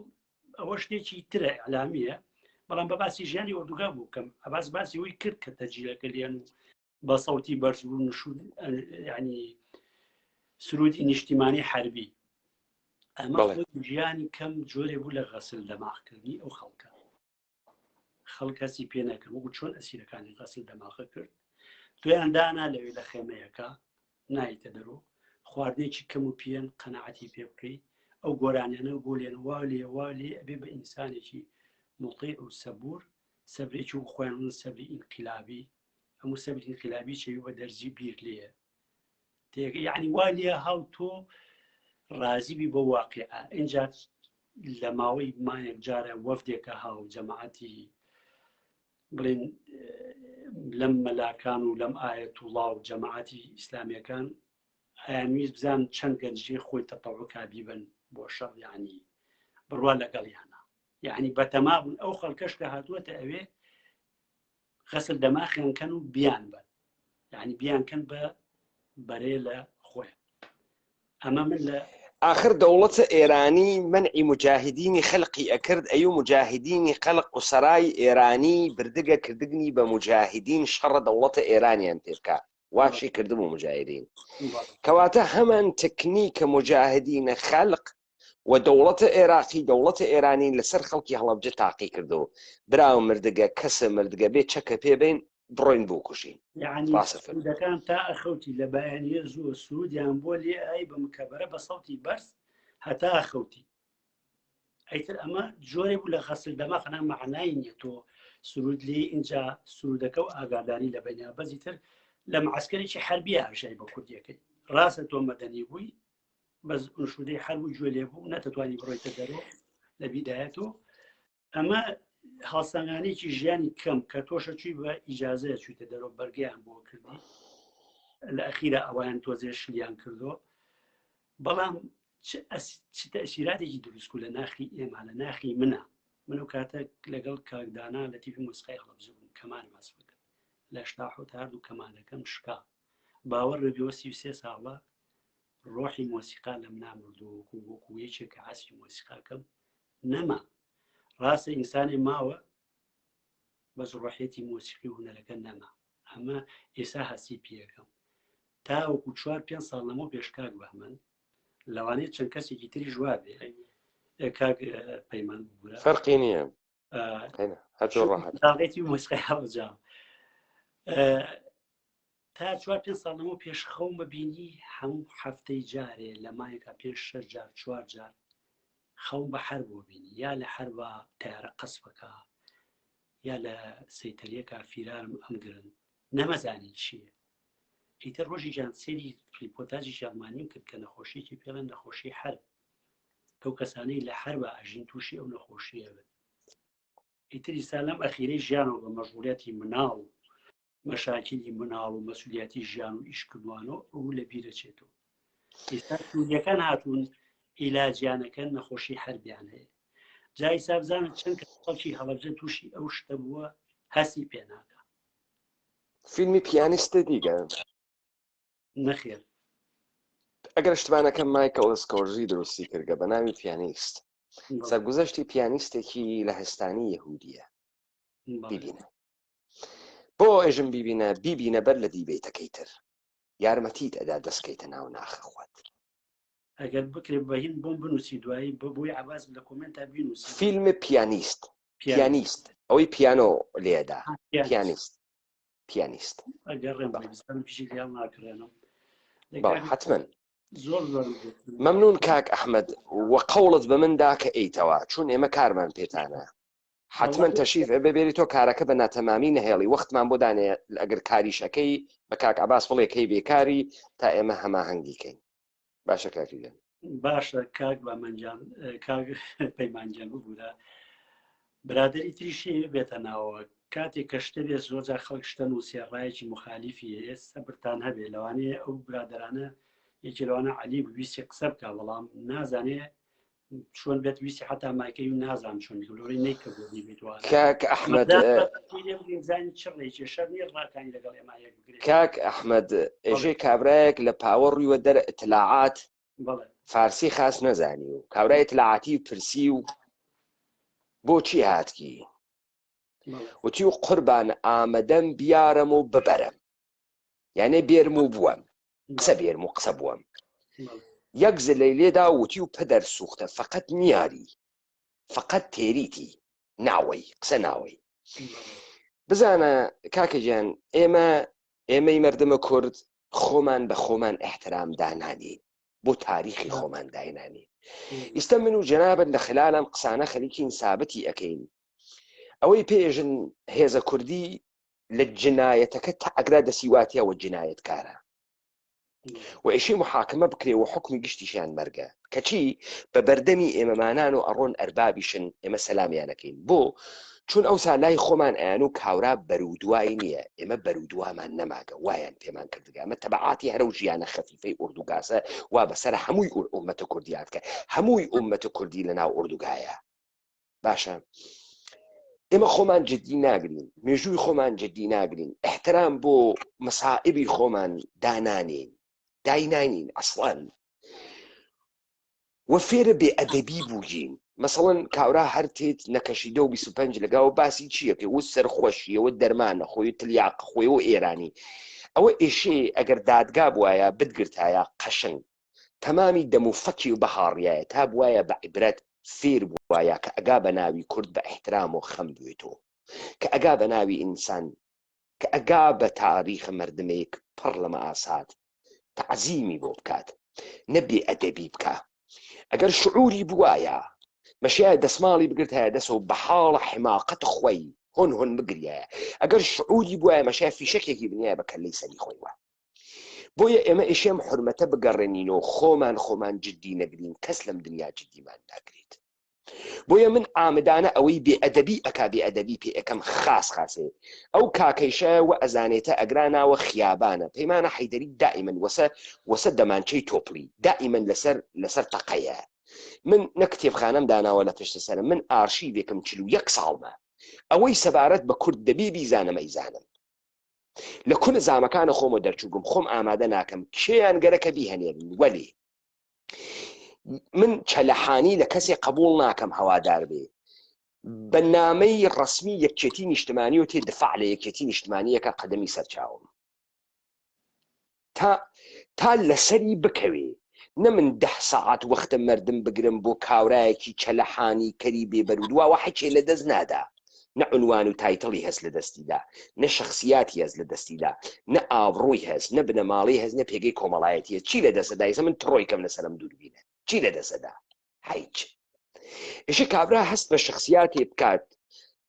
شتێک لە وجودیا بوێت هەست بکات لە دەستی ئەدا ئەگەر بێتە سەرۆ قسەی دوو لە ڕووی جەنابەت ئەشنەفی قسەی ئەحمەقانە بکات قسەی بێشعورانە بکات وەختی من پێیم دەرخست لەسەری خۆی و خانەوادەکەی بکەوێ کاورا هەر لە دوور و فڕەیە دایژی وان نییە ئاخر دەی ئەیکەمە چاڵە چاوت واسە ئێمە دەلیل ئێمە خۆ مناڵەن نیین ئێمە ئینسانهایکی با کەرامەتین دانیشتگین دەلیلەوە لە ساحەتە مردمە خۆمانە دانیشتگین دەلیلی بۆ تێرینەوە تۆ هەروە لە کەشیدە و 25 خۆتی تێئەخەی وە پێی پەتی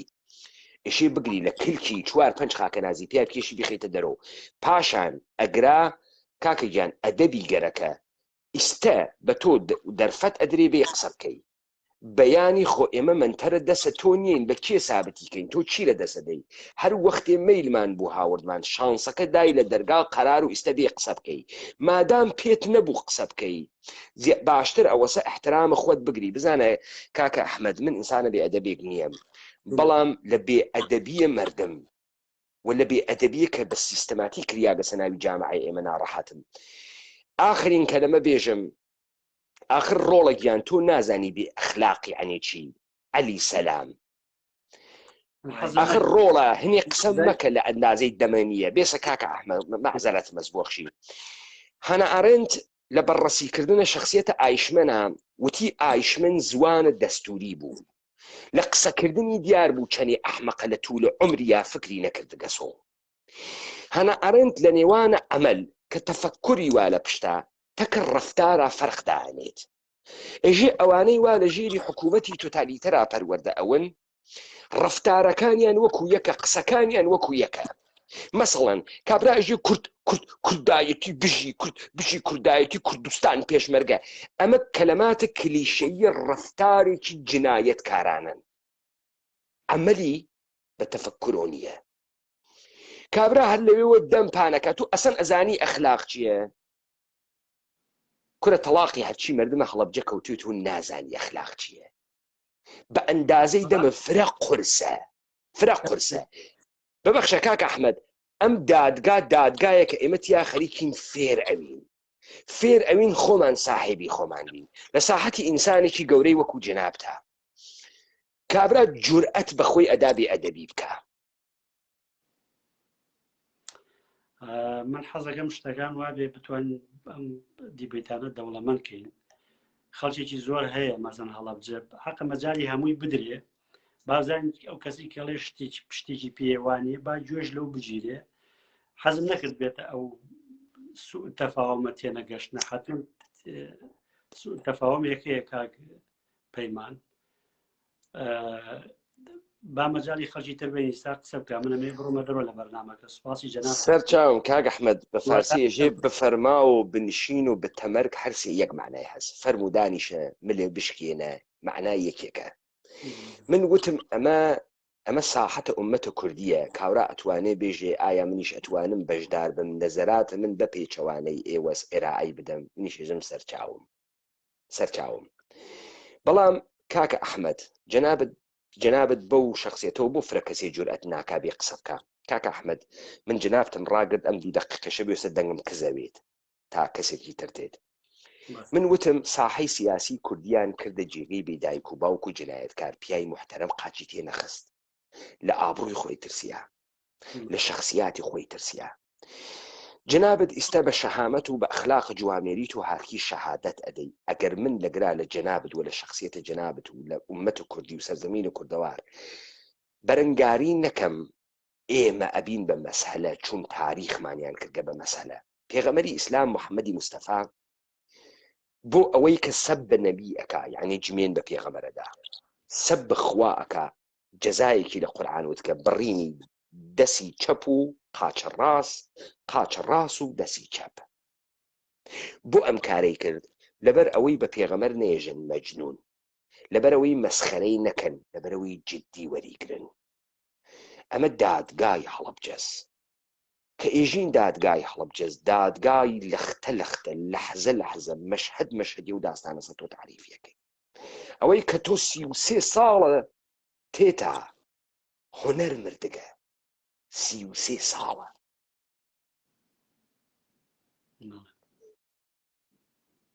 تەوەجۆت کرد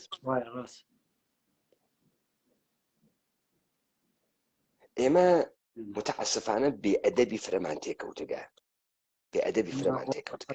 بەڕاستی خەڵک بێت بەڕاستی هەمووی بە دڵێکی جوان و وەرڵێکی ساف بەشداریکەین هەست کەس و ڕێی خۆی بڵێ حەزم بەوە نەکرد کەوای لێ بەڕاست و بەداخەوە بەڵامی تر ئەو شتانە شەبێ سوء تەفاوم بێ ئەو شتانە ڕوئایی سوء تەفاوم نێوانە بێئەدەبن پیای خاص و پیای خراوێشی فەرقی بوێ کاکە ئەحمەوێشی تەکی ئینسانی خراوە فەرقی بێت جامعەی ئێمە زمانی ڕزگارەوێت کە خاص و خراو دیار بێت بزانە من تۆلەرانسم قبوڵە بەڵام من حەقم هەست حماقەت گوێ نەدەم حەقم هەست بێ شعوری گوێ نەدەم حەقم هەست بێ تەربیەتی گوێ نەدەم ئێمە ئیجازە نادەین لە ساحەتی مردممانە کەسی بێتەربیەت وێت بێ شعور وێ ئەحمەق وێ ئێمە لەگرا خەریکین بەحسێکی کۆنکرێتی جددی ئەەکەین و ئەمێنێتەوە بۆ تاریخ ئەوە یەکەم جارەیە کاری وا ئەکرێت هیوادارتر بێت هیوادارمێکی تریش بەشدارێکی تریش بێت و کاتی ئەو خەڵکەش حتمەن سەرچاوم کاکەجان کاک کامەرانە حەمەنووری مەوجودی من ئیستا دای بخەم کاکە ئەحمەد تەشریف بواتە دەرەوە دەنگم کز ئەوێ کاک کامەرانی حەمەنووری ئەگەر هەی بێ زەحمەت کامەراکەت بهنێرە بۆ من شەوتان شاد خوادان لەگەڵ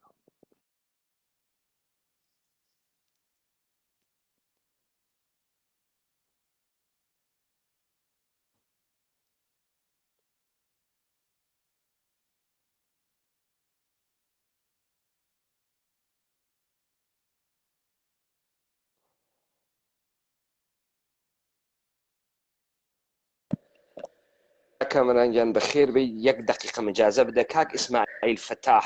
ئێوە داوای کامێراتان کردە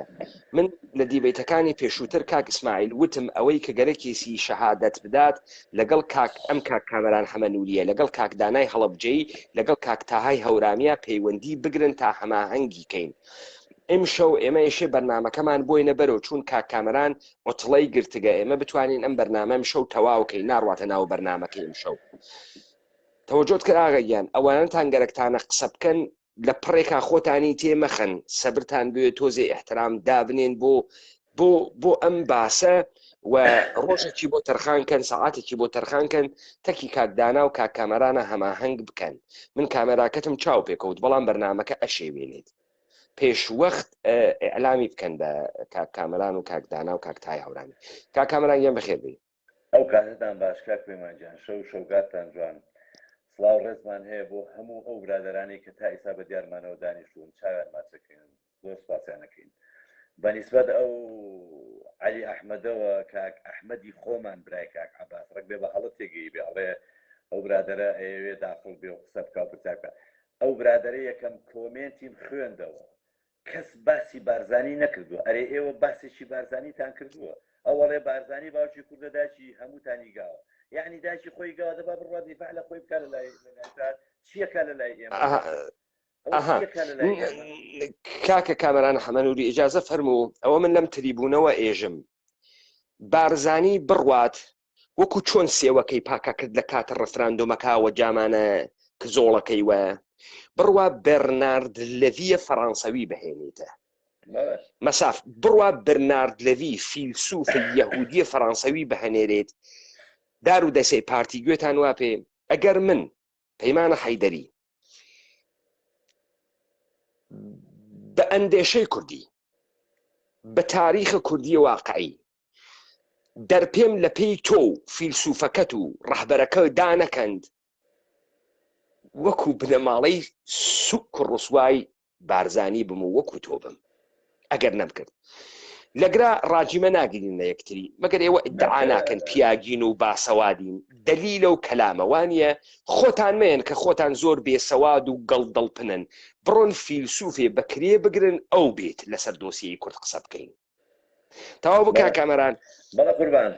بەڵێ نا هەر باسی مەکەنەوە برادەرە هەموو ئەوانەی کە لە ژوورەکان بینیان بۆ نووسین من بۆ ڕوونکردنەوە بۆ نووسین بۆی نەزانن ئێمە جنێو بە کەس نایەن ئێمە سوکاتی بە کەس ناکەین با بە ئێمە هاتوین بەرنامەیەکمان هەیە ئەبێ خەڵک بەڕاستی خەڵک لەم بەرنامەی ئێمە دانیشتایە قڕقب وایە یعنی هیچی نەوتایە کاک ئەحمەد دانیشتووە قسە ئەکا باسی مەعاناتی خۆیە کا باسی ڕابردووی 33 ساڵ لەمە پێشەکە هەنێ لەو برادەرە خۆشەویستانە لە کاکە ئەوە لە بابەتەکە دەرچووە وازانن ئێمە دانیشتوین دیبەیتەکەین وەکو ئەو برادرانەی تر کە لایڤەکەنەوە دانیشتن جنێو بەم و جنێو بەوەیان لایچیانەکەن و کۆمنتیانەکەن و دیدی شتیان بۆ نووسن ئێمە ئەوە نین بابە تێناگەنەمانە کاک کامەران گیان بۆ لەبزە داناوە خەڵک تێناگا کاک کامەران کەمەکوا حاکمەکە کوا کاک کامەران ئیشاڵڵا فێرە بن ئەمە چوون تازەیە ئەم حرەکەتە هەڵقوڵاوە ناو دەرونی کۆمەلگای کوردیە چوون تازەیە و ئێمەی کورد خەریکە بەرەبەرە سابەتی ئەەکەین زیندوین نەمردوین و ئێمەش کۆمەلگاین و ئێمەش ئومەتین و ئێمەش لە دنیای ئەمڕۆ ئەژین ئەوە بۆ یەکەم جارە کە ئەو ئیمکاناتە فراهەم بووگە و ئێمە ئەتوانین ئینحسارێک لە تریبوون کە لە دەستی ئەوانە نەماگە لە ڕێگەی سۆشیال میدیاوە بەشداری تیا بکەین ئەگەر دیبێتت ئەمانە سۆشیال میدیایش گەرەکیانە تڕۆکەن چۆن تڕۆیەکەن هەروە کە تەلەڤیزیۆنەکانیان لە دەسوو سەدان پەیج و سەدان سلێبریتیە سووک و چروک تێرن لەبەر خاترێوەی خەڵکی لە سۆشیال میدیا پێی مەشغوڵ بێ ئێمە کارە خۆمان ئەەکەین و کارە خۆمان ئەوەی نەبەرەوە جێگەی خۆی ئەگرێ کاکەمەران ئەحمەنووری ئێمە ئێستا لە تەعقیبی داستانی هەڵەبجە شاهیدەکان کە تێن قسەکان ئەەکەن خەریکە دیمانەیەک لە هەڵەوجە زەلال ئەبێتەوە لە بەرچاوەکی بۆیە واجبە ئیمشەو بۆ ئێژین نەوشیروان مستەفا بۆ خەڵکە سلێمانی فرە خۆشەویست بوو گەزاهرەن نەوشیروان مستەفا زاهرەن لە ڕقە چەپەڵیە بنەماڵەی بارزانی و فرە کەسێک حەزی پێەکە ئێمە ناڕۆینە شوێنە چەپەڵترینیان کە بنەماڵەی بارزانی بێت ئێمە لە خۆشەویستترینیان و دەست پێەکەین جملەیەکم بیستکە لە مارکس ئێژێ مارکس وتی کە بە دوژمنت حملە ئەەکەی لە نقطە قووەتی و حملە بکە نقطە قووەتە ئەمانە نەوشیروان مستەفاس لە نەوشیروان مستەفاوە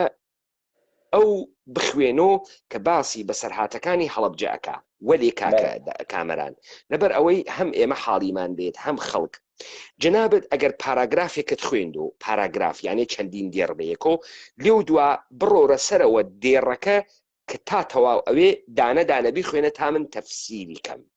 دیاریم کردو کاک پەیمانەوەکو شۆی پێشوو ئەم جار من نامەوێت کە کەلەمە بە کەلەمە بتگرم گەرەک من دێڕ بە دێر کە بڕۆی خۆت بوەستی کە من قسە بکەم باشە هەر بۆ خۆشم وام لێ کردو تقریبان کورتم کردوێتەوە بۆی وەکو شەوە زۆر نەخایەنێ کاتەکە ئاغا کورتی مەکەرەوە چون تەواوی قسەکانی مهمە کاکە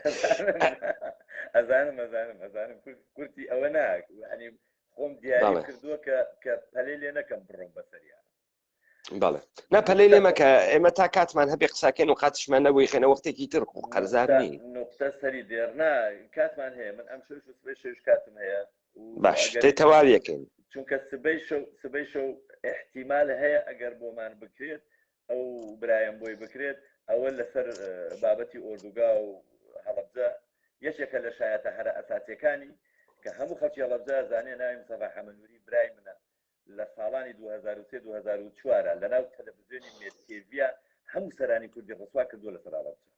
هەمویانی بەجز و بە تاڵانچی لە قەڵەماوە بێجگە لە عەبدوڵڵا و جالان نا لەبەر تەلەڤیزیۆنەکەی ئەوان نابووین بەڵێ تەلەڤیزیۆنەکەی ئەوان نابووین بەڵێ سبەی شەو ئیشاڵڵا ئەویش دێت و منیش ئەگەر چیمان تەواو نەکرد لێرە ئەفشەو لەسەر کتێبەکەی نەوشا مستەفا تەواویەکەی کاک پەیمان گەشتینە خاڵی چوار کە خۆم دیاری هەر لە سەرەتاوە دەست پێ بکەرەوە دووبارە یعنی لە ئەوەڵ لەسەر کارەساتی هەڵەبجە باش ئابووی کە احتیمال لە زۆرێک لەو خۆشەویستانی کەسا لە ژوورەکەیان ئەو شەوە ئاگیان لە بابەتەکە نەبوو بێت کە لە کوێوە دەستمان پێ کردووە کتێبەکەی نەوشوا مستەفا خولانەوە لە ناو بازنە دیوی ناوەوەی ڕووداوەکانی کوردستانی عێراق لە ساڵی 1984 بۆ 1980 ئەم کتێبە نەوشوا مستەفا لە ساڵی 1990 نووسیوێتی بە قەولی ئەو خۆی کە ئەڵێ کارەساتی هەڵەبجە بەس ئێمە ئەیکەین بە فاجعەی هەڵەبجە بەر لە هێرشەکانی ئەنفال بیرمان لە ئازادکردنی چەند ناوچەیە کرد لەوانە هەڵەبجە دووکان قەڵاتزە و ڕانیە بۆ ئازادکردنی پشتەر و بتوێن تا شاخی هایبەسڵتان لەوێوە کاک پەیمان دوای دێمە سەرباسی مستەشارەکان ئەمە لێرە لە بەر لە هێرشەکانی ئەنفالە کە باسماکرۆشەوە بزانن خەڵکینە کاکنە و شیروان مستەفا کەسایەتیە شۆڕشە حزبیە منتەسەبە بە کوردە بۆ گشتان ناسریاگە فرەیەک لە ئێوە وابیستکتانە کە ئینسانێکی زیرەکە ئینسانێکی بەتواناس و ئینسانێکی بەسەوادە یعنی خوێندگێسی یعنی حقوقی خوێندگە لە نەمسا نەوشیروان مستەفا لە سەرکردایەتی کێتی نیشتمانی بووگە پس نەوشیروان مستەفا کە کتێو ئەنووسێت ئاگادارە بە چۆنیەتیە نەقڵکردنە خاترات نووسی چون نەوشیروان مستەفا خۆی بە سەرکردەیەکی جەریانێکی سیاسی ئەزانێت کە تەحەوڵاتێکی دیگە کە مهمە خەڵکی بۆ مێژوو بیزانێت و خەڵکی تر نایزانێت نەوشیروان مستەفا ئەمانەی نووسی گەسۆ هەموو ڕەهبەرانی دنیا خاترات ئەنووسنەوە ئەوانەی کە پۆستێکی مهمیان بەدەست بووگە پس ئیستا ئێشێ نەوشیروان مستەفا بە دقەتەوە قسە بکات تا ئێمە حاڵیمان بوێت نەوشیروان مستەفا وا دەست پێیەکات کارەساتە هەڵەبجە خۆ گەرە کەسی بڕواتن ئەو ئێژێ کارەسات یعنی حادسە خەڵکینە وەسە کارەساتە سەیارە ئەمە حادسە نییە ئەمە بەرنامەی داڕژیاگە سازماندهی کریاگە بۆ جنایەتی ئەمە فاجعەس و جینۆسایدە مەردەمە کوردە بۆ ئێژن کارەسات لەبەرەوەی بیخەسێنن زمانەکە نەرمەکەنەوە مثالێکتان بۆ لێبم ئەو پرۆگرامەی لە 1942 وا فەرماندرا یەهودیەکان بسووتێنن ناویان یا ڕێگە حەلی ئاخەر ڕێگە حەلی ئەخیر ئاخرین ڕێگە حەل تێگەشتن پێش لە ئەوە نەیانە کوشتن بەس شارۆمەندیان لێ ئەسەندن و ڕێگە حەلی ئاخر ئەو بەرنامە بوو کە بیان کوژن هیچ وەخت ئاڵمانیەکان نان ئەوت کوشتنی جوولەکە ئەیانوت ڕێگە حەلی ئاخر هیچ معنایەکی نییە نات بزوێنێ ئێژی کێچ و مێشولە و ئەوانە ئەکوژی ڕێگە حەلی ئاخر کەواتە تۆ وەختێک بە جنایەت و فاجعەی هەڵەبجە ئێژی کارەسات بچووکی ئەەکەیتۆ عادی ئەەکەیتۆ بچووکی ئەەکەیتۆ و عادی ئەەکەیتۆ ئەمە یەکەم غەش و یەکەم کڵاوبەرداریە ئێمەی کورد ئەگەر ئەمە فاجعەیەک بۆیە کە ناخمانی بەتەزاندایە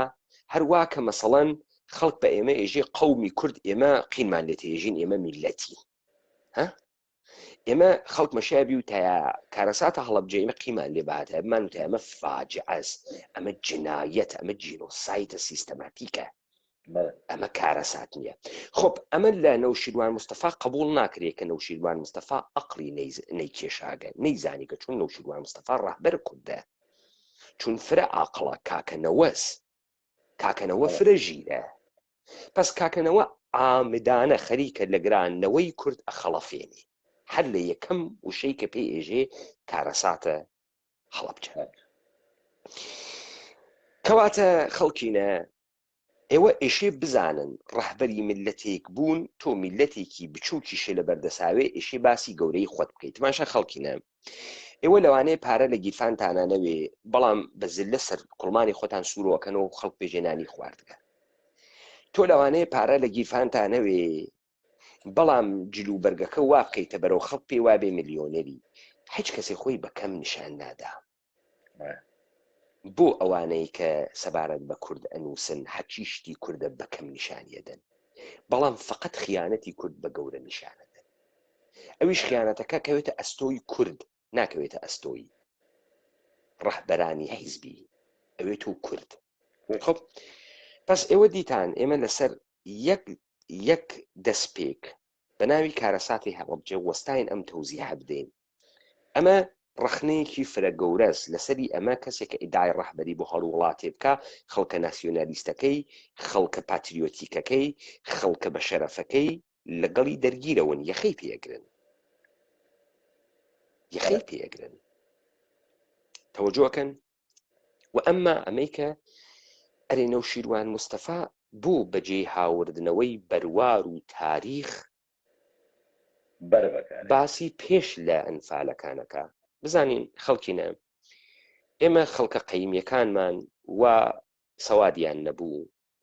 وا تەقویمیان لە بەردەست نەبوو ڕۆژ و مانگ و ساڵیان نەئەزانی مەسەڵەن لێت ئەپرسی پووری ئامین عەلی کوڕەکەی لەدایک بوو ئەو ڕۆڵەیان ئەو ساڵە حەمەی فەتاحیان کوشت مەسەلەن ئێستا تۆ مەشەیە بڕایە تا بوو زانەیە حەمەی فەتاحیان کەی کوشت ئەیان وت پووری ئامین ئەرێ تۆ کەی شوو کرد ئەو ڕۆڵە ئەو ساڵەی بەفرە قورسەکە نەوشیروان مستەفایش ئێژی پیرەژنێکی بێسەوادە لەگرا تاریخ بەکار ناهێرێت ئێژێ پێش لە ئەنفالەکان ئێستا ئێشێ ئێمە لە خۆمان سوعال بکەین نەوشیروان مستەفایش ئەسڵەن بێت لە بەرچاومان من ئێستا نەوشیروان مستەفا خۆی زیێنەگە و سوعالی لێکەوێژم کاک نەوشیروان لە تۆ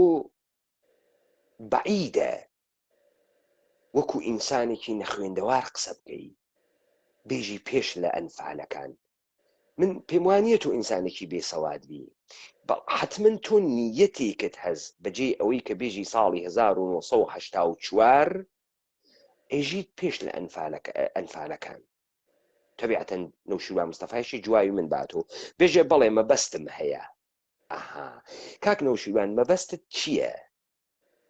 مەبەستت چییە بزانە ئێستا من ئەم مەبەستی نەوشیروان مستەفا گەرەکمە بکەمەوە وەختی ئێژێ ئەنفالەکان یعنی فاجعەیەک دەسی پێکردگە فاجعەیەک کە بەرەو نابوودی میلەتێ چووگە هەرچی دەسی تێبدەی خراوترەوێ مەسەلەن سەدام حوسێن بە بیانووی ئەمەی کە پێشمەرگە تێتە ناوە ئەم لادیانە تێت ئەم 7,000 لادەی کورد وێران ئەکا 185,000 ئینسانە کورد زیندە بەچاڵەکە ئەمە تۆ هەر پرۆژەیەکە بوێ متەوەقف ئەوێ ئەوەستێ خۆپ نەوشیروان مستەفا کە ئەنفالەکان تێرێت دوای ئەوە ئیدامە ئەدات ئێژێ پێش لە ئەنفالەکان لە زاکیرەمانە هەبوو پیلانمان هەبوو کە شوێنێ ئازادکەین هەڵەبجەوێ شاخی هەیبەت سوڵتان وێ هەڵات زێوێ پس تۆ ئەمە ئەخاتە ناوی نەستی تۆ کە بۆ نەمان کرد لەبەرەوەی ئەنفال کریا و پێشی پێگیریە ئیستە نەمن و تۆ ئەتوانین سابتی بکەین نەوشیروان مستەفا بڕیاری وای داگە نەیداگە ئەو بەس یەک شتی کردە مێشکی ئێمە بزانە ئێمە لە مێشکمان بووگە شوێنێ ئازادکەین بەڵام ئەنفال پێشمانی پێگرت بۆیە لەگرا بەجێی تاریخ ئەنفال بەکارتێرێت لەگرا دەرئەکەوێ ئەم ئینسانە خەریکە بە خەڵەتاندن منۆپۆلیکردنە ئێمە دەست پێەکە سادق نییە چون ئەو بۆ ئەسپاتی ئەمە یەک کۆبوونەوەی نییە کۆنفرانس بێ کۆنگرە بێ فیلمبەرداری کریا بێ کە ئەمانە بەحس بکەن ئێشێ بڕۆن نقطەیەک ئازادکەن نێسی چون ئەمانە حیزبن دەفتەر و دەستەکیان هەست کۆنفرانس ئەگرن پۆلۆنۆم ئەگرن کۆنگرە ئەگرن مەشە ئەمانە لە یەک کۆنگرە جزئی مسەوەباتی کۆنگرەیان بۆیە کاکە ئەمانە حیزبن حیزب بە دەستوراتی حیزبی ئەڕواتۆ ڕێوە دەستوراتی حیزبی لە کۆنگرەدا ئەڕژێت ئەمانە بێ مسەوەبەی کۆنگرە ناتوانن کارکەن هەروە لە خۆیان و حیزبن خۆ کەناراو نییە خۆ توالێت نییە پس لە گرانە و شیروان مستەفا بەڵگەی نییە کاکە کامەرانگیان باشی ئەگەر ناساقی شەکەتی بزانە خەڵکی ئێمە واجبە ئەم تەوزیحانە بشنەفێت تەوەجۆ فەرمیلەوانێ خەڵک نەزانێ پس ئێمە لەگرا هەدەفمان ئەوەسە لە نووسینەکانی نەوشیروان مستەفا هەر لە سەرەتاوە دیمان وەکو ڕەهبەرێکی کورد هەڵسوکەوتی نەکرد لە یەکەم دێڕا کە دەسی پێ ئەکا غەشی واتیا خەریکە چتێ ئەکاتە ناو مێشکە ئێمە بە حوقەوە حوقەوێت تووشی لای خۆمان حوقەوێت و چی لا ئێوە چی پێژ نا حوقە یعنی فێڵبازی بە فێڵبازی لە منطقەی هەڵەبجە حوقەبازی پێڵێ بەڵێ خەریکە بە حوقە ئەی خاتە زەهنە ئێمە کە ئێستا بۆ ئەم حوقە ئەخا ئێشێوە پرسن بۆ ئەم کارەکە گەرە کێسی بێژی لە پڕێک هەڵەبجە دروست نەبووگە ئێمە بەرنامەمان بووگە هەر لە سەرەتاوە جێگەی ڕزگارکەین چی بەری پێمان گرت چی بەری پێمان گرت ئەنفال زۆر باشە کاکە کامەران فەرمووی اینجا ئەوە ئەنفال بەری پێگرتن کە بیریان کردبووە چەند ناوچەیەک ئازادکردنەوە و جەنابیستا ڕوون کردەوە بەڵام لەولاوە ئەڵێ بۆ ئازادکردنی پشدەر و بتوێن تا شاخی هایبەرسوڵتان یعنی مەبەستیانەوەیە مەبەستی هەیە ئەگەر ئەنفالەکان نەبوایەوە هەڵەبجە ڕزگار کرابوو لەم لاشەوە بۆ ئازادکردنی پشدەر و بتوێن تا شاخی هایبەرسوڵتان لە مێژ بوو یعنی زۆر لە دەمێک لەو پێش لەگەڵ 12 مستەشاری ناوچەکە ڕێکەوت بووین پێکەوە بەکارێکی هاوبەش قوات المعتصم واتە هێزەکانی فیقەی 24 بگرین و ناوچەکە ئازاد بکەین بزانن خەڵکینە کاکنەوشیروان مستەفا لەگرا حوقەی دووەم کەڵەکی دووەم فێڵی دووەمی کرد یعنی دیسانەوە زەهنی ئێمە دەرگیری درۆزنی خۆی بکە نەزانین ئێستا ئەوێت تۆ سوعال لە لای ئێمە ئەرێ باشە بۆ قڵادزی و پشدەر و ئەوانیانە نەگرت خۆی جوابمان نەدات و بەر لەوەی بێت و سوعال بۆ ئێمە ئێژێ پلانمان هەبوو ئەوەی شەب بگرین حتا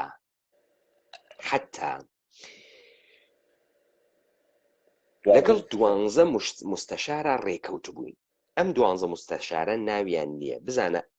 ئەم کتێبە 1999 نووسریاگە دەسەڵاتی سەدام حوسێن بە هەرێمی کوردستانان نییە جاشەکان گشتی هاتکنە ناوە دەسەڵاتە هەرێم هیچ ممانعەتێکی نییە ناویان بێری ناوی کەسیان نائێری 11 ساڵش بەسەر فاجعەکە تێپەڕیوە ئەسڵەن ناوی کەسیان نائێری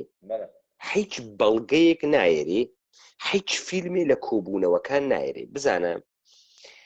من دانیشم لەگەڵ هەر کەسێکە فیلمی لێگرم دۆکۆمنتی لێگرم تا دەسم قایموێت بەیانی بتوانم لەتمەیەکی لێبم بەیانی بتوانم زۆعفێکی لە دەستماوێت ئەو ئێژی لەگەڵ 12 دانە مستەشارە ڕئیس جاشە ڕێکەوتگین کە ئازادیکەین ئەم 12 دانە مستەشارە ئێشی حداقل 6,000 میلیۆن مسلحیان بوێت تەوەجۆکەی ناویان تێرێت ببەخشە پێ مەقسەکە بە شەکرە بڕم هەر فەوجێ ئەو مستەشارانە فەوج بوو مەسە فەوجی خەفیفیان پێ بوو هەر فەوجێ 1000 چەکداریە بوو 12,000 چەکدارەکاتەوە 12,000 تۆ بێژە 500 یان زیاد نووساگە بۆ دزی من بە 6 قوبوڵم کرد بە 6 قوبوڵم کرد بە 6 قوڵمانە ئێمە بە 6 قوبوڵمان کرد لەگرا دیسانەوە نەوشیروان مستەفا هیچ سەنەدێکی حیزبی بزانن نەوشیروان مستەفا خەریکە بۆ کردەوەیەکی خۆی من ئێستا دیبەیتەکەم دیبەیتەکانم دیارە من ئەگەر ڕۆژێ هەڵگەڕێمەوە بێژم خەڵکی کوردەوار پەیمانی حەیدەری ساڵی 2021 فڵانە دیبەیتی کرد دیبەیتەکەی دیارە ئێوە تێرنی کە تۆ کارێکی سازماندەهی بکری بەڵگە و سەنەدی بۆ هەڵەگری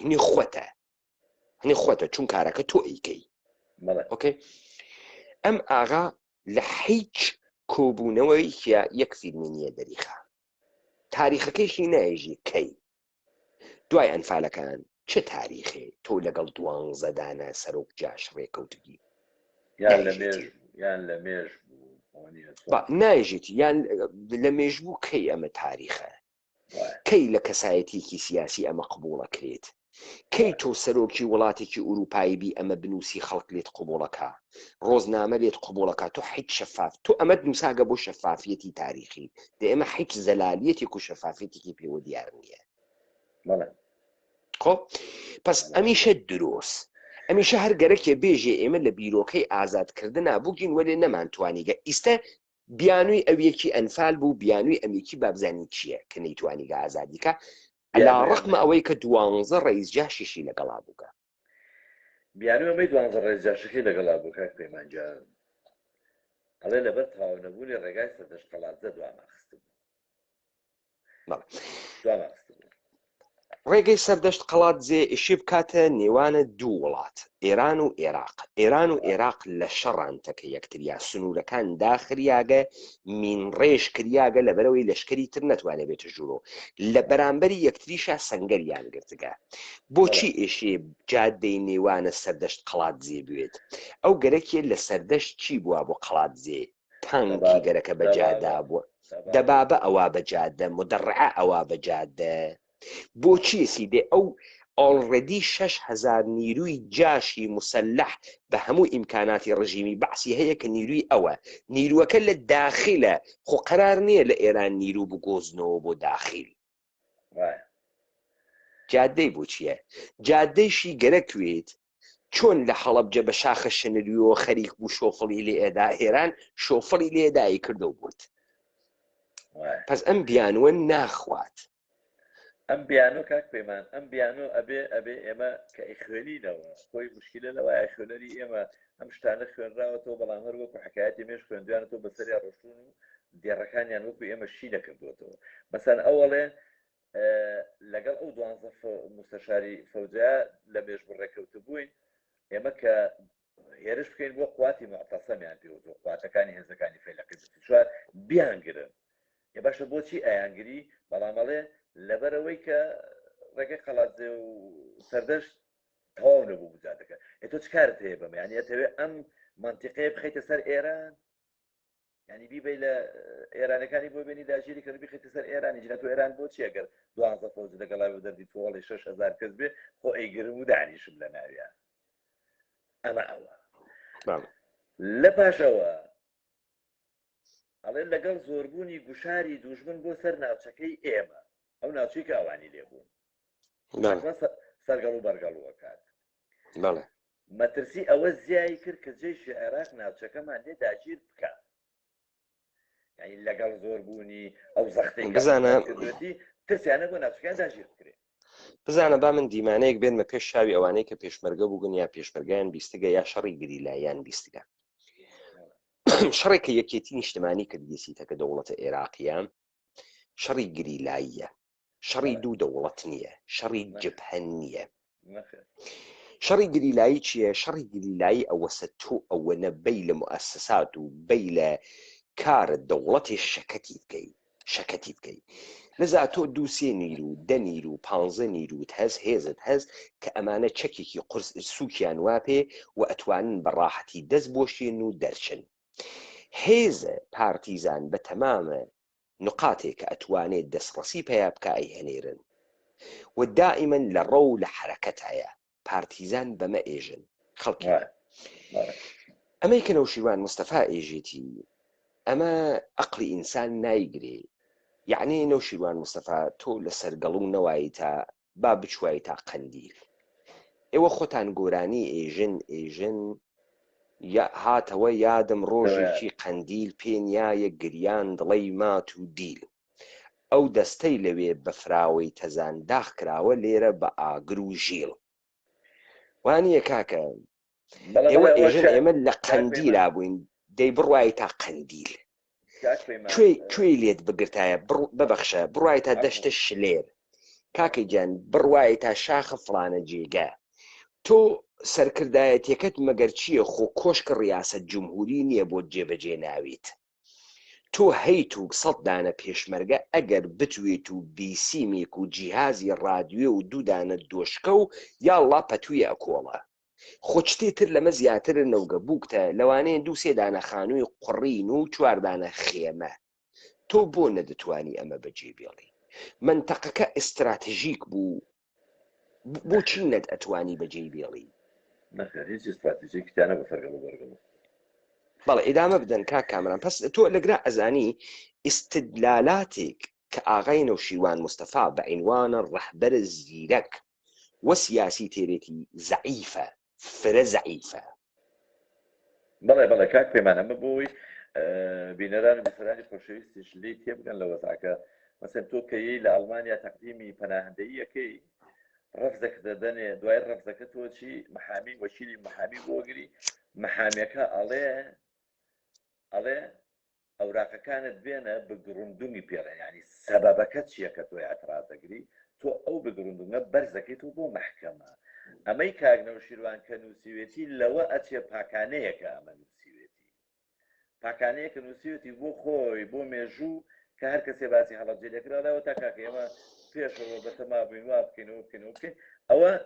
ئەمە شێوازی کاکە کامەرانە ئەزیز فەرمایشە جەنابەت دروستە بزانە ئێمە گەرەکمانە چی دەرخەین نەوشیروان مستەفا لەگەڵ فاجعەی هەڵەبجا کە دەسی وا لە ناوی جنایەتەکە گەرەکیسی بێژێت بەم ئەدەبیاتە کە دەست پێەکە گەرەکی ئەمە بێژێت کە ئەمە پلانە سەرکردایەتیە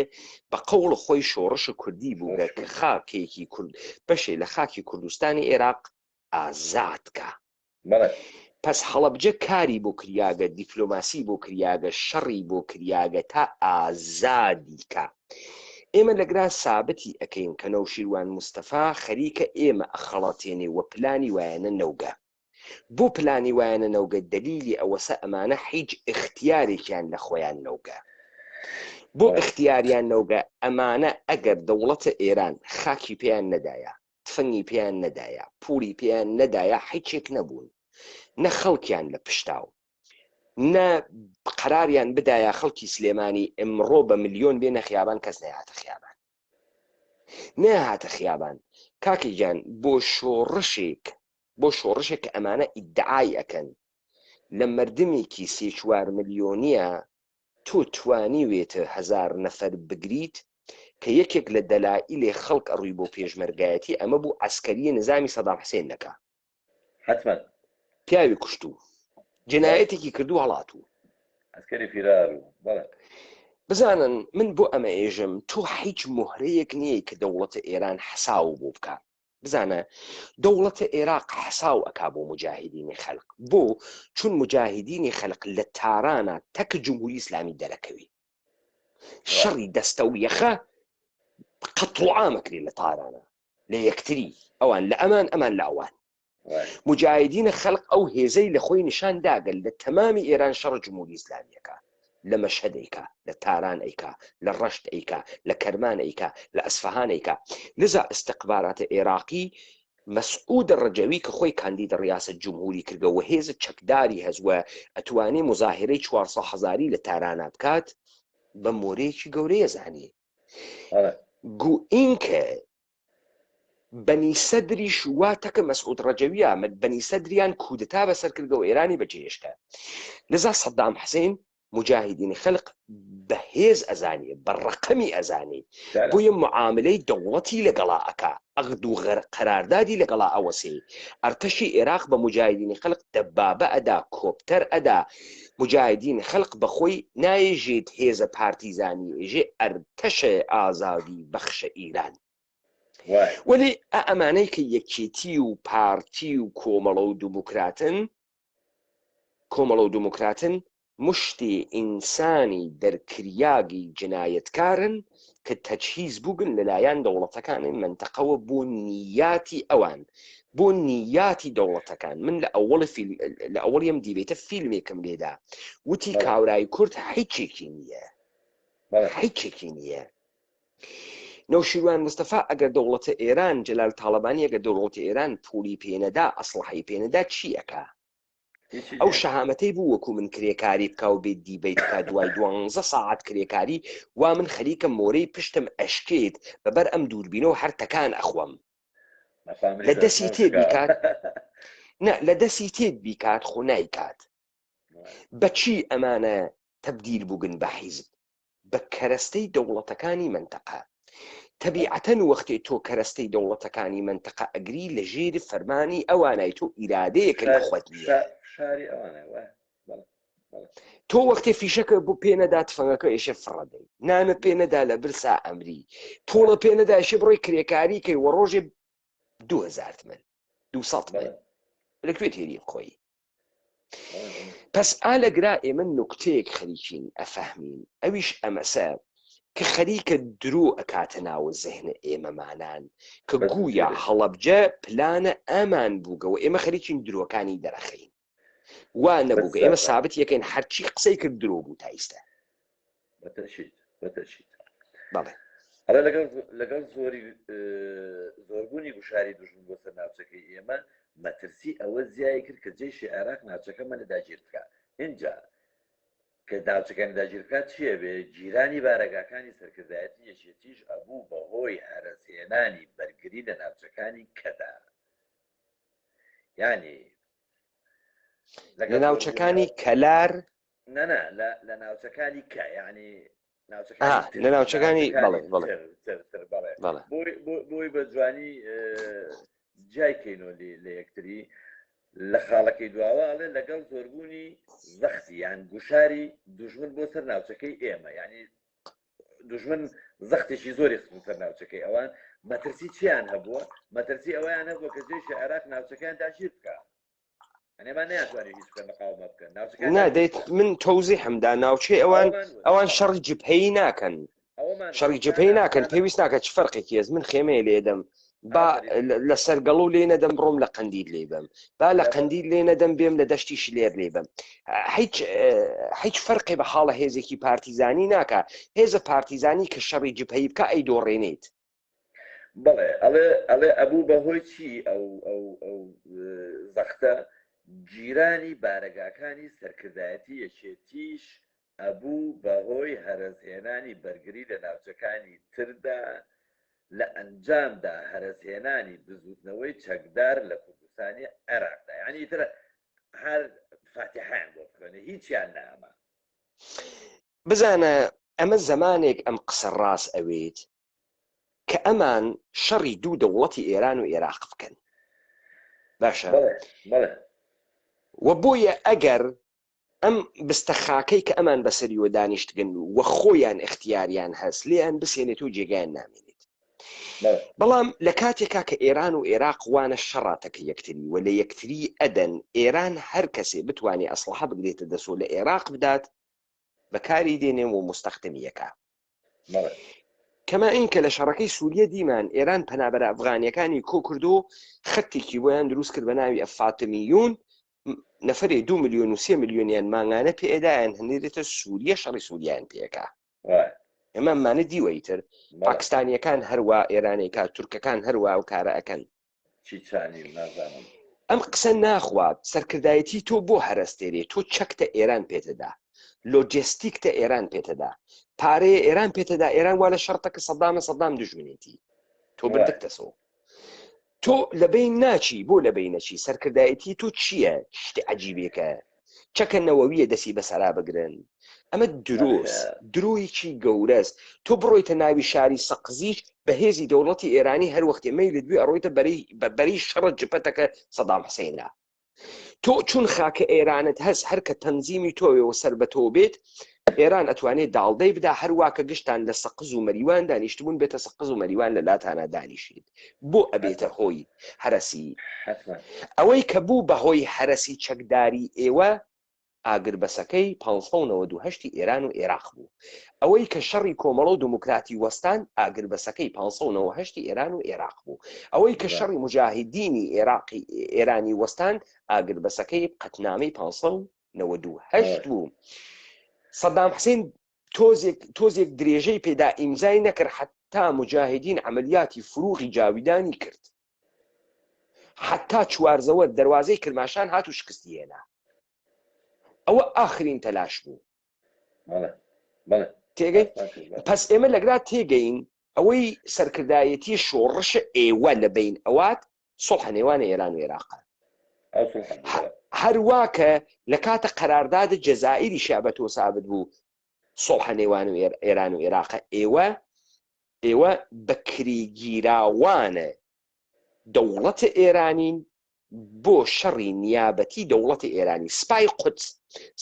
ساڵەکانی هەفتادایان دێت یعنی ئەو هێزانەی کە ئێرانی نیەن ئێران فەرماندەهیانەکە دامیانەکە پارەیان پێئەدا و بەس 50-60 کادری سەرکردایەتیان ئێرانین وەکو قاسم سولەیمانی و 4-5 مشاور و مستەشار تۆ کە ئەڵەی سپای قوتس یعنی یەکێتی نیشتمانی یعنی ئەو بێژە الدعوة سپای بەدر يعني قتائب أهل حق أصائب أهل حق يعني بككا أمانة يعني سباي قدس نيابة بدولة إيران شرعا بيجن بروكسي شر بروكسي بإنجليزي أوكي بس على جرانا وشيوان مصطفى خليك دوباره دروكا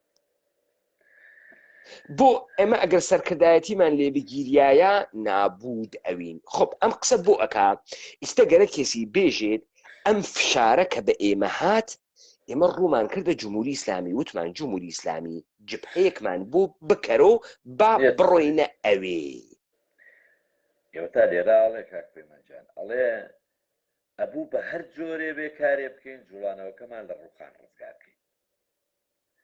بۆ ئەو مەبەستە داوامان لە ئێران کرد پارێزگاری هەندێک لە شاخەکانی پشتی ناوچەکەی ئێمە لە پەلاماری جێشی عێراق بگرن ئاستۆی خۆیان هەنی ئێران بێت لە پشتی ناوچەکانی کەوانی لێن بیان پارێزێ و ئاگالیان بێت بەڵێ ئەمانمانە تەحلیل کردگە ئەمیش هەر درۆی مەحزە با بڕوات ئەمە تۆ ڕەهاتە دێ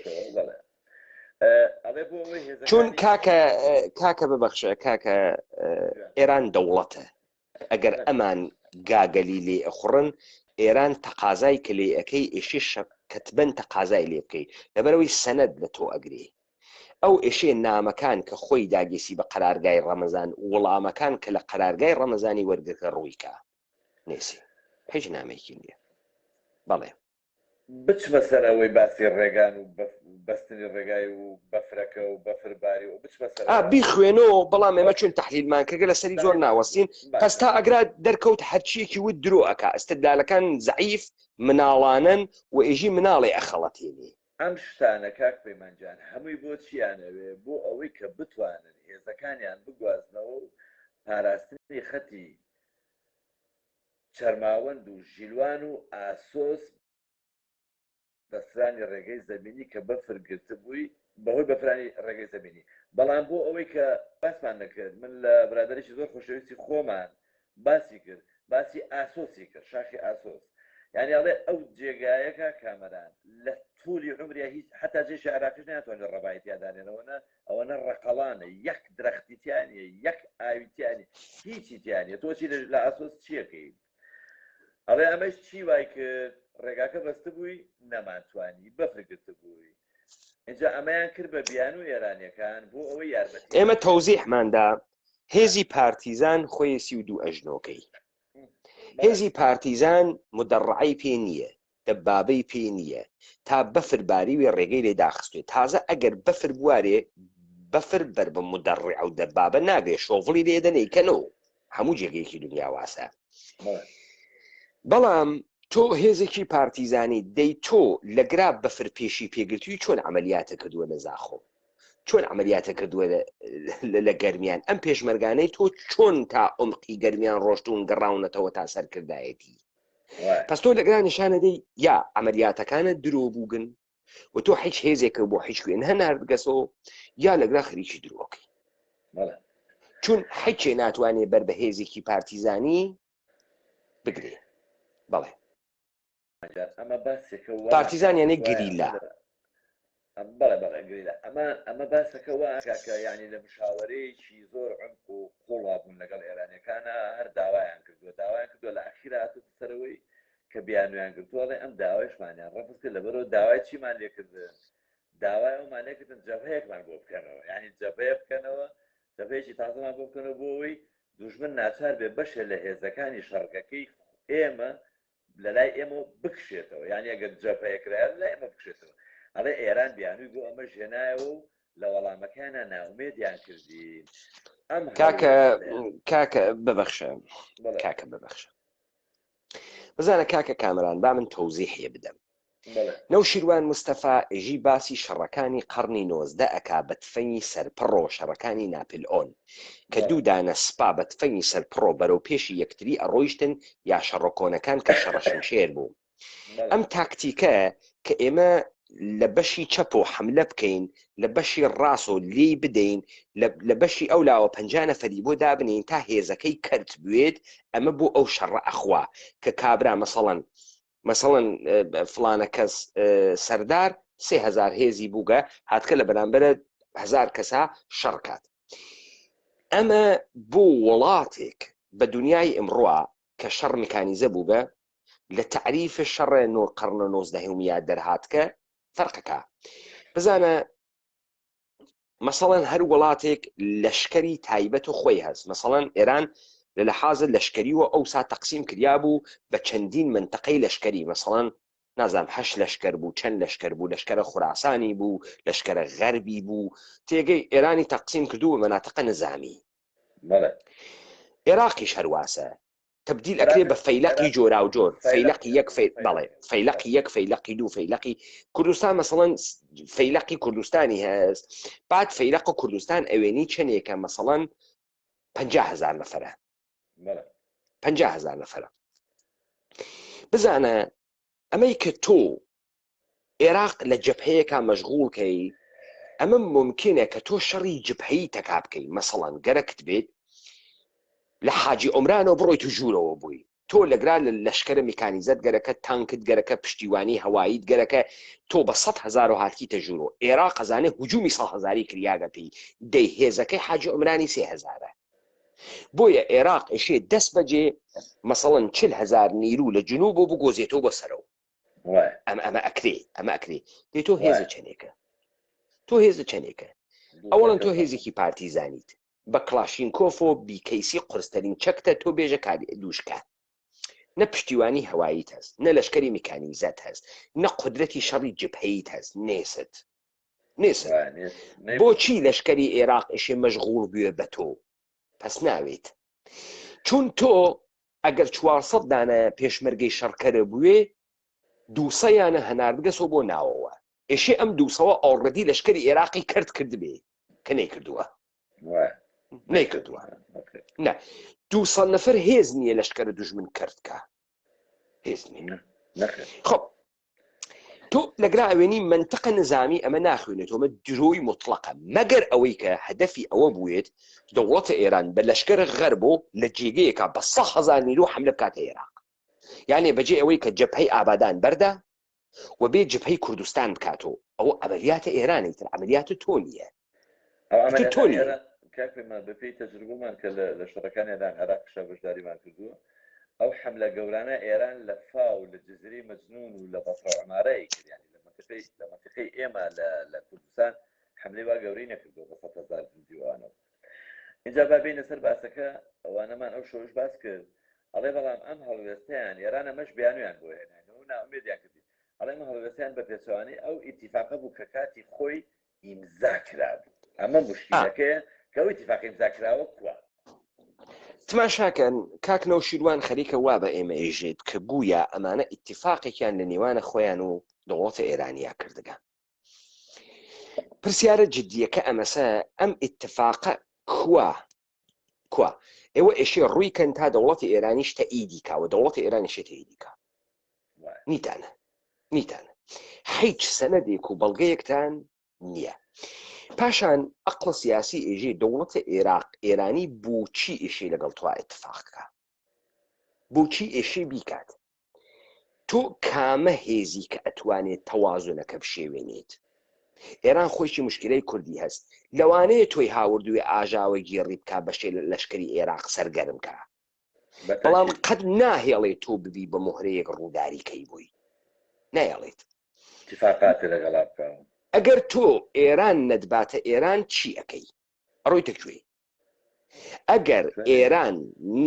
نەدواتە ناوی خاکە خۆی تۆ چ کارەی کاک نەوشیروان؟ ئەڕۆی تۆ نەمسات دەرزە خوێنی؟ نا ئەخر چیەکەی؟ تەسلیمە بنەوە وەکو من دیبەیتە ئەکرد، وەکو خومینی نەوارە پڕە کردەوە هەناردەوە بۆ خەڵکی چیت ئەکرد، وەکو مجاهدینی خەلق و چریکانە فەداییت ساڵە پەنجاکانە ئێران و زمانی شا و چریکە شاریان دروست کرد، چریکە شاری نەیاندا ناوی شاخ، 100 دانە مەقڕیان لەناو تارانە دروست کرد، ئەفسەری ئەمریکاییان کوشتیان تەروریان کرد. تۆ وات ئەکرد یعنی یەکێتیە نیشتمانی کوردستان لە هەولێر و لە کەرکووک و لە سلێمانی تەمامی مەقڕەکانی بوو سازماندهی کراون، تازە مجاهدینی خەلق و چریکە فەدایی سازمانی ئەلفەتحی فلستین ئاموزش نظامیدان، ئەسلحەی پێدان، سەروبەندی دەهەی هەفتا بوو، بڕێکیان ڕووین لە لای قەزافی پوریان گرت، بۆیە مجاهدین خەلق لەگەڵ ئەعرابا بووگە شەڕ فلستینیان کرد، یارمەتی فەتحیاندا. پس تۆ لەگرا ئەوێنی نەوشیروان مستەفا هیچ بژاردەیەکی تری نییە، وەختی تۆ بژاردەیەکی تر نەبێ ئەزانی وەسە چی؟ وەسە کامرانە حەمەنووری تۆ ئەزانی من پارەم نەماگە، 1 فلس پارەم پێ نییە، ئەم مۆبایلی منیشە قیمەتی $2000. تۆ ئەزانی من پارەم پێ نەماگە و فشارم لەسەرە، وەکو ڕەوەکە بوو خەڵکی گازی عەشتاری کڕی بوو مەسەڵەن بە 200 دیناری عێراقی ئەوسا مەجبور بوو بیفرۆشێتەوە 1000 تمەنی ئێرانی مەجبور بوو. ئێستا من لە فشارم ئەمە ئەفرۆشمەوە بە تۆ کامرانی حەمەنووریەکەم نامەوێت، مۆبایلم ناوێت، کا کامران توخوا لێمی بکڕ بخوا 2000 پێداگە، کا کامرانێکی وەڵڵا من $200 زیاترە پێنات، چەندێ فەرقێتی؟ $1800. منیش پارەم ئەوێت، ئەمە ناوێت و پارە بۆ من ئەم $2000 ئەدەم و $200 بۆ چون چارەم نییە، چون حەلم نییە. نەوشیروان مستەفا ئەگەر ئێران حەلی بۆت نەکردایە چی دەکرد؟ پرسیارە مەسە چی دەکرد؟ پرسیارە جوانە. پس تۆ لەگرا پس تۆ ئەم ئەساسەی کە ئەڵەی ئەغدمان کردووەتە کە ئێران درۆیە لە بەڵگەکانە لە پشتەوە باسی مشتێکی تیا باسی بەڵگەنامەیتیانێ نە کاکە کامران ئێمە ئێشێ لەگرا سوعالکەین لەوانەیەکی ئیسەوانە ناوی گۆڕانە فرە کاکەنەوەکەن نەوشیروان مستەفا لەگرا ئیدعای کردو من ێژم درۆەکە دلیلم هاوردەوە بۆی دلیلم هاوردەوە ئەو ئێشێ سابەتی بکاکە درۆ ناکە ئەو ئیدعای کردو من ئیدعام نەکردە من دلیلم هاوردەوە ئیدعاکەی ئەو دروست. ئەگەر نەوشیروان مستەفا ئێران جێگەی پێنەدا چیەکە؟ سوعال چیەکە؟ ئەڕواتە کوێ؟ ئەوەی سا لە جیاتی ئەو کە عومەری سەحەلی توانێت جوابمان باتەوە چکە لە شوێنی ئەوەی سا کە بزانین چیان نەکرد. عاجز بوون یعنی لەبەرەوەی کەوتویانەمە بە پێچەوانەیە ئیتیفاقی کە ئیمزامان کردووە. لە بیرم چوو من ئەو شەوە کە ئەم قسەت خوێندەوە کاکە کامەران ئەگەر وەبیرە بێ فیلمی دارای حاجی ئیبراهیمی چەرمەگام لێدا. دارای حاجی ئیبراهیمی چەرمەگا لەو دەنگە وتی کاورای ئێرانی بە ئێمە وتی ئێمە شەریک نین لە شەڕا، ئێمە دوشمەنی مشتەرەکمان هەست. وتم یانێ هیچ ئەغدێ لە نێوانی ئێمە و ئێوان نییە ئەگەر خاکێ بگرین ئێوە ئەیدەن بە ئێمە وتی نەوەڵا. کاکە حەمە حاجی مەحموش باسی کرد. بەڵێ کاکە حەمە حاجی مەحموش نەیوتی پس ئالەگران نەوشی تماشاکە کاکە کامرانە حەمەنووری یەکێک لە گەورەترین خاڵەکان کە ڕەجولە سیاسی ئێشێ بیوێت بۆ ئەوەی خەڵک متمانەی پێ بکات ئەمەسە کە درۆی پێ دەرنەکەوێ ساختە چی نەوێت تۆ ئەڕۆیتە هەر مەحکەمەیە لەم دنیا شەهادەتەکە هەرچەنێ گەورە بێت یەک دروی تیا بێتی قبوڵ ناکە یەک دروی تیا بێت تاوە باتڵە ئەوە ئێمە لە سەرەتاوە خوێنمانەوە نەوشیروان مستەفا خەریکە درۆوەکە دێ ئەمە ئەم ئاغان نە ڕێزی هەست نە ئەحترامی هەست نە ئینسان بە قسەکانی سیقەکە و ئەو ئینسانە حتا مردمە کوردیشی فرە بە مناڵە و بێعەقڵ و گەوج و ئەوانە فەرز کردگە ئەمانەی نووساگە ئەنا تۆزێ پیچیدەتر ئەی نووسا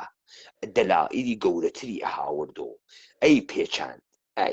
یەسری چتی نووساگە کە بەڕاحەتی هەر مناڵی ئەتوانێ باتڵی کاتەوە وا لە بیرتانە دەم درێژەکانە گۆڕان حەمدەتان کردووە مەلا بەختیار ئەو پەیمانە حەیدەری و ئاخێزە کوردەوارە سەر بەخۆ تەحەداتانەکە ئادەی بسمیللا ئادەی مەچەکەکانتان بەنە سەر و بزانم کامتان فرەژگیرە و ئاقڵە و قەڵەمی واوە دەسە و فرەخۆی بە مهم ئەزانێت من صاحبی 1800 ساحەت سوخڕانیم صاحبی شۆ ڕشێکی پیوری کوردیم یەکەم کەسێکم کە مەتنی کوردیمان دانیاگە لە ئاخێزە کوردەوارە سەر بەخۆوە وەزنمان ئەمەسە وازریکەمان لە گشتان هەڵساندگە ئەمە گەز ئەمە عەرز ئادەی خۆدەمتان بۆ مەلا بەختیار درێژ نەبوو بسم الله لەسەر نووسینە خودم نەوشیروان مستەفا کامەتان فرە چەلەحانی کەرە فرە خۆش قەڵەمە فرە ژیرە ئەمە ئەرز ئەمە گەز جواو بەنەوە بزانە با بزانی لە هەموو جێگەی دنیا کتێبێ نەغد نەکرێت و ئەمرێت نەغد نەکرێت و ئەمرێت ئەوە ئێمە نەغدی ئەەکەینەوە ئێوە جواب نەغدەکەی ئێمە بانەوە قسەی کرد من دەلیلم هاورد قسەی کرد من دەلیلم هاورد هەموویم باتڵ کردو تا کامەران فەرموو شاک بێمان لە خاڵی چوارەمە ئەوە سەرۆمان هەمووی تێپەڕان بە سێ خاڵ دیاری کردو خاڵی چوارەمە لێرە شتێکی تر سێوانی سەرەوەی ئەڵە نەخشەی ئازادکردنی هەڵەبجە لە مێژ و ئامادەکرا بوو فەریدون و دکتۆر فواد لەو کاتانە ئێران بوو بگرە لە مێژ بگرە نەقشەی ئازادکرد کاکە پەلەمەکە دیسانەوە ماغانەی لە کەی لە مێژە گیان لە مێژە یارە سیری کردوم ئێژێ لە مێژە زۆر لە مێژە یار ئەسیری تۆم کاکە لە کەیوە دقیقەن لە کەیوە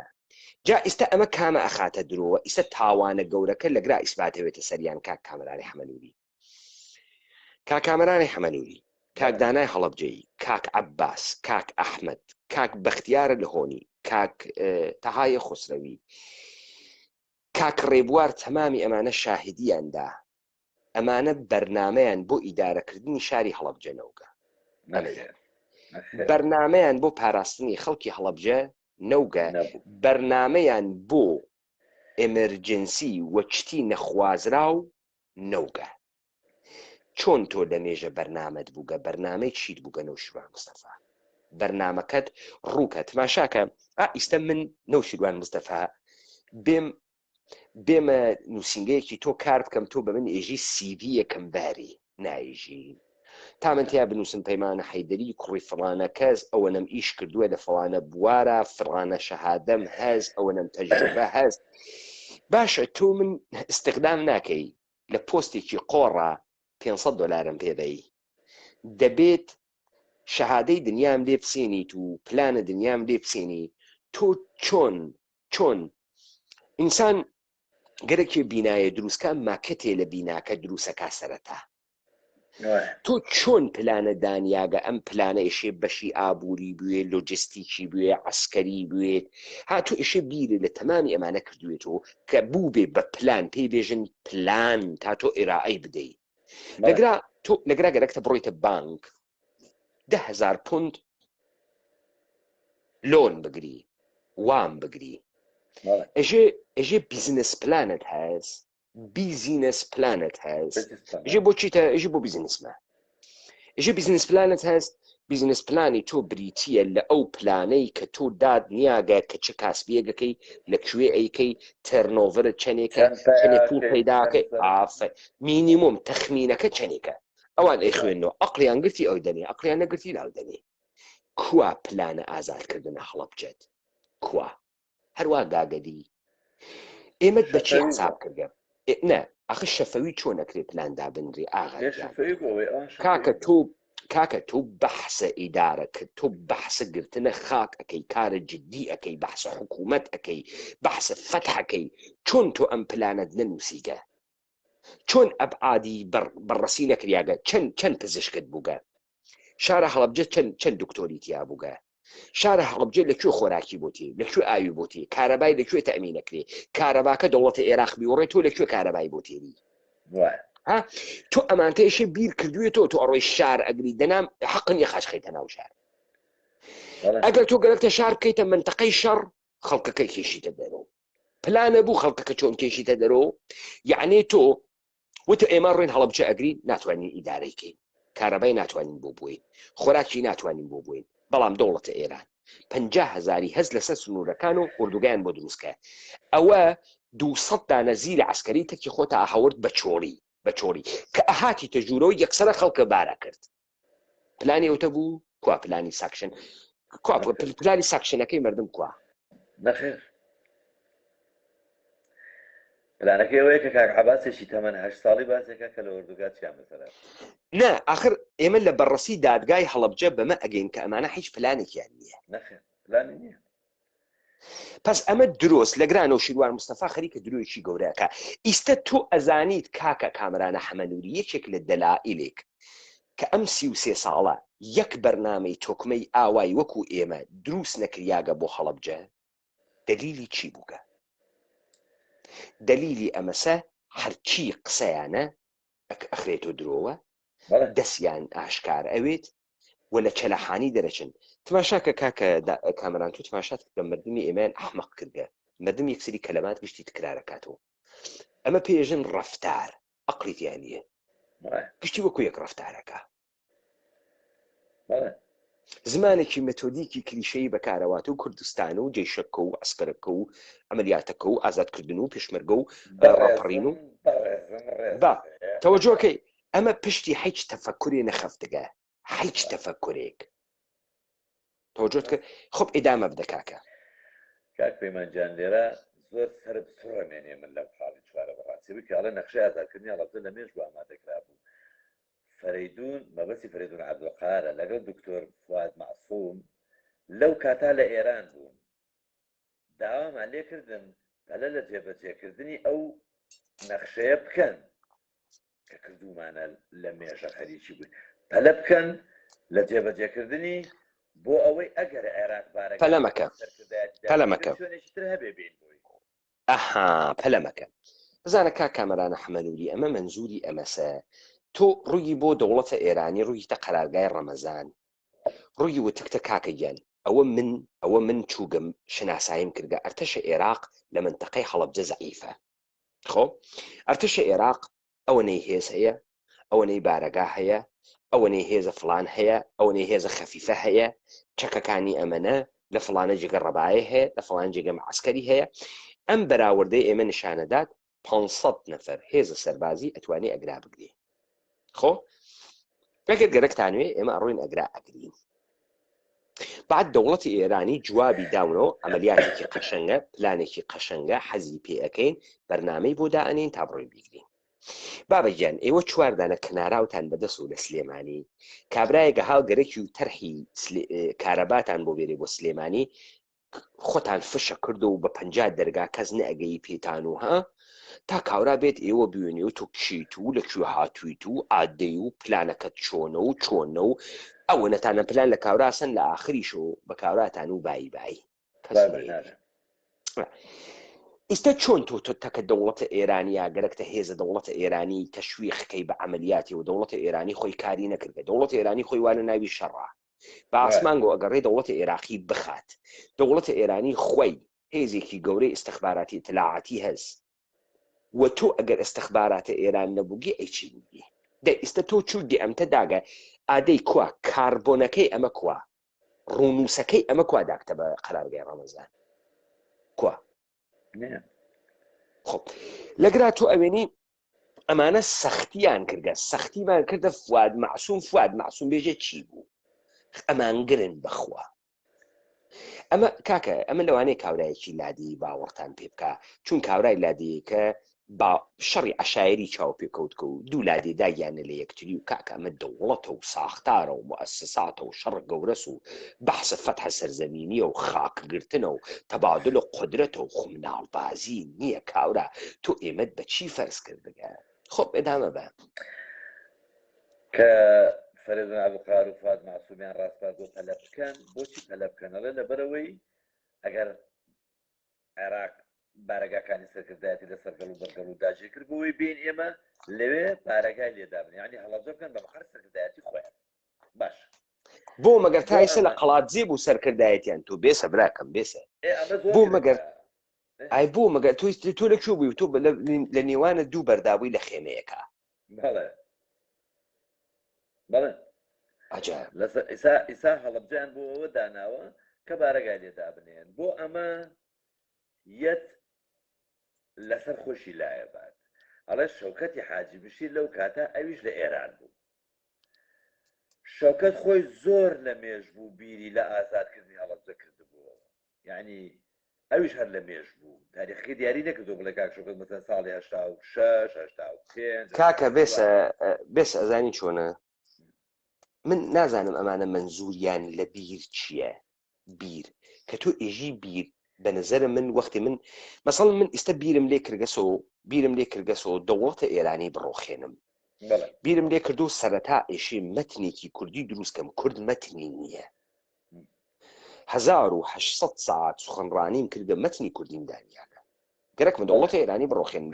لە خاکی کوردەوار دەریکەم خۆ مستەڵەحم بۆی دروست کردە کوردەوار ئومەتی کوردی مستەڵەحم بۆی دروست کردە ئەمانە هەمووی کارن من کردگمە شەوکەتە حاجی مشیر چۆن بیری لێ کردگەس و حەزی پێیەکە چۆن حەزە لە کاڵەکە چۆن حەزە لە پرتەقاڵە ئەمە پێژن بیرکردن چۆن بیری لێ کردگەسەوە لەکوێ پلانی دانیاگە بەرنامەی بۆ ڕشتگە تیمی بۆ هەناردگە یعنی چی بیری لە ئازادکردنە هەڵەبجە کردووە کە ئەم قسانە هەروە فڕیان ئەدا کاکە تامران مردمی ئێمە کەدەی سەری ئەماسی کاک کامەرانی حەمەنووری تۆ بیر لەوەکەی تۆ ئیتر ژن بخوازی گەنجێکی 20 ساڵەی ئەگەڕی بە شوێن کارە ئێژی خۆ بێ ئیش ناکرێ ئەکرێ دێ من ئێشێ پارەیەکم بۆ خۆم بوێت ئەگەڕی بە شوێن ئەوەی کە ماڵێک بگری بکرێ وانییە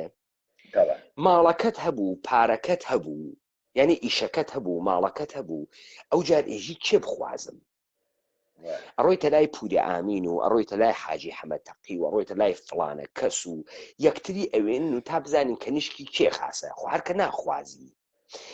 500 کەنیشک ناوزەت ئەکەن تۆ دانیکیان هەڵەبژێری باشە ئەمە پێی ئێژن تۆ بیرە کردگەستەوە زەواجکەی زەواج بۆ ئاسانی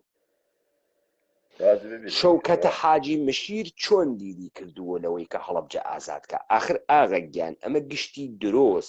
درۆ ئەکاتە ناوە زەهنە ئێمە کەسایەتی سیاسی ناوێ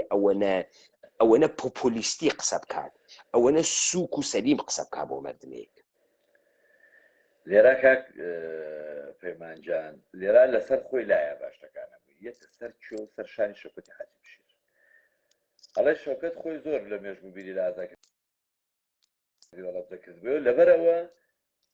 فەریدون و فواد بەلایەنەوە باش بوو شەوکەت بێتە سەر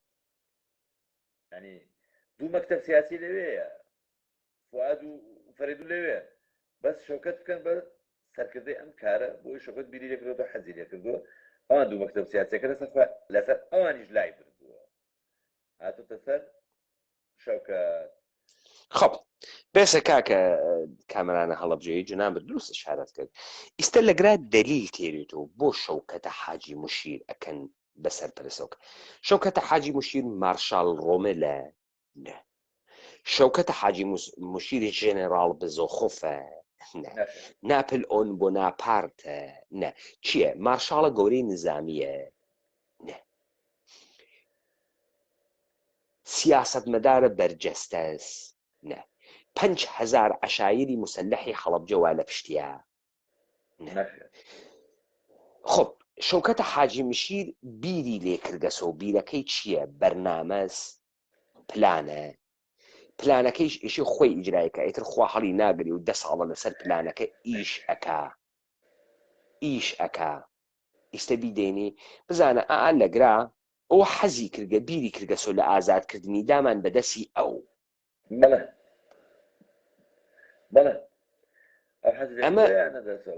ئەمە کامە عەقڵی ئێوە ئەیگرێ خەڵکینە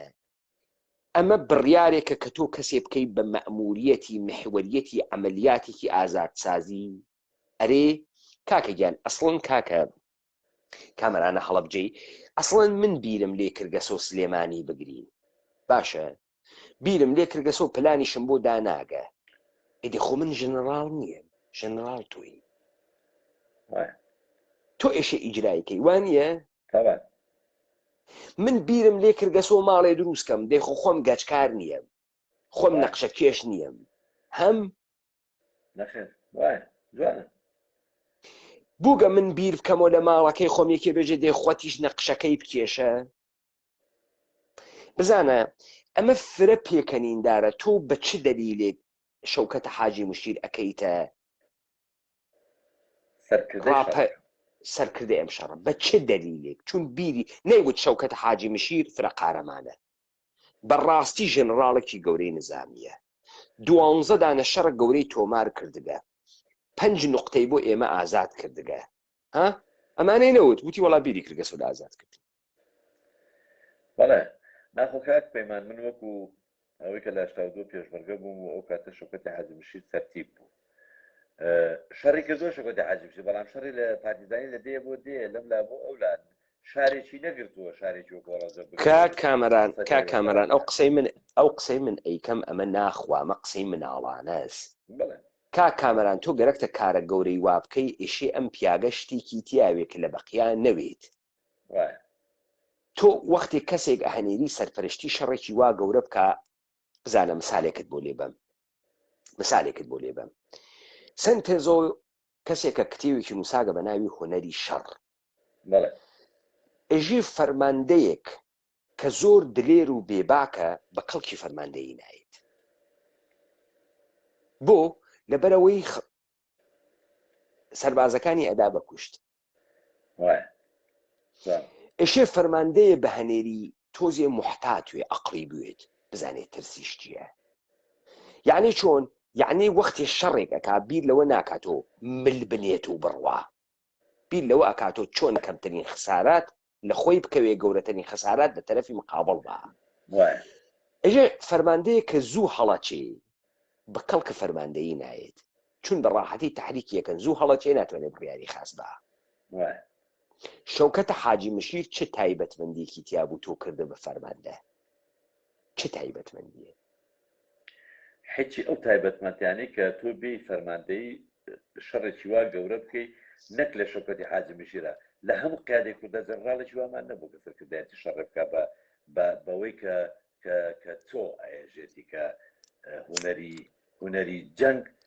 هەر کەس دەیخوێتەوە لە لای ئێمە کەس دەیخوێتەوە سەر هونەری جەنگ ئەومان نەبووە ئەو فەرماندەیەمان نەبووە کاک شەوکەتیش بۆ ئەم مەبەستە چی ناردووە ئەویش تواسیانێکی تری دیاری کردووە لەوانە حامیدی حاجی غالی و قادر کۆکۆیی و قادر خەبات و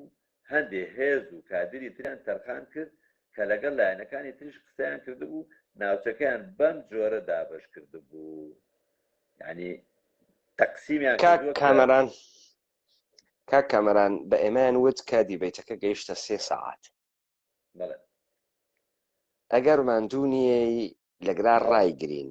ئەگەر ئەم خوێندنەوەی نەوشیروان ئەگەر ئەم خوێندنەوەی نەوشیروە ماندوونیەی دە ئیدامە بە من لەبەری بەیانیش ناچم بۆ کارەزانمەوە کاک برازانی خۆمان خەمیوانە من بچم بۆیش من بەیانیش ناکەم دەی باشە ئێمە 20 دقیقەی تر بەردەوام ئەبین و منیش چارم تەواو ئەوێ 20 دقیقەی تر تەواویەکەی تاگەینە ئێوارەی 4 3 ئەوەی نەماوە 10 دقیقەی تەواویەکە بۆ مەبەستە و برادەرانەی ناردووە هێزەکانیشان ناوچەکانیان دیاری کردووە هێزەکانیان دیاری بەرپرسیاری هەر لەگرا بیگرە هەر لەگرا بیگرە کا کامران بیگرە لەم نووسینی نەوشیروان مستەفا دەستمان نەکەوت دەوڵەتە ئێران موافقەی کرد جبهەیەکی تریان بۆ بکاتەوە یانە بزانە ئەموتی وتمانە دەوڵەتە ئێران پشتمان بگرە نەیگرت یعنی شاخەکانمان بپارێزە نەیکرد وتمان دەوڵەتە ئێران جبهەیەکی ترمان بۆ بکەرەوە نەیکرد وەلی ئەم دەعفە فواد مەعسووممان هەنارد شەوکەتە حاجی مشیرمان دانیا کردمانە فەرماندە تۆ بزانە لەکوێ بازی برد بۆ کوێ نەیوت چۆن ئێران قانع بوو عفوم کاک پەیمانجان ئەمە خاڵی پێنجەمەی باسی شەوکەتی حاجی مشیر کە پرسیارەکەی تۆ زۆر معقولە لێرا ون بووینی ئەمە ئێران موافقەتی لە خاڵی حەوتایەتەوە سەریکە ئێرانەکان بەشداریان نەکردو ما خۆیان هاتوو ئەوە بۆ داهات بۆ سبەینێ زۆر گرنگاوە ئەو پرسیاری تۆ زۆر گرنگە ئەبێ لەسەری بوەستین ئەبێ لەسەری هەڵوێستە بکەین لەبەرەوەی لە خاڵی حەوتا ئەسڵان خەڵکەکە قەشمەری بە خەڵکەکەکە کە ئێران ناتوو هیچیان نەکردو سنوورەکانشان داخست دوای چون لیان پەڕێت با باڵەتەکەوە بۆ بڕۆن چواری ئیسعاف بەرن و تیارە بەرن و خەڵک بێت و خەڵک بێت کا کامەران مەپەڕە من جنابە بخوێنەوە من تەحلیلەکە بکەم مەبەستم ئەوەیە یەتە سەر ئەوەش کە پرسیارەکە کردکە بۆ ئێران بۆ پێتم بود مژدەی ئەوە دەمێ هێزەکانی یەکێتی بەرپرسی گرتنی تۆپخانەکانی دەڵەمەڕ و ناوچەی شاری هەڵەبجەیان کرد هێزەکانی فەیلەقی بەدر بەرپرسی گرتنی شاخی شوڕی و باڵام بۆیان گرتاستۆ هێزەکانی حسک حیزبی سۆسیالیستی کوردستان پەلەمەکە ئەمە بخوێنەوە سەر کاکە سەر لە نوێ ئەمە بخوێنەوە بۆ من لە ئەووەڵەوە نە ئەم تیکەم تیکەوتی هێزەکانی یەکێتی نیشتمانی چی هێزەکانی یەکێتی بەشیان نەکردو شوێنەکان هێزەکانی یەکێتی نیشتیمانی بەرپرسی گرتنی تۆپخانەکانی دەڵەمەڕ و ناو شاری هەڵەبجە بێ دەڵەمەڕ شوێنی کە من پێم وتی وتم ببەخشە تۆپخانەکانی ناوی شاری هەڵەبجە و دەڕەمە یعنی شاری هەڵەبجە تۆپخانەی واتیە نانە تۆپخانەکان لە دەڵەمە ڕایە لەگەڵ ناو شاری هەڵەبجە بەڵێ وەری بگرن باشە بەڵێن یەکێتی مەسوولە لە تۆپخانەکانی دەڵەمەڕ بگرێت لەگەڵ ناو شاری هەڵەبجە بگرێت پارتی فەیلەقی بەدر هێزەکانی یەکێتی بەرپرسی دایەوە هێزەکانی فەیلەقی بەدر بەرپرسی گرتنی شاخی شنووری و باڵام بۆ بێ منەظەمەی بەدرە هێزەکانی حیزبی سۆسیالیستی کوردستان بەرپرسی گرتنی پردی زەڵم بێت هێزەکانی پارتی بەرپرسی ئازادکردنی شارۆچکەی فورماڵ بێت هێزەکانی بزۆی ئیسلامیش لۆجستیان بەرکەوتووە ینی هەموو لە هەموو لایەکەوە لۆجستیکیان بەرکەوتووە بەڵێ یعنی تەدارۆکاتچی بوون تەدارۆکاتچی یعنی لە هەرکوێ فیشەکیان گەرەکوگە ئیسلامیەکان گەیاندگیانە لە هەرکوێ کومپوتیان گەرەکوگە ئیسلامیەکان گەیاندگیانە لەبەرەوەی ئەوان دزی ناکەن ئەوان ئیمانیان هەست فیشە کوچت نادزن قورعانیان ئەدەن و ئیتر دزین نا ئاخرەوە دلیلی هەست دلیلەوە سە ئەوان ئیمانیان هەست و دزی ناکەن ئەنا ما بەقی ئیمانیان نیە و دزیەکەن ئیستا لەگرا یەک چتی زۆر گەورەی نەوت ئەمانە تماشاکەم لە سەرەتاوە وتی یەکێتی لە ژێرە فشارا بوو ئەیان گرتین داوامان کرد جبهەیەکی ترمان بۆ بکەنەوە لە پڕێکە لە یەکێتی دەرچوو نەک بزوتنەوەی ئیسلامی نەک پارتی نەک حسک بەدری شیعەی عەرەبیشی دیات ئەمە نەک بەرەی کوردستانیە بەرەی عێراقیە تەوەجۆ بکە ئەمە بەرەی عێراقیە بەرەی کوردستانی نییە بەرەی ئۆپۆزیسیۆنی عێراقیە سوئال ئەمە کێ تەقسیمی کرد یەکێتی تەقسیمی کرد یا ئێران تەقسیمی کرد بێسە ئەمە نەوە ئەمە کاکە ئەجازە فەرموو ئەمە خەریکە وا ئێژێتی کە ئەنەهوو نەوشیروان مستەفا دابەشی کرد وتی خۆمانەچین هەڵەبجە ئەگرین پارتی بچێ خورماڵ بگرێ تەوەجۆت کرد بەڵێ ئەمان کاک پەیمان لەبەرەوە ئەوان هەڵەبجە و دەڵەمەڕیان بە حسابیاوە بە یەکێتی لەبەرەوەی جێگایکی ترا بە بەرگەنامەی ترمان هەیە دەیهێنینەوە لە شەوانی داهاتووە کە هێزەکانی یەکێتی زۆرترین هێز یەکێتی تیا بەشدار بووە حملەیەکە کراوە بۆ سەر هەڵەبجە یەکێتی بۆ یەکێتی داوای هەڵەبجەیان کردووە هەڵەبجەیان پیاون هەڵەبجە و دەڵەمەڕیان پیا کاکە کامەران آخر بەحسەکە بە لاڕێیامەوە بەحس ئەوە نییە ئێمە خەریکی درۆزنینە و شیروان مستەفا دەرەخین لەمەکە کاکە گیان ئەوە پێتان پیان یاگەمە قەرارە تەفسیری بکەم یا جەنابە کاکە گیان لەگرا ئێمە خەریکین درۆزنینە و شیروان مستەفا دەرەخین و شیروان مستەفا لە پێشووترا وتی ئێمە داوامان کردگە لە ئێران جبهەمان بۆ بکاتەوە ئەمە یەک بعد وتی شەوکەتە حاجی مشیر بیری کردگەسۆ لە ئازادکردن یعنی پلانی هەست دەی ئێشێ ئەم دابەشکردنی جەبهە یەکێتی کردوێتی چون پلانەکە هەنێ شەوکەتە حاجی مشیرە ئاغا وانە دەیسە دەرئەکەوێ ئەم کاکە بێسە ئەم ئەوڵان نەیوت کەی ئێران موافقەتی کرد بە چ قەرارێ ئێران موافقەتی کرد ئەمە یەک ئەمەی نەوت دوو نەیوت ئێران بە چ لەشکرێ بەشداری ئەکا بە چ ئیمکاناتێ بەشداری ئەکا بە چ قەرارە حەملە بکرێتە هەڵەبجە قەرارە حەملە بکرێتە هەڵەبجێ بدرێتە دەستی ئەمان یا قەرارە بڕۆنە هەڵەبجە کارێکی تر بکەن ئەمیشێ نەوت لەگرا یەک نوکتەی تریشی نەوت ئەمانە لە کەی بووگنۆ بەرەی عێراقی چی کردگنیە بەرەی عێراقی چی ئەیان کاتە بەرەی عێراقی دوژمن مشتەرەک ئادەی خاڵەکانە بەرەبوونیان بێرن لەکوێ دانیشتن چەند کۆنفرانسیان کرد تا بوونە بەرە ئەمیشە معلوم نییە بۆ چون ئەربابیان کە ئێرانە ئەمانە نۆکەرە ئەربابن ئەرباب بەشیانەکە غەڵەتەکە حەپەیتی غەڵەت ئەکا حەپەیتی لەگرانە و شیروان مستەفا درۆ گەورەکەی دەرەکەوێ هەڵەبجە پلانە ئێرانە و ئەمانە نۆکەرە ئێرانن هەرچی لەسەر و خونجان دیگەرەکی بوو بیکات و قارەمانێتی و شەڕی کوردایەتی و ئازادکردنە خاک نەخونجیا تاگرا درۆی وت گەشتی درۆ بوو و دەرکەوت گشتی درۆ بوو دەرکەوت خب نەوشیروان مستەفا گەرەکی چی بشارێت و نۆکەریەتە خۆیان بۆ دەوڵەتە ئێرانی بشارێت و ئەمانە نۆکەری مزوری دەوڵەتە ئێرانین کە هیچ ئێرادەیەکیان لە خۆیان نییە فقط یەک مەوجودیەتیان هەست ئەوەی دەوڵەتە ئێران دەستوریان پێدا بیکەن لە کاولی لە کوشتن لە جنایەت لە نابودیە مەردەمە کورد بەناو کێ بەناو کورد تا ئەم دقیقە ئەمە ڕۆشن بوو بۆیە ئەمانە کوردایەتیان پێ نییە تئۆری کوردیان پێ نییە لەگەڵ شعبەکەی خۆیانە دروست هەڵس و کەوت ناکەن ئەمانە دار نین جەردەن تەجاوزگەرن دزن پیا کوژن جنایەتکارە بالفترەن ئەمە بۆیە واسە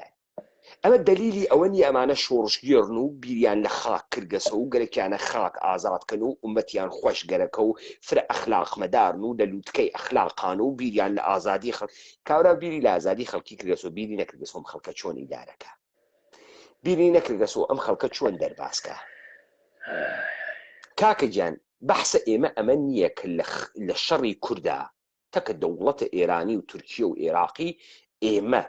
2 ملیۆن کەسمان بکوژێت حتممە نەکوژێت ئێشێ خەڵکی 2 ملیۆنی خۆی دانیاوێت تا شەڕکە و سەروەریە خۆی بنوێنێت بەحسە ئێمە کوژدار نییە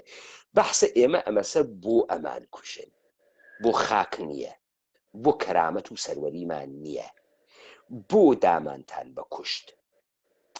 دلیلەکەی لەگرا دەرەکەفێ بزانە لە فیلمە ئێرانیەکە کە من لێمدا کاورای ئێرانی خۆی ئەدگرێ خۆی ئەتکا بە موجریم خۆی لە ئیعدام دەرێتێرێ جا تۆ ئەوی تۆ قەرزارە ئێرانی ئەوی تۆ نۆکەرە ئێرانی دەوڵەتە ئێرانی خۆی خەڵکە هەڵەبجە بە تۆپ ئەکوژێ خۆی ئەیان کاتە ناوی قەتڵگە کیمیابارانیان لێ ئەکا خۆی ئەیانواتە ئوردوگا کەرامەتیان ئەشکێنێ برسیان ئەکا تەعەدایان لێ ئەکا خۆیشی دەست تێرەوە سەریانە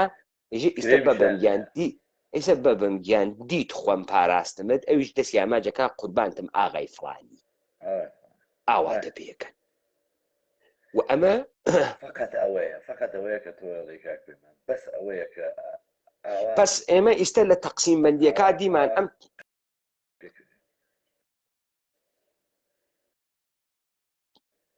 پس ئێستا ئێمە لە تەقسیم بەندیەکە دیمان پس ئێستا ئێمە لە تەقسیم بەندیەکە دیمان ئەم تەقسیم بەندیە ئەوان نەیان کردگە چون ئەوان ڕئیسە بەرەیە عێراقینەوە بن حزورە نیرویە بەدر بەرەی کوردستانی ئەگۆڕێ ئەمە بەرەی عێراقیە ئۆکەی ئەم بەرەی عێراقیە ئێران داینیاگە و ئیسپاتی ئەکات هیچ دانیشتن و کۆنفرانس و کۆبوونەوەیەکیان لە دانەوەی دەرە هیچ اتحادێک لەگران نییە و هیچ هێزێکی مستەقل نییەن کە تحتە ناوە دەوڵەتە تەبعیدە عێراقی قسە بکەن نییەن. ئەم مؤتەمەرە ئەگەر لە بیرتان بێ ئەمریکا ساڵی 2023 بەر لە هێرشەکە بۆ سەدام لە لەندەن بۆیانی دانیا لەبیرت تێ دار و دەسەی چەلەبی و مەلەبی بر دەوڵەتی لە تەبعیدی دروست کرد دوای دەوڵەتەکە سەدانی بڕی خوارد تاگەی بەم فاسدانە. ئۆکەی پس ئەم اتفاقە لەلایەن دەوڵەتی ئێرانی و نەکەوتگە ئەمانە گشتیان جنایەتکارانە بالفترەی بەکرێگیراگە دەوڵەتە ئێرانی بە کامە مەبەست ئیستە مەبەستەکە مهمە ئەمان نەپلانیان بووگە خاک ئازادکەن نەپلانیان بووگە خاک بگرن. دەوڵەتە ئێرانی ئەمریکا فشاری بۆ سەدام حوسێن هاوردەتە کە ئێران سۆڵ کاچوون سەدام حوسێن ئەم دەفعە بە قووەتە زیاتر خەریکە ئێرانەگرێ ئێران هێزیتیان نەماگە خەڵک باوەڕیان بە خومینی نەماگە خەڵک کوڕۆخۆی ناهێنێتە جبهەی تر بڕۆ قسەکانی سەردارەکانی سپا هەز من فارسی ئەزانم تعقیبی یەکەم قسەکانی محسن ڕزایی هەز هاشمی ڕەفسنجانی هەز قسەی گشتیان موجودە کاکە کەس نەڕویە شەڕیتر خەڵکیان بۆ نەیەگیریە ئێران ئفلاسی کرد و شەڕی پێ نەیەگریە. ئەمریکا فشاری هاورد بۆ عێراق دەست بکێشێ لەگرا هەڵەبجێن چون ئێرانیەکان دەوڵەتێکی ئینقلابی شیعە بوون لەسەر ئەساسە شیعەگەری 1 ملیۆن نەفەریاندا وە کوشت خەڵکەکە گەلێکی بوو بڕوا قوتس بگرێ خەڵکەکە دەهاتی بوو شیعەی تورمز بڕیاک بوو تێگەی دەوڵەتە عێراقیش تەواوی ئومەتی عێراقی ئومەتی عەرەبی هاوردۆ پشتی خۆی و شەڕی قادسی ئەەکەم حتا ئەگرا لە قەرزا بوو دەوڵەتی عێراقیش نێتوانێت بکێشێتە دواوە لذا لەم وەسەتە بۆ خاتریەوەی ئابڕووی هەرتکیان نەچێ مەشیایە اتفاقێکیان بخستایە کە کەس مخالەفەتی نەکردایە کارێ بکەین کە شەڕگەی گەسە جێگەی نابوودی ئێران و عێراقی وا لە شوێنە وەکو چۆن شەڕی نەوەوی ئەمریکا و شەوروی ناو بە تەقەنەکەین لە یەکتری شەورە جەهان نەبەی نەچێت گەشت نەگرا کوێ هەڵەبژێرن ئێژن با بڕۆین ئەم کوردە وا بەشەر نییە چون من ئێستاوتم هەنا ئەرەند ئێژێ یەکەم ماف ئەوەسە کە بەشەر حەقی مافی بوێت بەشەر مافی یەکەم ماف ئەوەسە کە بەشەر مافی بوێت وەوتی یەهودیەکان ئەسەن مافیان نەبوو تا مافی مرۆڤیان لێ بدەن کاورای یەهودی لە کاتە ئەڵمانە نازیە مافی نەبوو کە مافی مرۆڤی پێ بدەن. ئێستا کورد کە لە فیلمە ئێرانەکە لێمداوتی ئەمانە حیچێکیان نییە کورد حیچێکی نییە مەسەڵەن 20 ملیۆن کوردیش بکوژن کێ بەریان پێبنی ئەمریکا کەس خۆ لەگرا بۆ تێن هەڵەبژێنن قەرارە بڕۆنە هەڵەبجە کوژیاک بگرن لە خەڵک فاجعەیە دروستکەن بۆیە ئێران دەست بەجێ کامێراکانی ئامادەست بۆیە دەوڵەتی عێراق شەڕی جددیتێکی ئێرانە ناکە بۆیە ئێران بە ڕاحەتی ئەڕوا و پردی زەڵمیش ئەتەقێنەوەتر ناڕوا بەرەو سلێمانیش بۆیە شەڕێکی جددی لەسەر هەڵەبجێش ناکرێت و ئێران پاشەکشە کاتەوە ئەڕواتە سەر جێگەی خۆی و قەتناوەی 598 ئەنووسێ لەگرا چی دەرەکەوێ لەگرا بۆ سڵحی ئێران و عێراق قەرارە 50,000 خەڵکە هەڵەبجە خار بوێ خەفیف بوێ تەحقیر بوێ بێکەرامەت بوێ نابود بوێ تەجاوزی پێ بکرێ و بیش کوژێت تا ئەم زەماوەنە ڕێ بکەوێ کێ پێخەسووی ئەم زەماوەنەسە بەرەی عێراقی پێخەسووی ئەم زەماوەنە بەرەی عێراقیە کێ دەسیوا لە ناوی خوێنی هەڵەبجە و ئەم جنایەتە گەورە یەکێتی بە تەمامە قەوارەی وە پارتی بە تەمامە قەوارەی وە حەسک بە تەمامە قەوارەی وە ئیسلامیەکان بە تەمامە قەوارەیان و کشتی جنایەتکارە حیزبەکەی جنایەتکارە ئەوەی نانی ئەو حیزبەی خواردووی ئێشێ بێ جواو باتەوە جا هەست دوو مانگی بەرەکەوێ هەست ئیعدامی بەرەکەوێ زۆر ڕاست تێگەشتی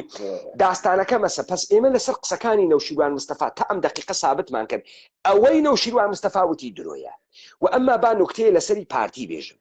گوێ بگرە ئەم خەڵکە وەزانێتەوە وەختێژی شەوکەتە حاجی مشیر شەوکەتە حاجی مشیرە کاکە گیان فەرد لەگرا حەکێ نییە فەرد لەگرا حەکێ نییە ئەم هجوومەی پارتی چ بە نەفەرێکی پارتی کریاوێ چ بە 100,000 نەفەر پارتی کریاوە پارتی تیا بەشدارە پارتی لە پلانەکە هەیە پارتی دەسیوانە ناوی خوێنەکە پارتی 33 ساڵە لەو کاتۆ تا بێمەڕۆ یەک ئاعترازی نەکردگەم پلانە دەرخا لەم جنایەتە تا ئەم دقیقە پارتی شەریکە ئیسلامیەکانیش هەروە ئیسلامیەکانیش هەروە حەسک حەمە ورگنی حاجی مەحموود تا ئەگرا دەسیوانە ناوی جنایەتە ئەوە بەس ئێمە ئەم پرسیارە ناکەین و ئەم تحقیقاکەین نەکراوە ئەم 33 ساڵە کەس ئەمەی نەکردو کاک پێمانجان بابێ مەسەر ئەوە زۆر تیماوە تەواوی کەم لەبەرەوەی هەموو شتێکیان لەسەر خۆیان لا بردووە ئەنجاڵێ شەوکەت کە خۆی فەرماندەی کارەکە بوو لە کتێبەکەیە کە کتێبەکەی ناوی کارەساتێکی بابارانی هەڵەبجەیە لە بەهاری 1970 لە باری سەرنجی خۆیەوە یعنی لە باری سەرنجی خۆیەوە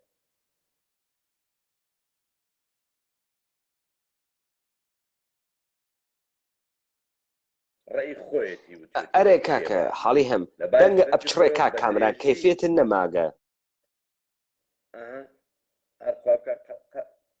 قەت نبینی تر یەک دیێڕ کاک کامران دەنگت خراپ تێت با قەتی کەین سەری جۆرێن بوو دەنگت خراپ تێت هیچ مشکلەیەکم نییە لە لای منەوە تەواو بسێ سەعاتە دەنگت خراپتێت